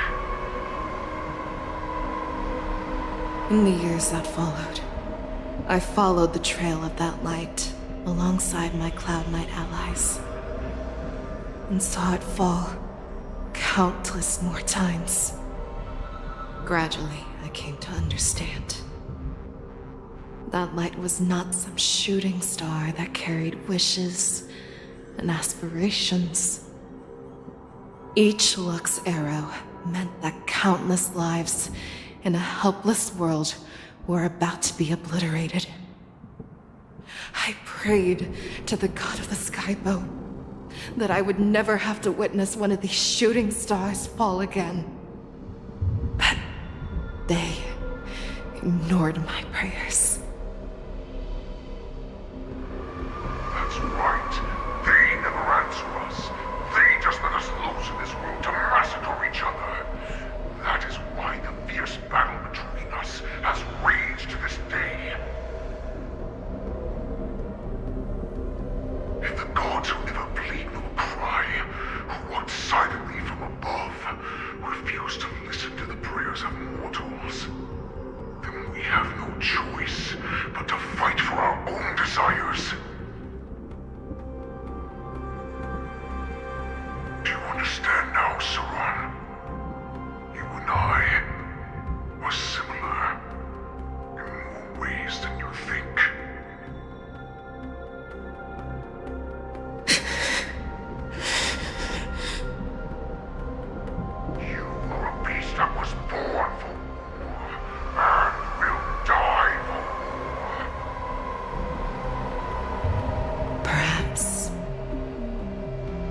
So, what is it that you yearn for, Hule?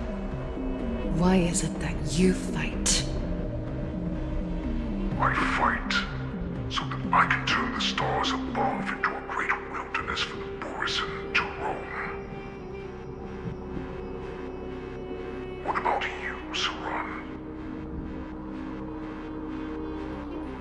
I fight so that one day I will never have to witness another shooting star falling to the ground.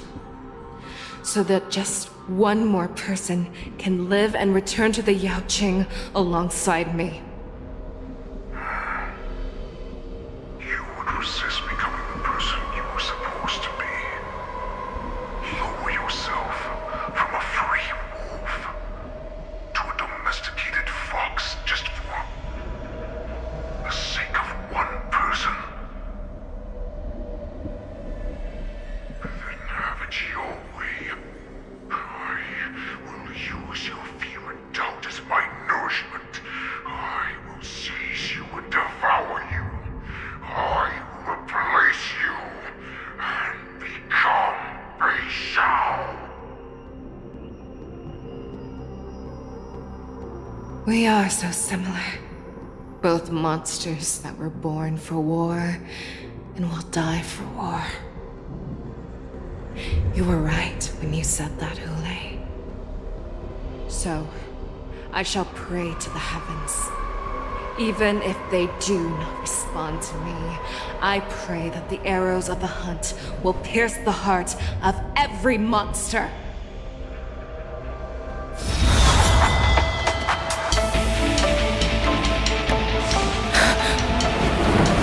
Do you see me, shooting star?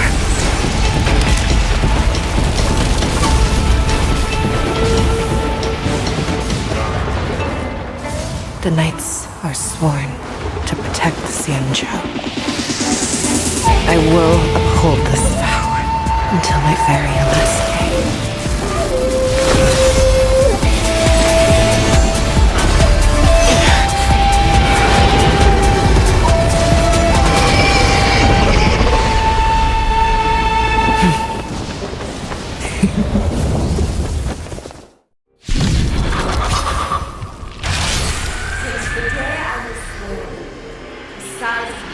Tears of blood, and all living creatures have howled and lamented.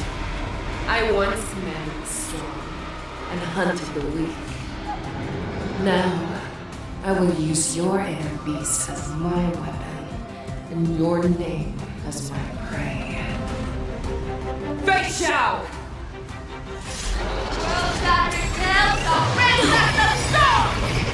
Pull back your disguises and show you how cowardly and powerless you truly are, Hule! A wolf lurks in the heart of every Borisin and Foxian. The moment you grow weak, it will devour you.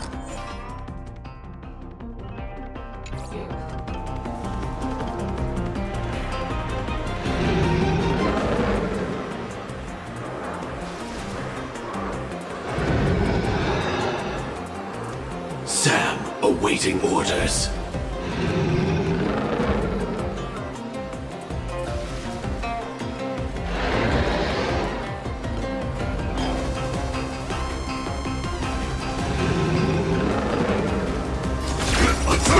That won't do. The mood is set just right. Let the show begin! Like until everything burns to ashes!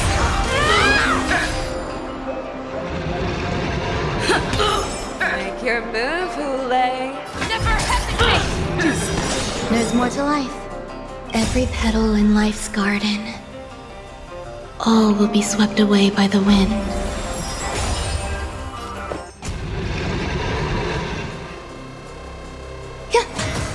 That won't do. I shall hold my claws! Sent to the sea, so play! Exhale death! Awaken storm! Grow in places, and your life will be stolen. Fight, Jack, and you shall live forever!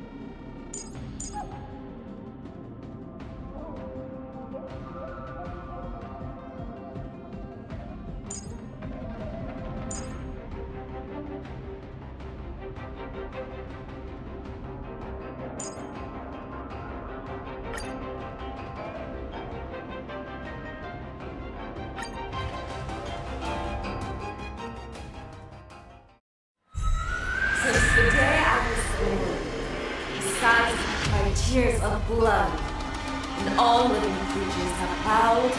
I once commanded strong and hunted the weak. Now, I will use your inner beast as my weapon, and your name as my prey.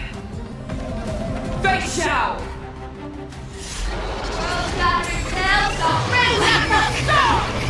Tear back your disguises and show you how cowardly and powerless you truly are, Hule! A wolf lurks in the heart of every boarhead and foxy. The moment you go, it will devour you.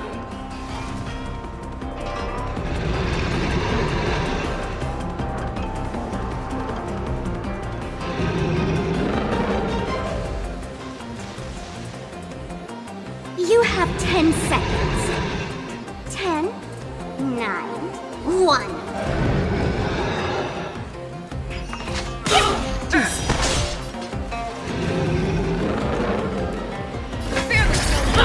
That won't do. I see through you. Converge and awaken. I shall hold this claw.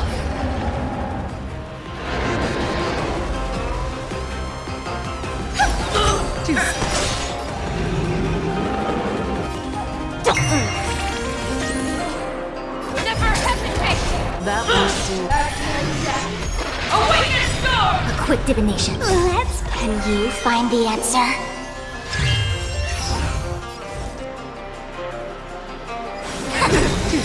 You cross places, and your life will be stolen. Fight to the death, and you shall live forever! Human creations! I swear to be the arrowhead.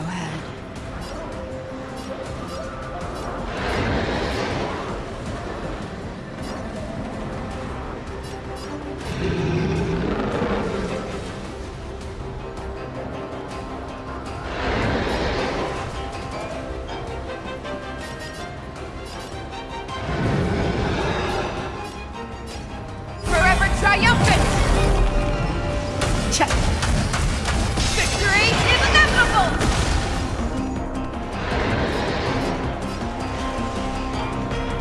If it wants to devour me, it will first have to beg for my mercy!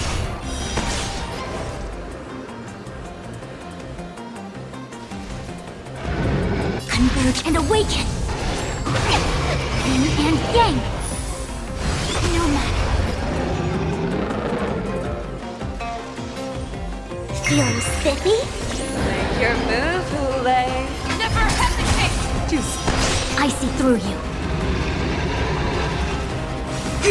That won't do. Pierces your skin! This I have experienced. Be gone! For blood. Energy. Peace. World have their Let's play hide and seek. Can you find the answer?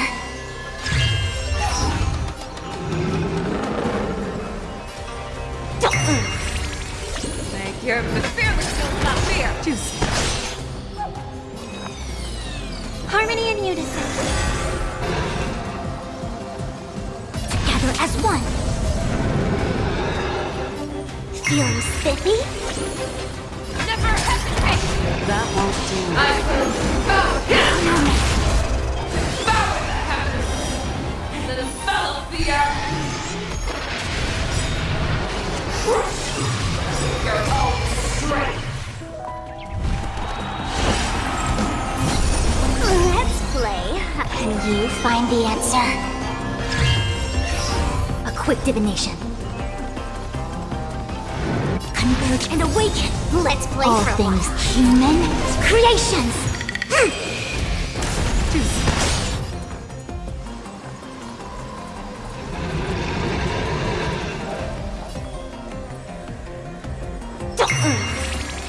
Make your move. Fearless will not fear! That won't do. I'll go easy this time. Feeling spiffy? I swear. Forever triumphant! Victory is inevitable! Never hesitate! Juice.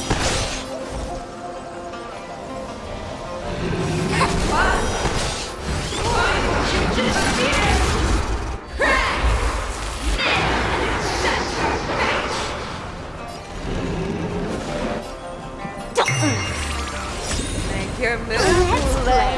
Can you find the answer?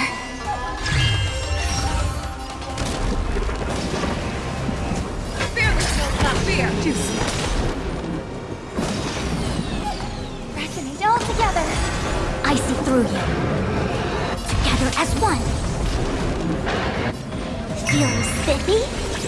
You never hesitate. That won't do. I hope for an end to strife in the world. Our little hunting game ends here. I swear. Mighty light of the heavens, woke in my heart, come to me. We shall conquer as one.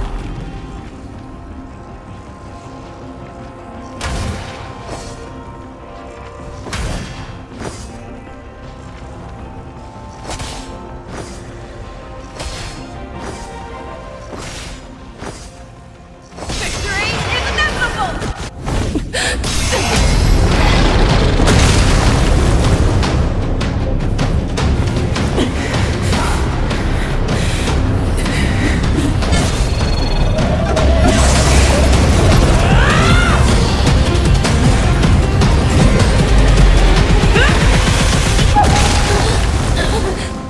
My only enemy has always been myself.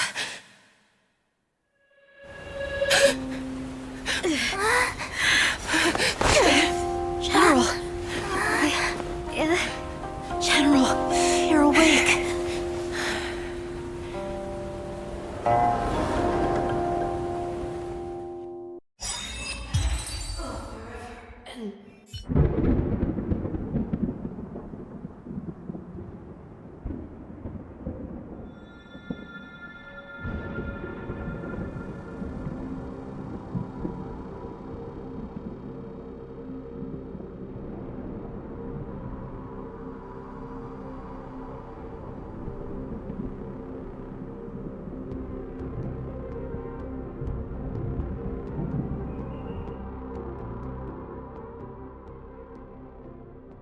I'd like to hear their explanations.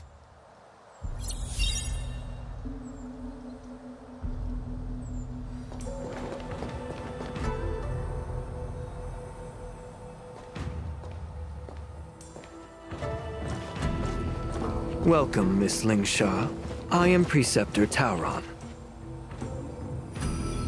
Greetings, my honored preceptor. It's been a while since we last touched base.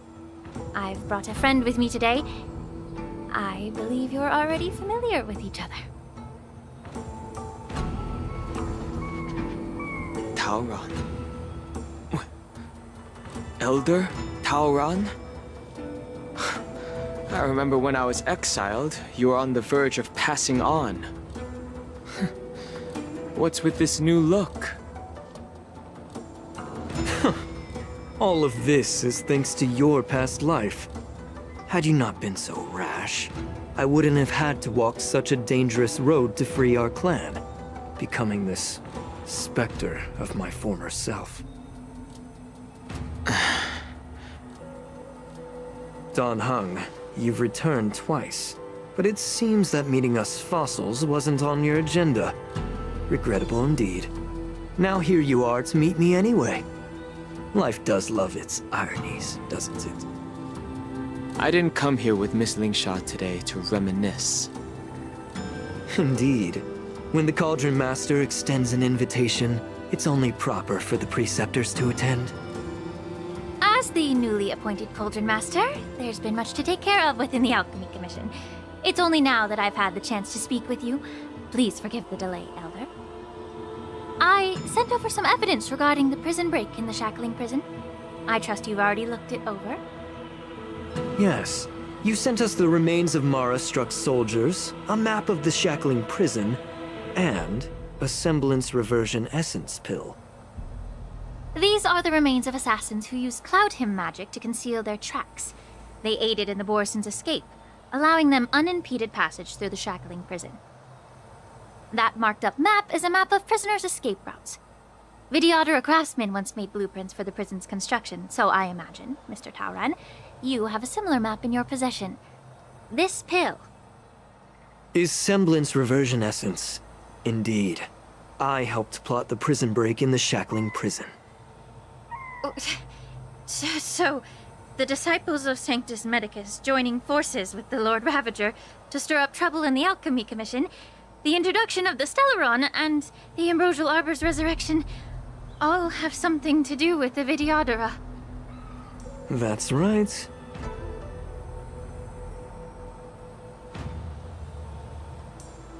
You were sent here by the General to hear my confession, weren't you? If there's even a shred of empathy in you, you should understand the reasons behind everything I've done. Ever since the sedition of Imbibitor Lunae, the population of the Vidyadhara has dwindled. With the High Elder exiled, a few of us preceptors had to do what we could to turn the tide. My methods might have been drastic, perhaps even incomprehensible. But it was all for one cause. The survival of the Vidyadhara. Yet, the Xianzhou natives zealously forbid any plague marks and did nothing while the Vidyadhara suffered. Dan Heng, Lingsha, as Vidyadhara, you should understand the desperation behind my actions. All I've tried to do is to ensure our survival. I'm well aware of the challenges the Vidyadhara face. Fighting for survival isn't a sin. But Elder, your actions have gone beyond mere survival. You've become a beast driven solely by the propagation, devoid of even a hint of empathy. Oh. Despite calling ourselves a noble draconic bloodline, at our core, we're merely bipedal beasts. The survival of our kind is paramount. If I hadn't resorted to beastly actions, the Vidyadhara might not even exist. The sages show no mercy, as the old wisdom goes. When the High Elder abandoned our people's survival, I had to shoulder the world's sins alone. Lingsha, Dan Heng, the past is behind us, but the future of the Vidyadhara still lies within your grasp. The situation on the Xianzhou Luofu has changed rapidly. As Vidyadhara, we must unite in purpose and avoid the mistakes of the previous Imbibitor Lunae. I was initially skeptical about the Vidyadhara's betrayal of the Alliance. But after hearing your confession, I realized that there is no point in talking about trust. Breaking the covenant of our alliance will bring war upon the Vidyadhara. Even if we are able to have offspring again, what difference will it make? Once my plan succeeds, the Alliance will see the Vidyadhara as their saviors, because both parties ultimately share the same interests. So now that survival won't convince us, you want to talk about interests? For 1,000 years, the Alliance has been engaged in brutal warfare against the denizens of abundance. Yet victory has remained beyond reach. Have you ever wondered why? Should the Alliance emerge victorious, they will inevitably become the next denizens of abundance. However, if they suffer defeat, the Alliance will face extinction. Thus, the Alliance has deceitfully upheld this precarious balance. However, I have a way to escape from this dilemma. The Alliance's path to salvation lies within the secret of dragon transmutation. Imagine if there were a way to transform other life forms into Vidyadhara. The Alliance would then possess an endless stream of soldiers and would not need to worry about casualties. Once the war ended, these soldiers would cease reproduction, eliminating concerns of overpopulation. This is the way to salvation for the Xianzhou Alliance. The ultimate path to end the universe's suffering under the Immortality Plague. Only we, the Vidyadhara, can achieve this. So, you relied on this rhetoric to manipulate the ignorant members of the Vidyadhara into serving you. I'm deeply disappointed in you, Elder.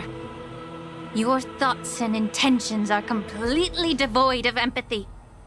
Cloud Knights! Hold it.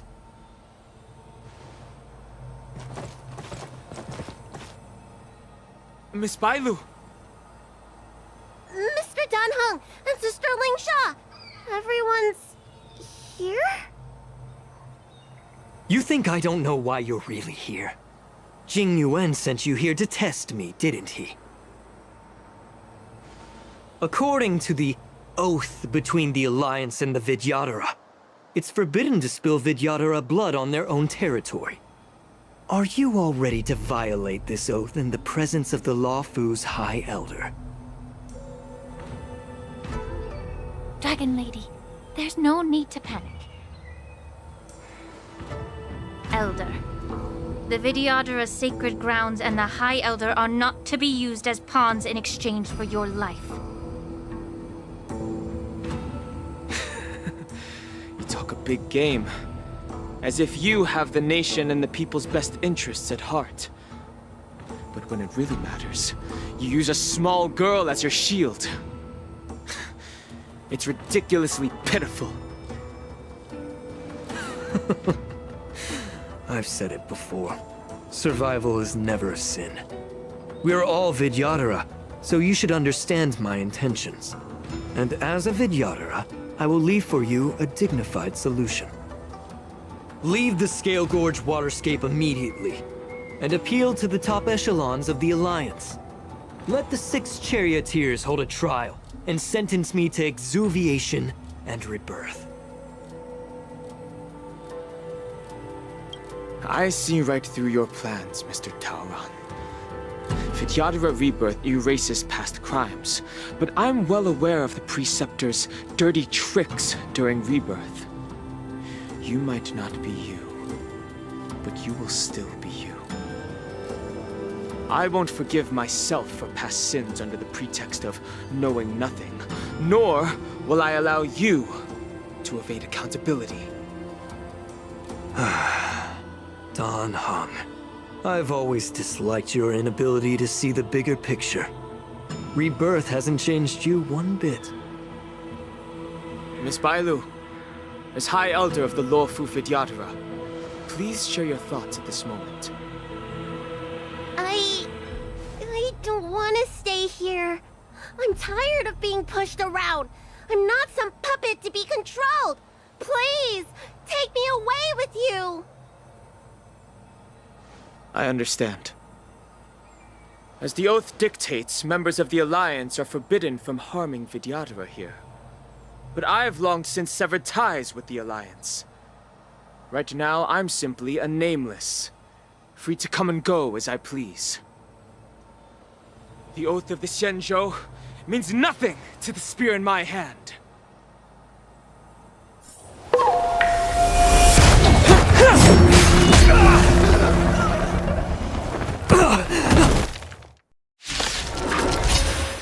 Get them!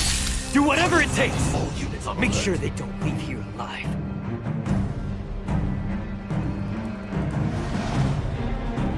Attack! Until everything burns to ashes! Let the show begin! All will be swept away by the wind. Mortality means forever. Time to cleanse the filth. Existence is unity. Attack detected.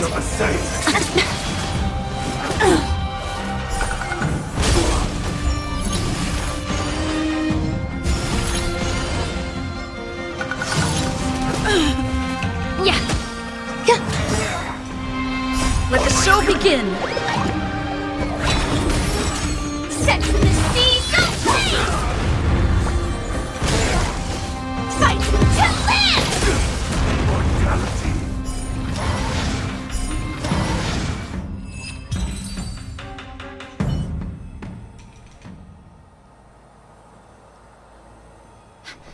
Dragon Lady. Are you alright? I'm fine. Thank you for rescuing me.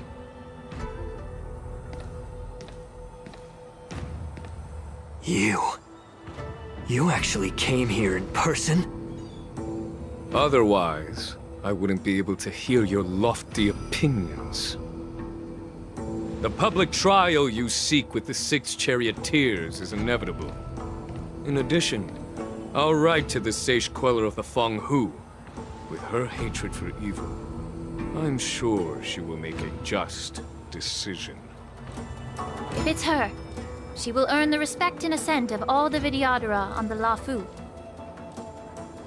In terms of martial prowess, you indeed have the upper hand. But if you're under the impression that this advantage can be used to settle the score with us preceptors, that's quite an overestimation.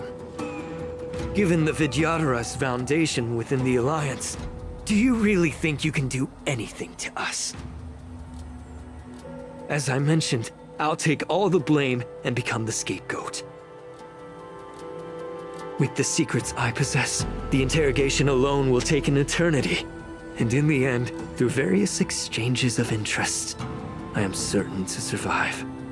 You understand this better than anyone, as it's the very art of trade-offs you love to wield. Lastly, a word of caution to you. I heard that Hule has escaped from prison and is headed directly for the Sky Splitter. The bloodshed at the war dance is bound to be gruesome. Perhaps, even before my trial, your impeachment will have you in dire straits first.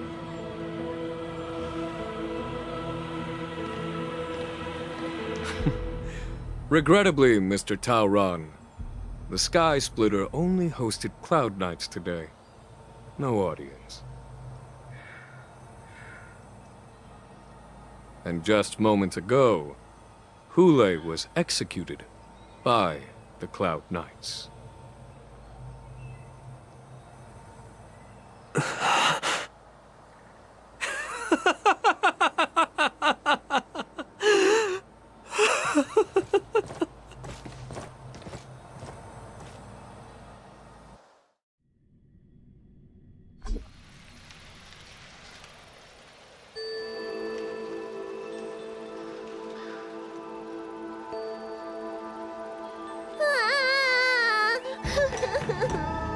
Miss March!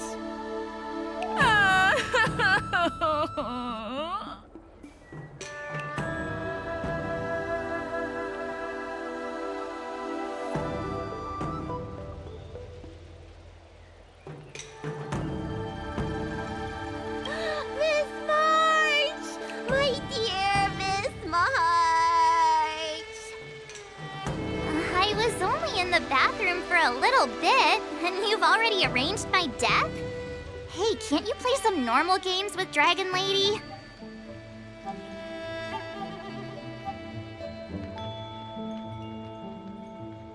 Are you amused? All right, enough playing. It's time to visit my masters. The infirmary is right over there. You can go by yourselves. Oh, come back and visit me when you have time. Next time, let's not play overly realistic make-believe with this doofus, okay? Well, there's not much I could do.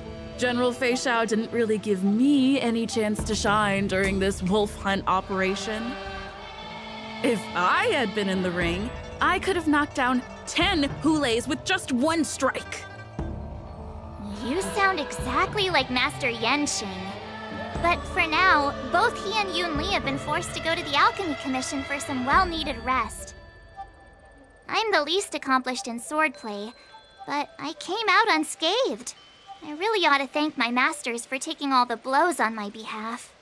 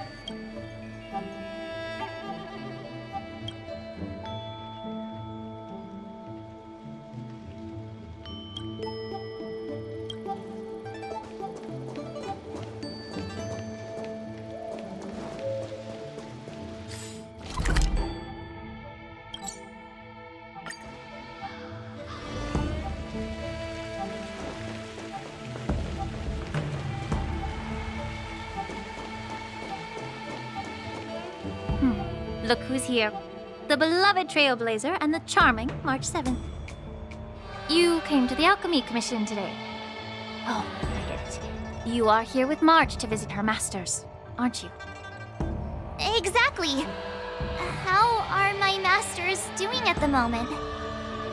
Unfortunately, only one master is here. I'm doing fine.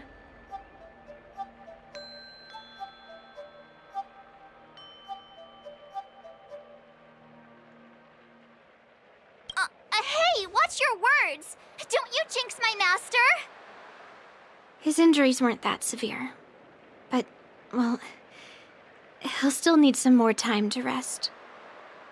Considering the intense battle with Hule, and then with General Fei Xiao, the rigorous sparring session with her,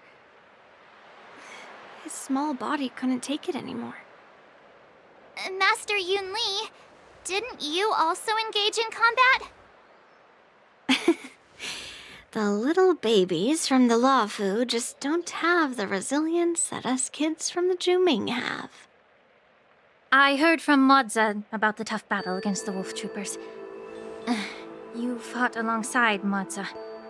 Did you get hurt?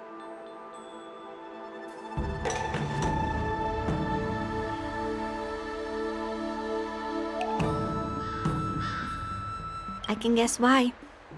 General Fei Xiao is just too strong. Yun Li, go and lie down. Got it, Lingsha. What about that smiley fox healer?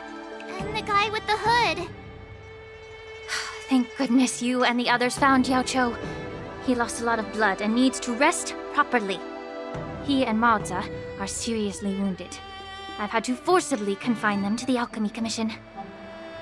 All three from the Yaoqing are critically injured. But fortunately, the Xianzhou Laofu has a miraculous healer lady. It's a silver lining in this misfortune.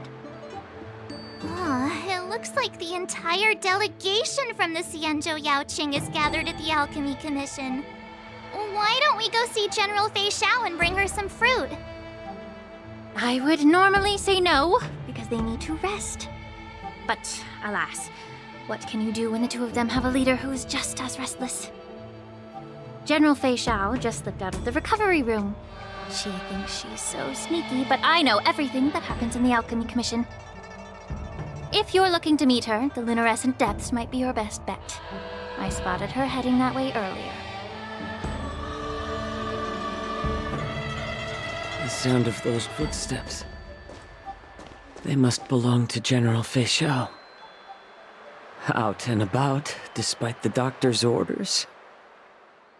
What a coincidence. Someone else who refuses to listen to the doctor's orders. Well, being a doctor myself, I don't think my knowledge of my own body is inferior to the Dragon Lady's. The healer does not heal himself. Don't try to act tough in front of me.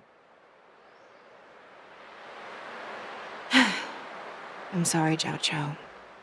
I didn't expect you to use poison that way. What a miscalculation. If only I'd found you sooner. If only I hadn't sent you to the shackling prison. The way you're speaking, is this really the Fei Xiao I know? Or could it be a Borisin assassin, imitating your voice to take my life?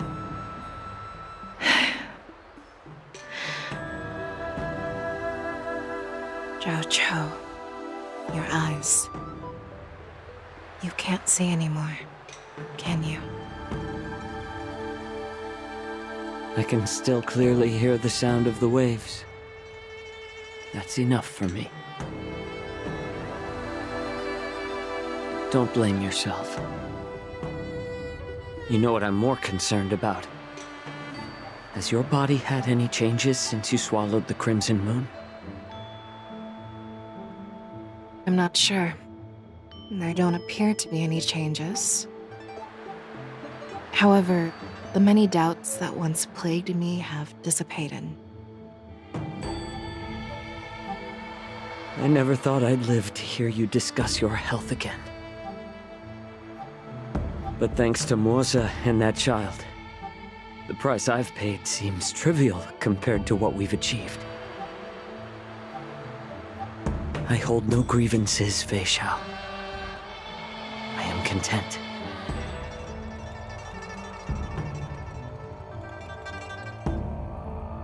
I don't know how to offer words of comfort, nor do I know much about curing others' ailments.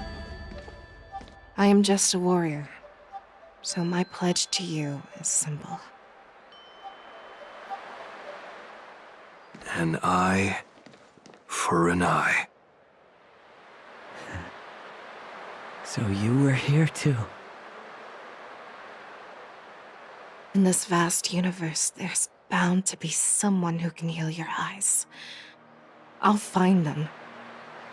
But until then... The threat behind all this chaos needs to be dealt with. You must already have some ideas. Let them out.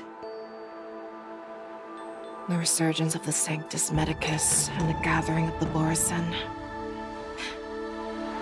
are merely distractions orchestrated by an unseen force, meant to divide the Alliance's attention. Unfortunately, they picked the wrong fight this time. Once we return to the Yaoqing, I'll personally lead the Verdant Knights into battle. I vowed to take down a Lord Ravager and teach the Ruined Legion the true meaning of the hunt.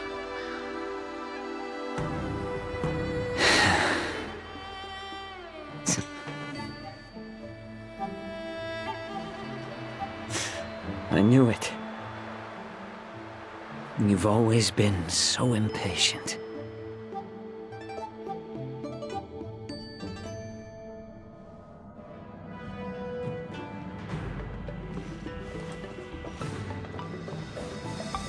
I apologize for my tardiness once again. The Alchemy Commission detained me for some time for a health examination. They released me only after ensuring I was in good condition. General, seeing you safe and sound puts our minds at ease. Hulei's escape caused significant upheaval and forced the war dance to be put on hold. A truly unforeseen disaster. Fortunately, the younger generation showed their valor. They bravely tackled the crisis, putting an end to the disaster and providing a glimmer of hope in a dire situation. Before Master Diviner Fu Xuan's departure for the Yutre, I consulted with her about the war dance. She left a note stating, "The hexagram oscillates between thunder and heaven, a sign of great power, assuring us that we would successfully navigate any challenges." She advised me to trust the younger generation's abilities and let them lead. Her predictions, it appears, have come true. It's just... the Xianzhou Luofu's long-standing duty of keeping Hulei imprisoned ended with his death on the Sky Splitter. This event is likely to bring much criticism from the Alliance's upper ranks. However, Hulei's demise might actually be a blessing in disguise. Broadcasting this news could derail the Borisin's resurgence and quash the ambitions of those who wish to take advantage of his return. Hand over Hulei's remains to the Xianzhou Yaoqing, and I'll handle the explanations to the Alliance. But what about the war dance? While the Wolf Hunt mission was a success, the events on the Sky Splitter remain a secret. However, the news of the Borisin's attacks on the streets will spread like wildfire. The war dance was interrupted, so it must be reconvened. As for the people who witnessed the attacks, beyond placating them, we also need to show them the Xianzhou Cloud Knight's fearless dedication. On the war dance's opening day, rogue Borisin attempted to stir up panic, but were swiftly neutralized by the Merlin's Claw and the Cloud Knights. A genuine tale of heroism that will captivate and calm the public.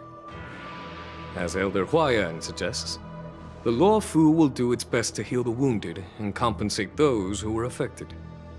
We aim This settles the immediate concerns on the Lawfu, but my thoughts linger on the orchestrator behind these events.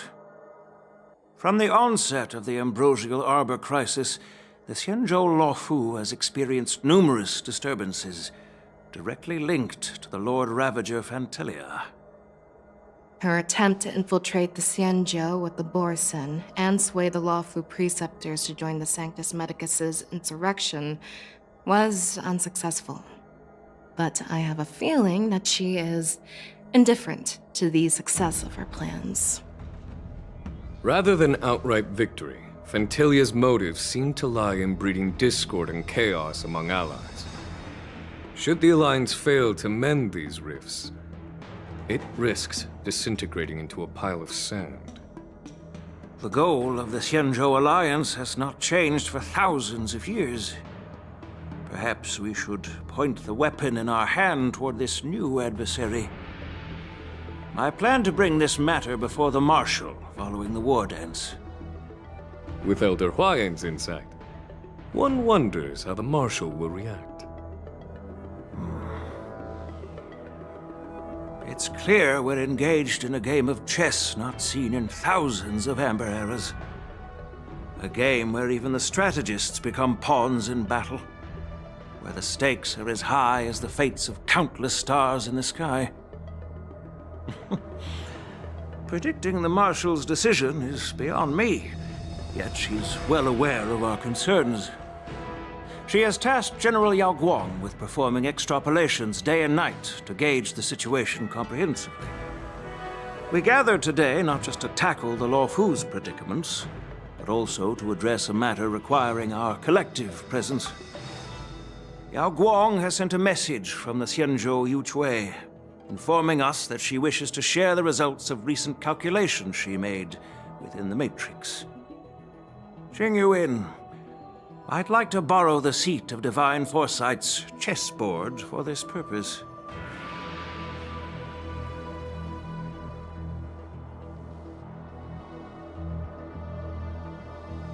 Hello, everyone. It's been a long time. Over 3 decades have passed since we last convened. I've dearly missed each of you generals during this time.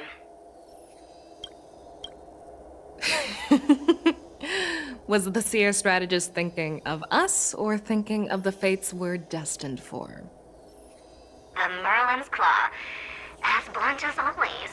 Though not everyone's cup of tea, huh? You once told Jing Yuan, "You're lucky that I'm the one who came this time. If it were the Seer strategist, this conversation might not be so friendly." I'm intrigued. Did the conversation really come to pass? I've never heard anyone mention that the Decalite reflection barrier could eavesdrop on even the quietest whispers. It appears that the Marshal sent not just 2 generals to the Luofu, but an uninvited 3rd guest as well.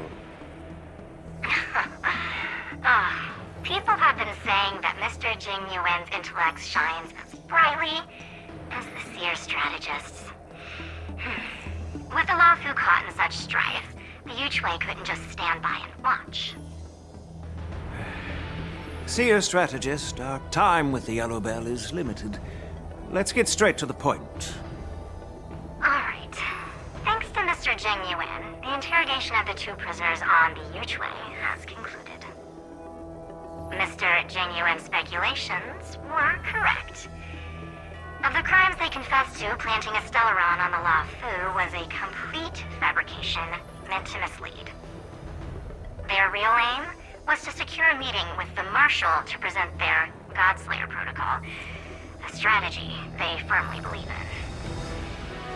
And what was this grand strategy proposed by Jing Liu and that traveler? The narrative they painted was vast and difficult to put into words. It all revolves around the coffin of the blonde traveler. To be precise, it's the remnants of the propagation. The remains of the Swarm Author?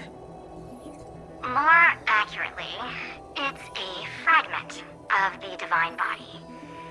In the future they depicted, this fragment serves as the final nail, sealing the fate of the plague's author and securing its doom. Before reaching that point, battling the gods necessitates a larger alliance. Hence, they sought out an ally for the Xianzhou. I assume you've all heard of the famed Genius Society member number 81, Ron May, haven't you? The Eye of the Yuchwei has just seen this uninvited guest arrive on the Xianzhou Lafu. 3, 2, 1. Right on time. Now, as for the best way to receive our distinguished guest, I'll leave that in your capable hands. Do you remember your name? My name is Ting Yun. I serve as an ambassador of the Whistling Flames Merchant Guild on the Xianzhou Lafu.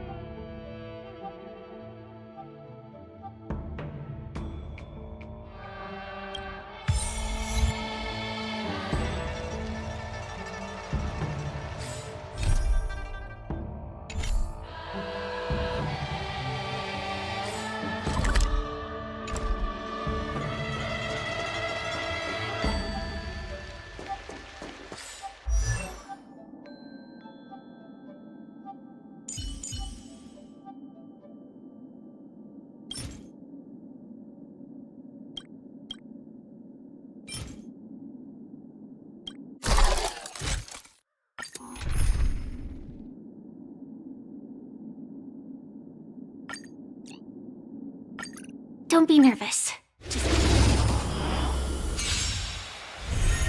Dreams do come true. Detonate! Until everything burns to ashes!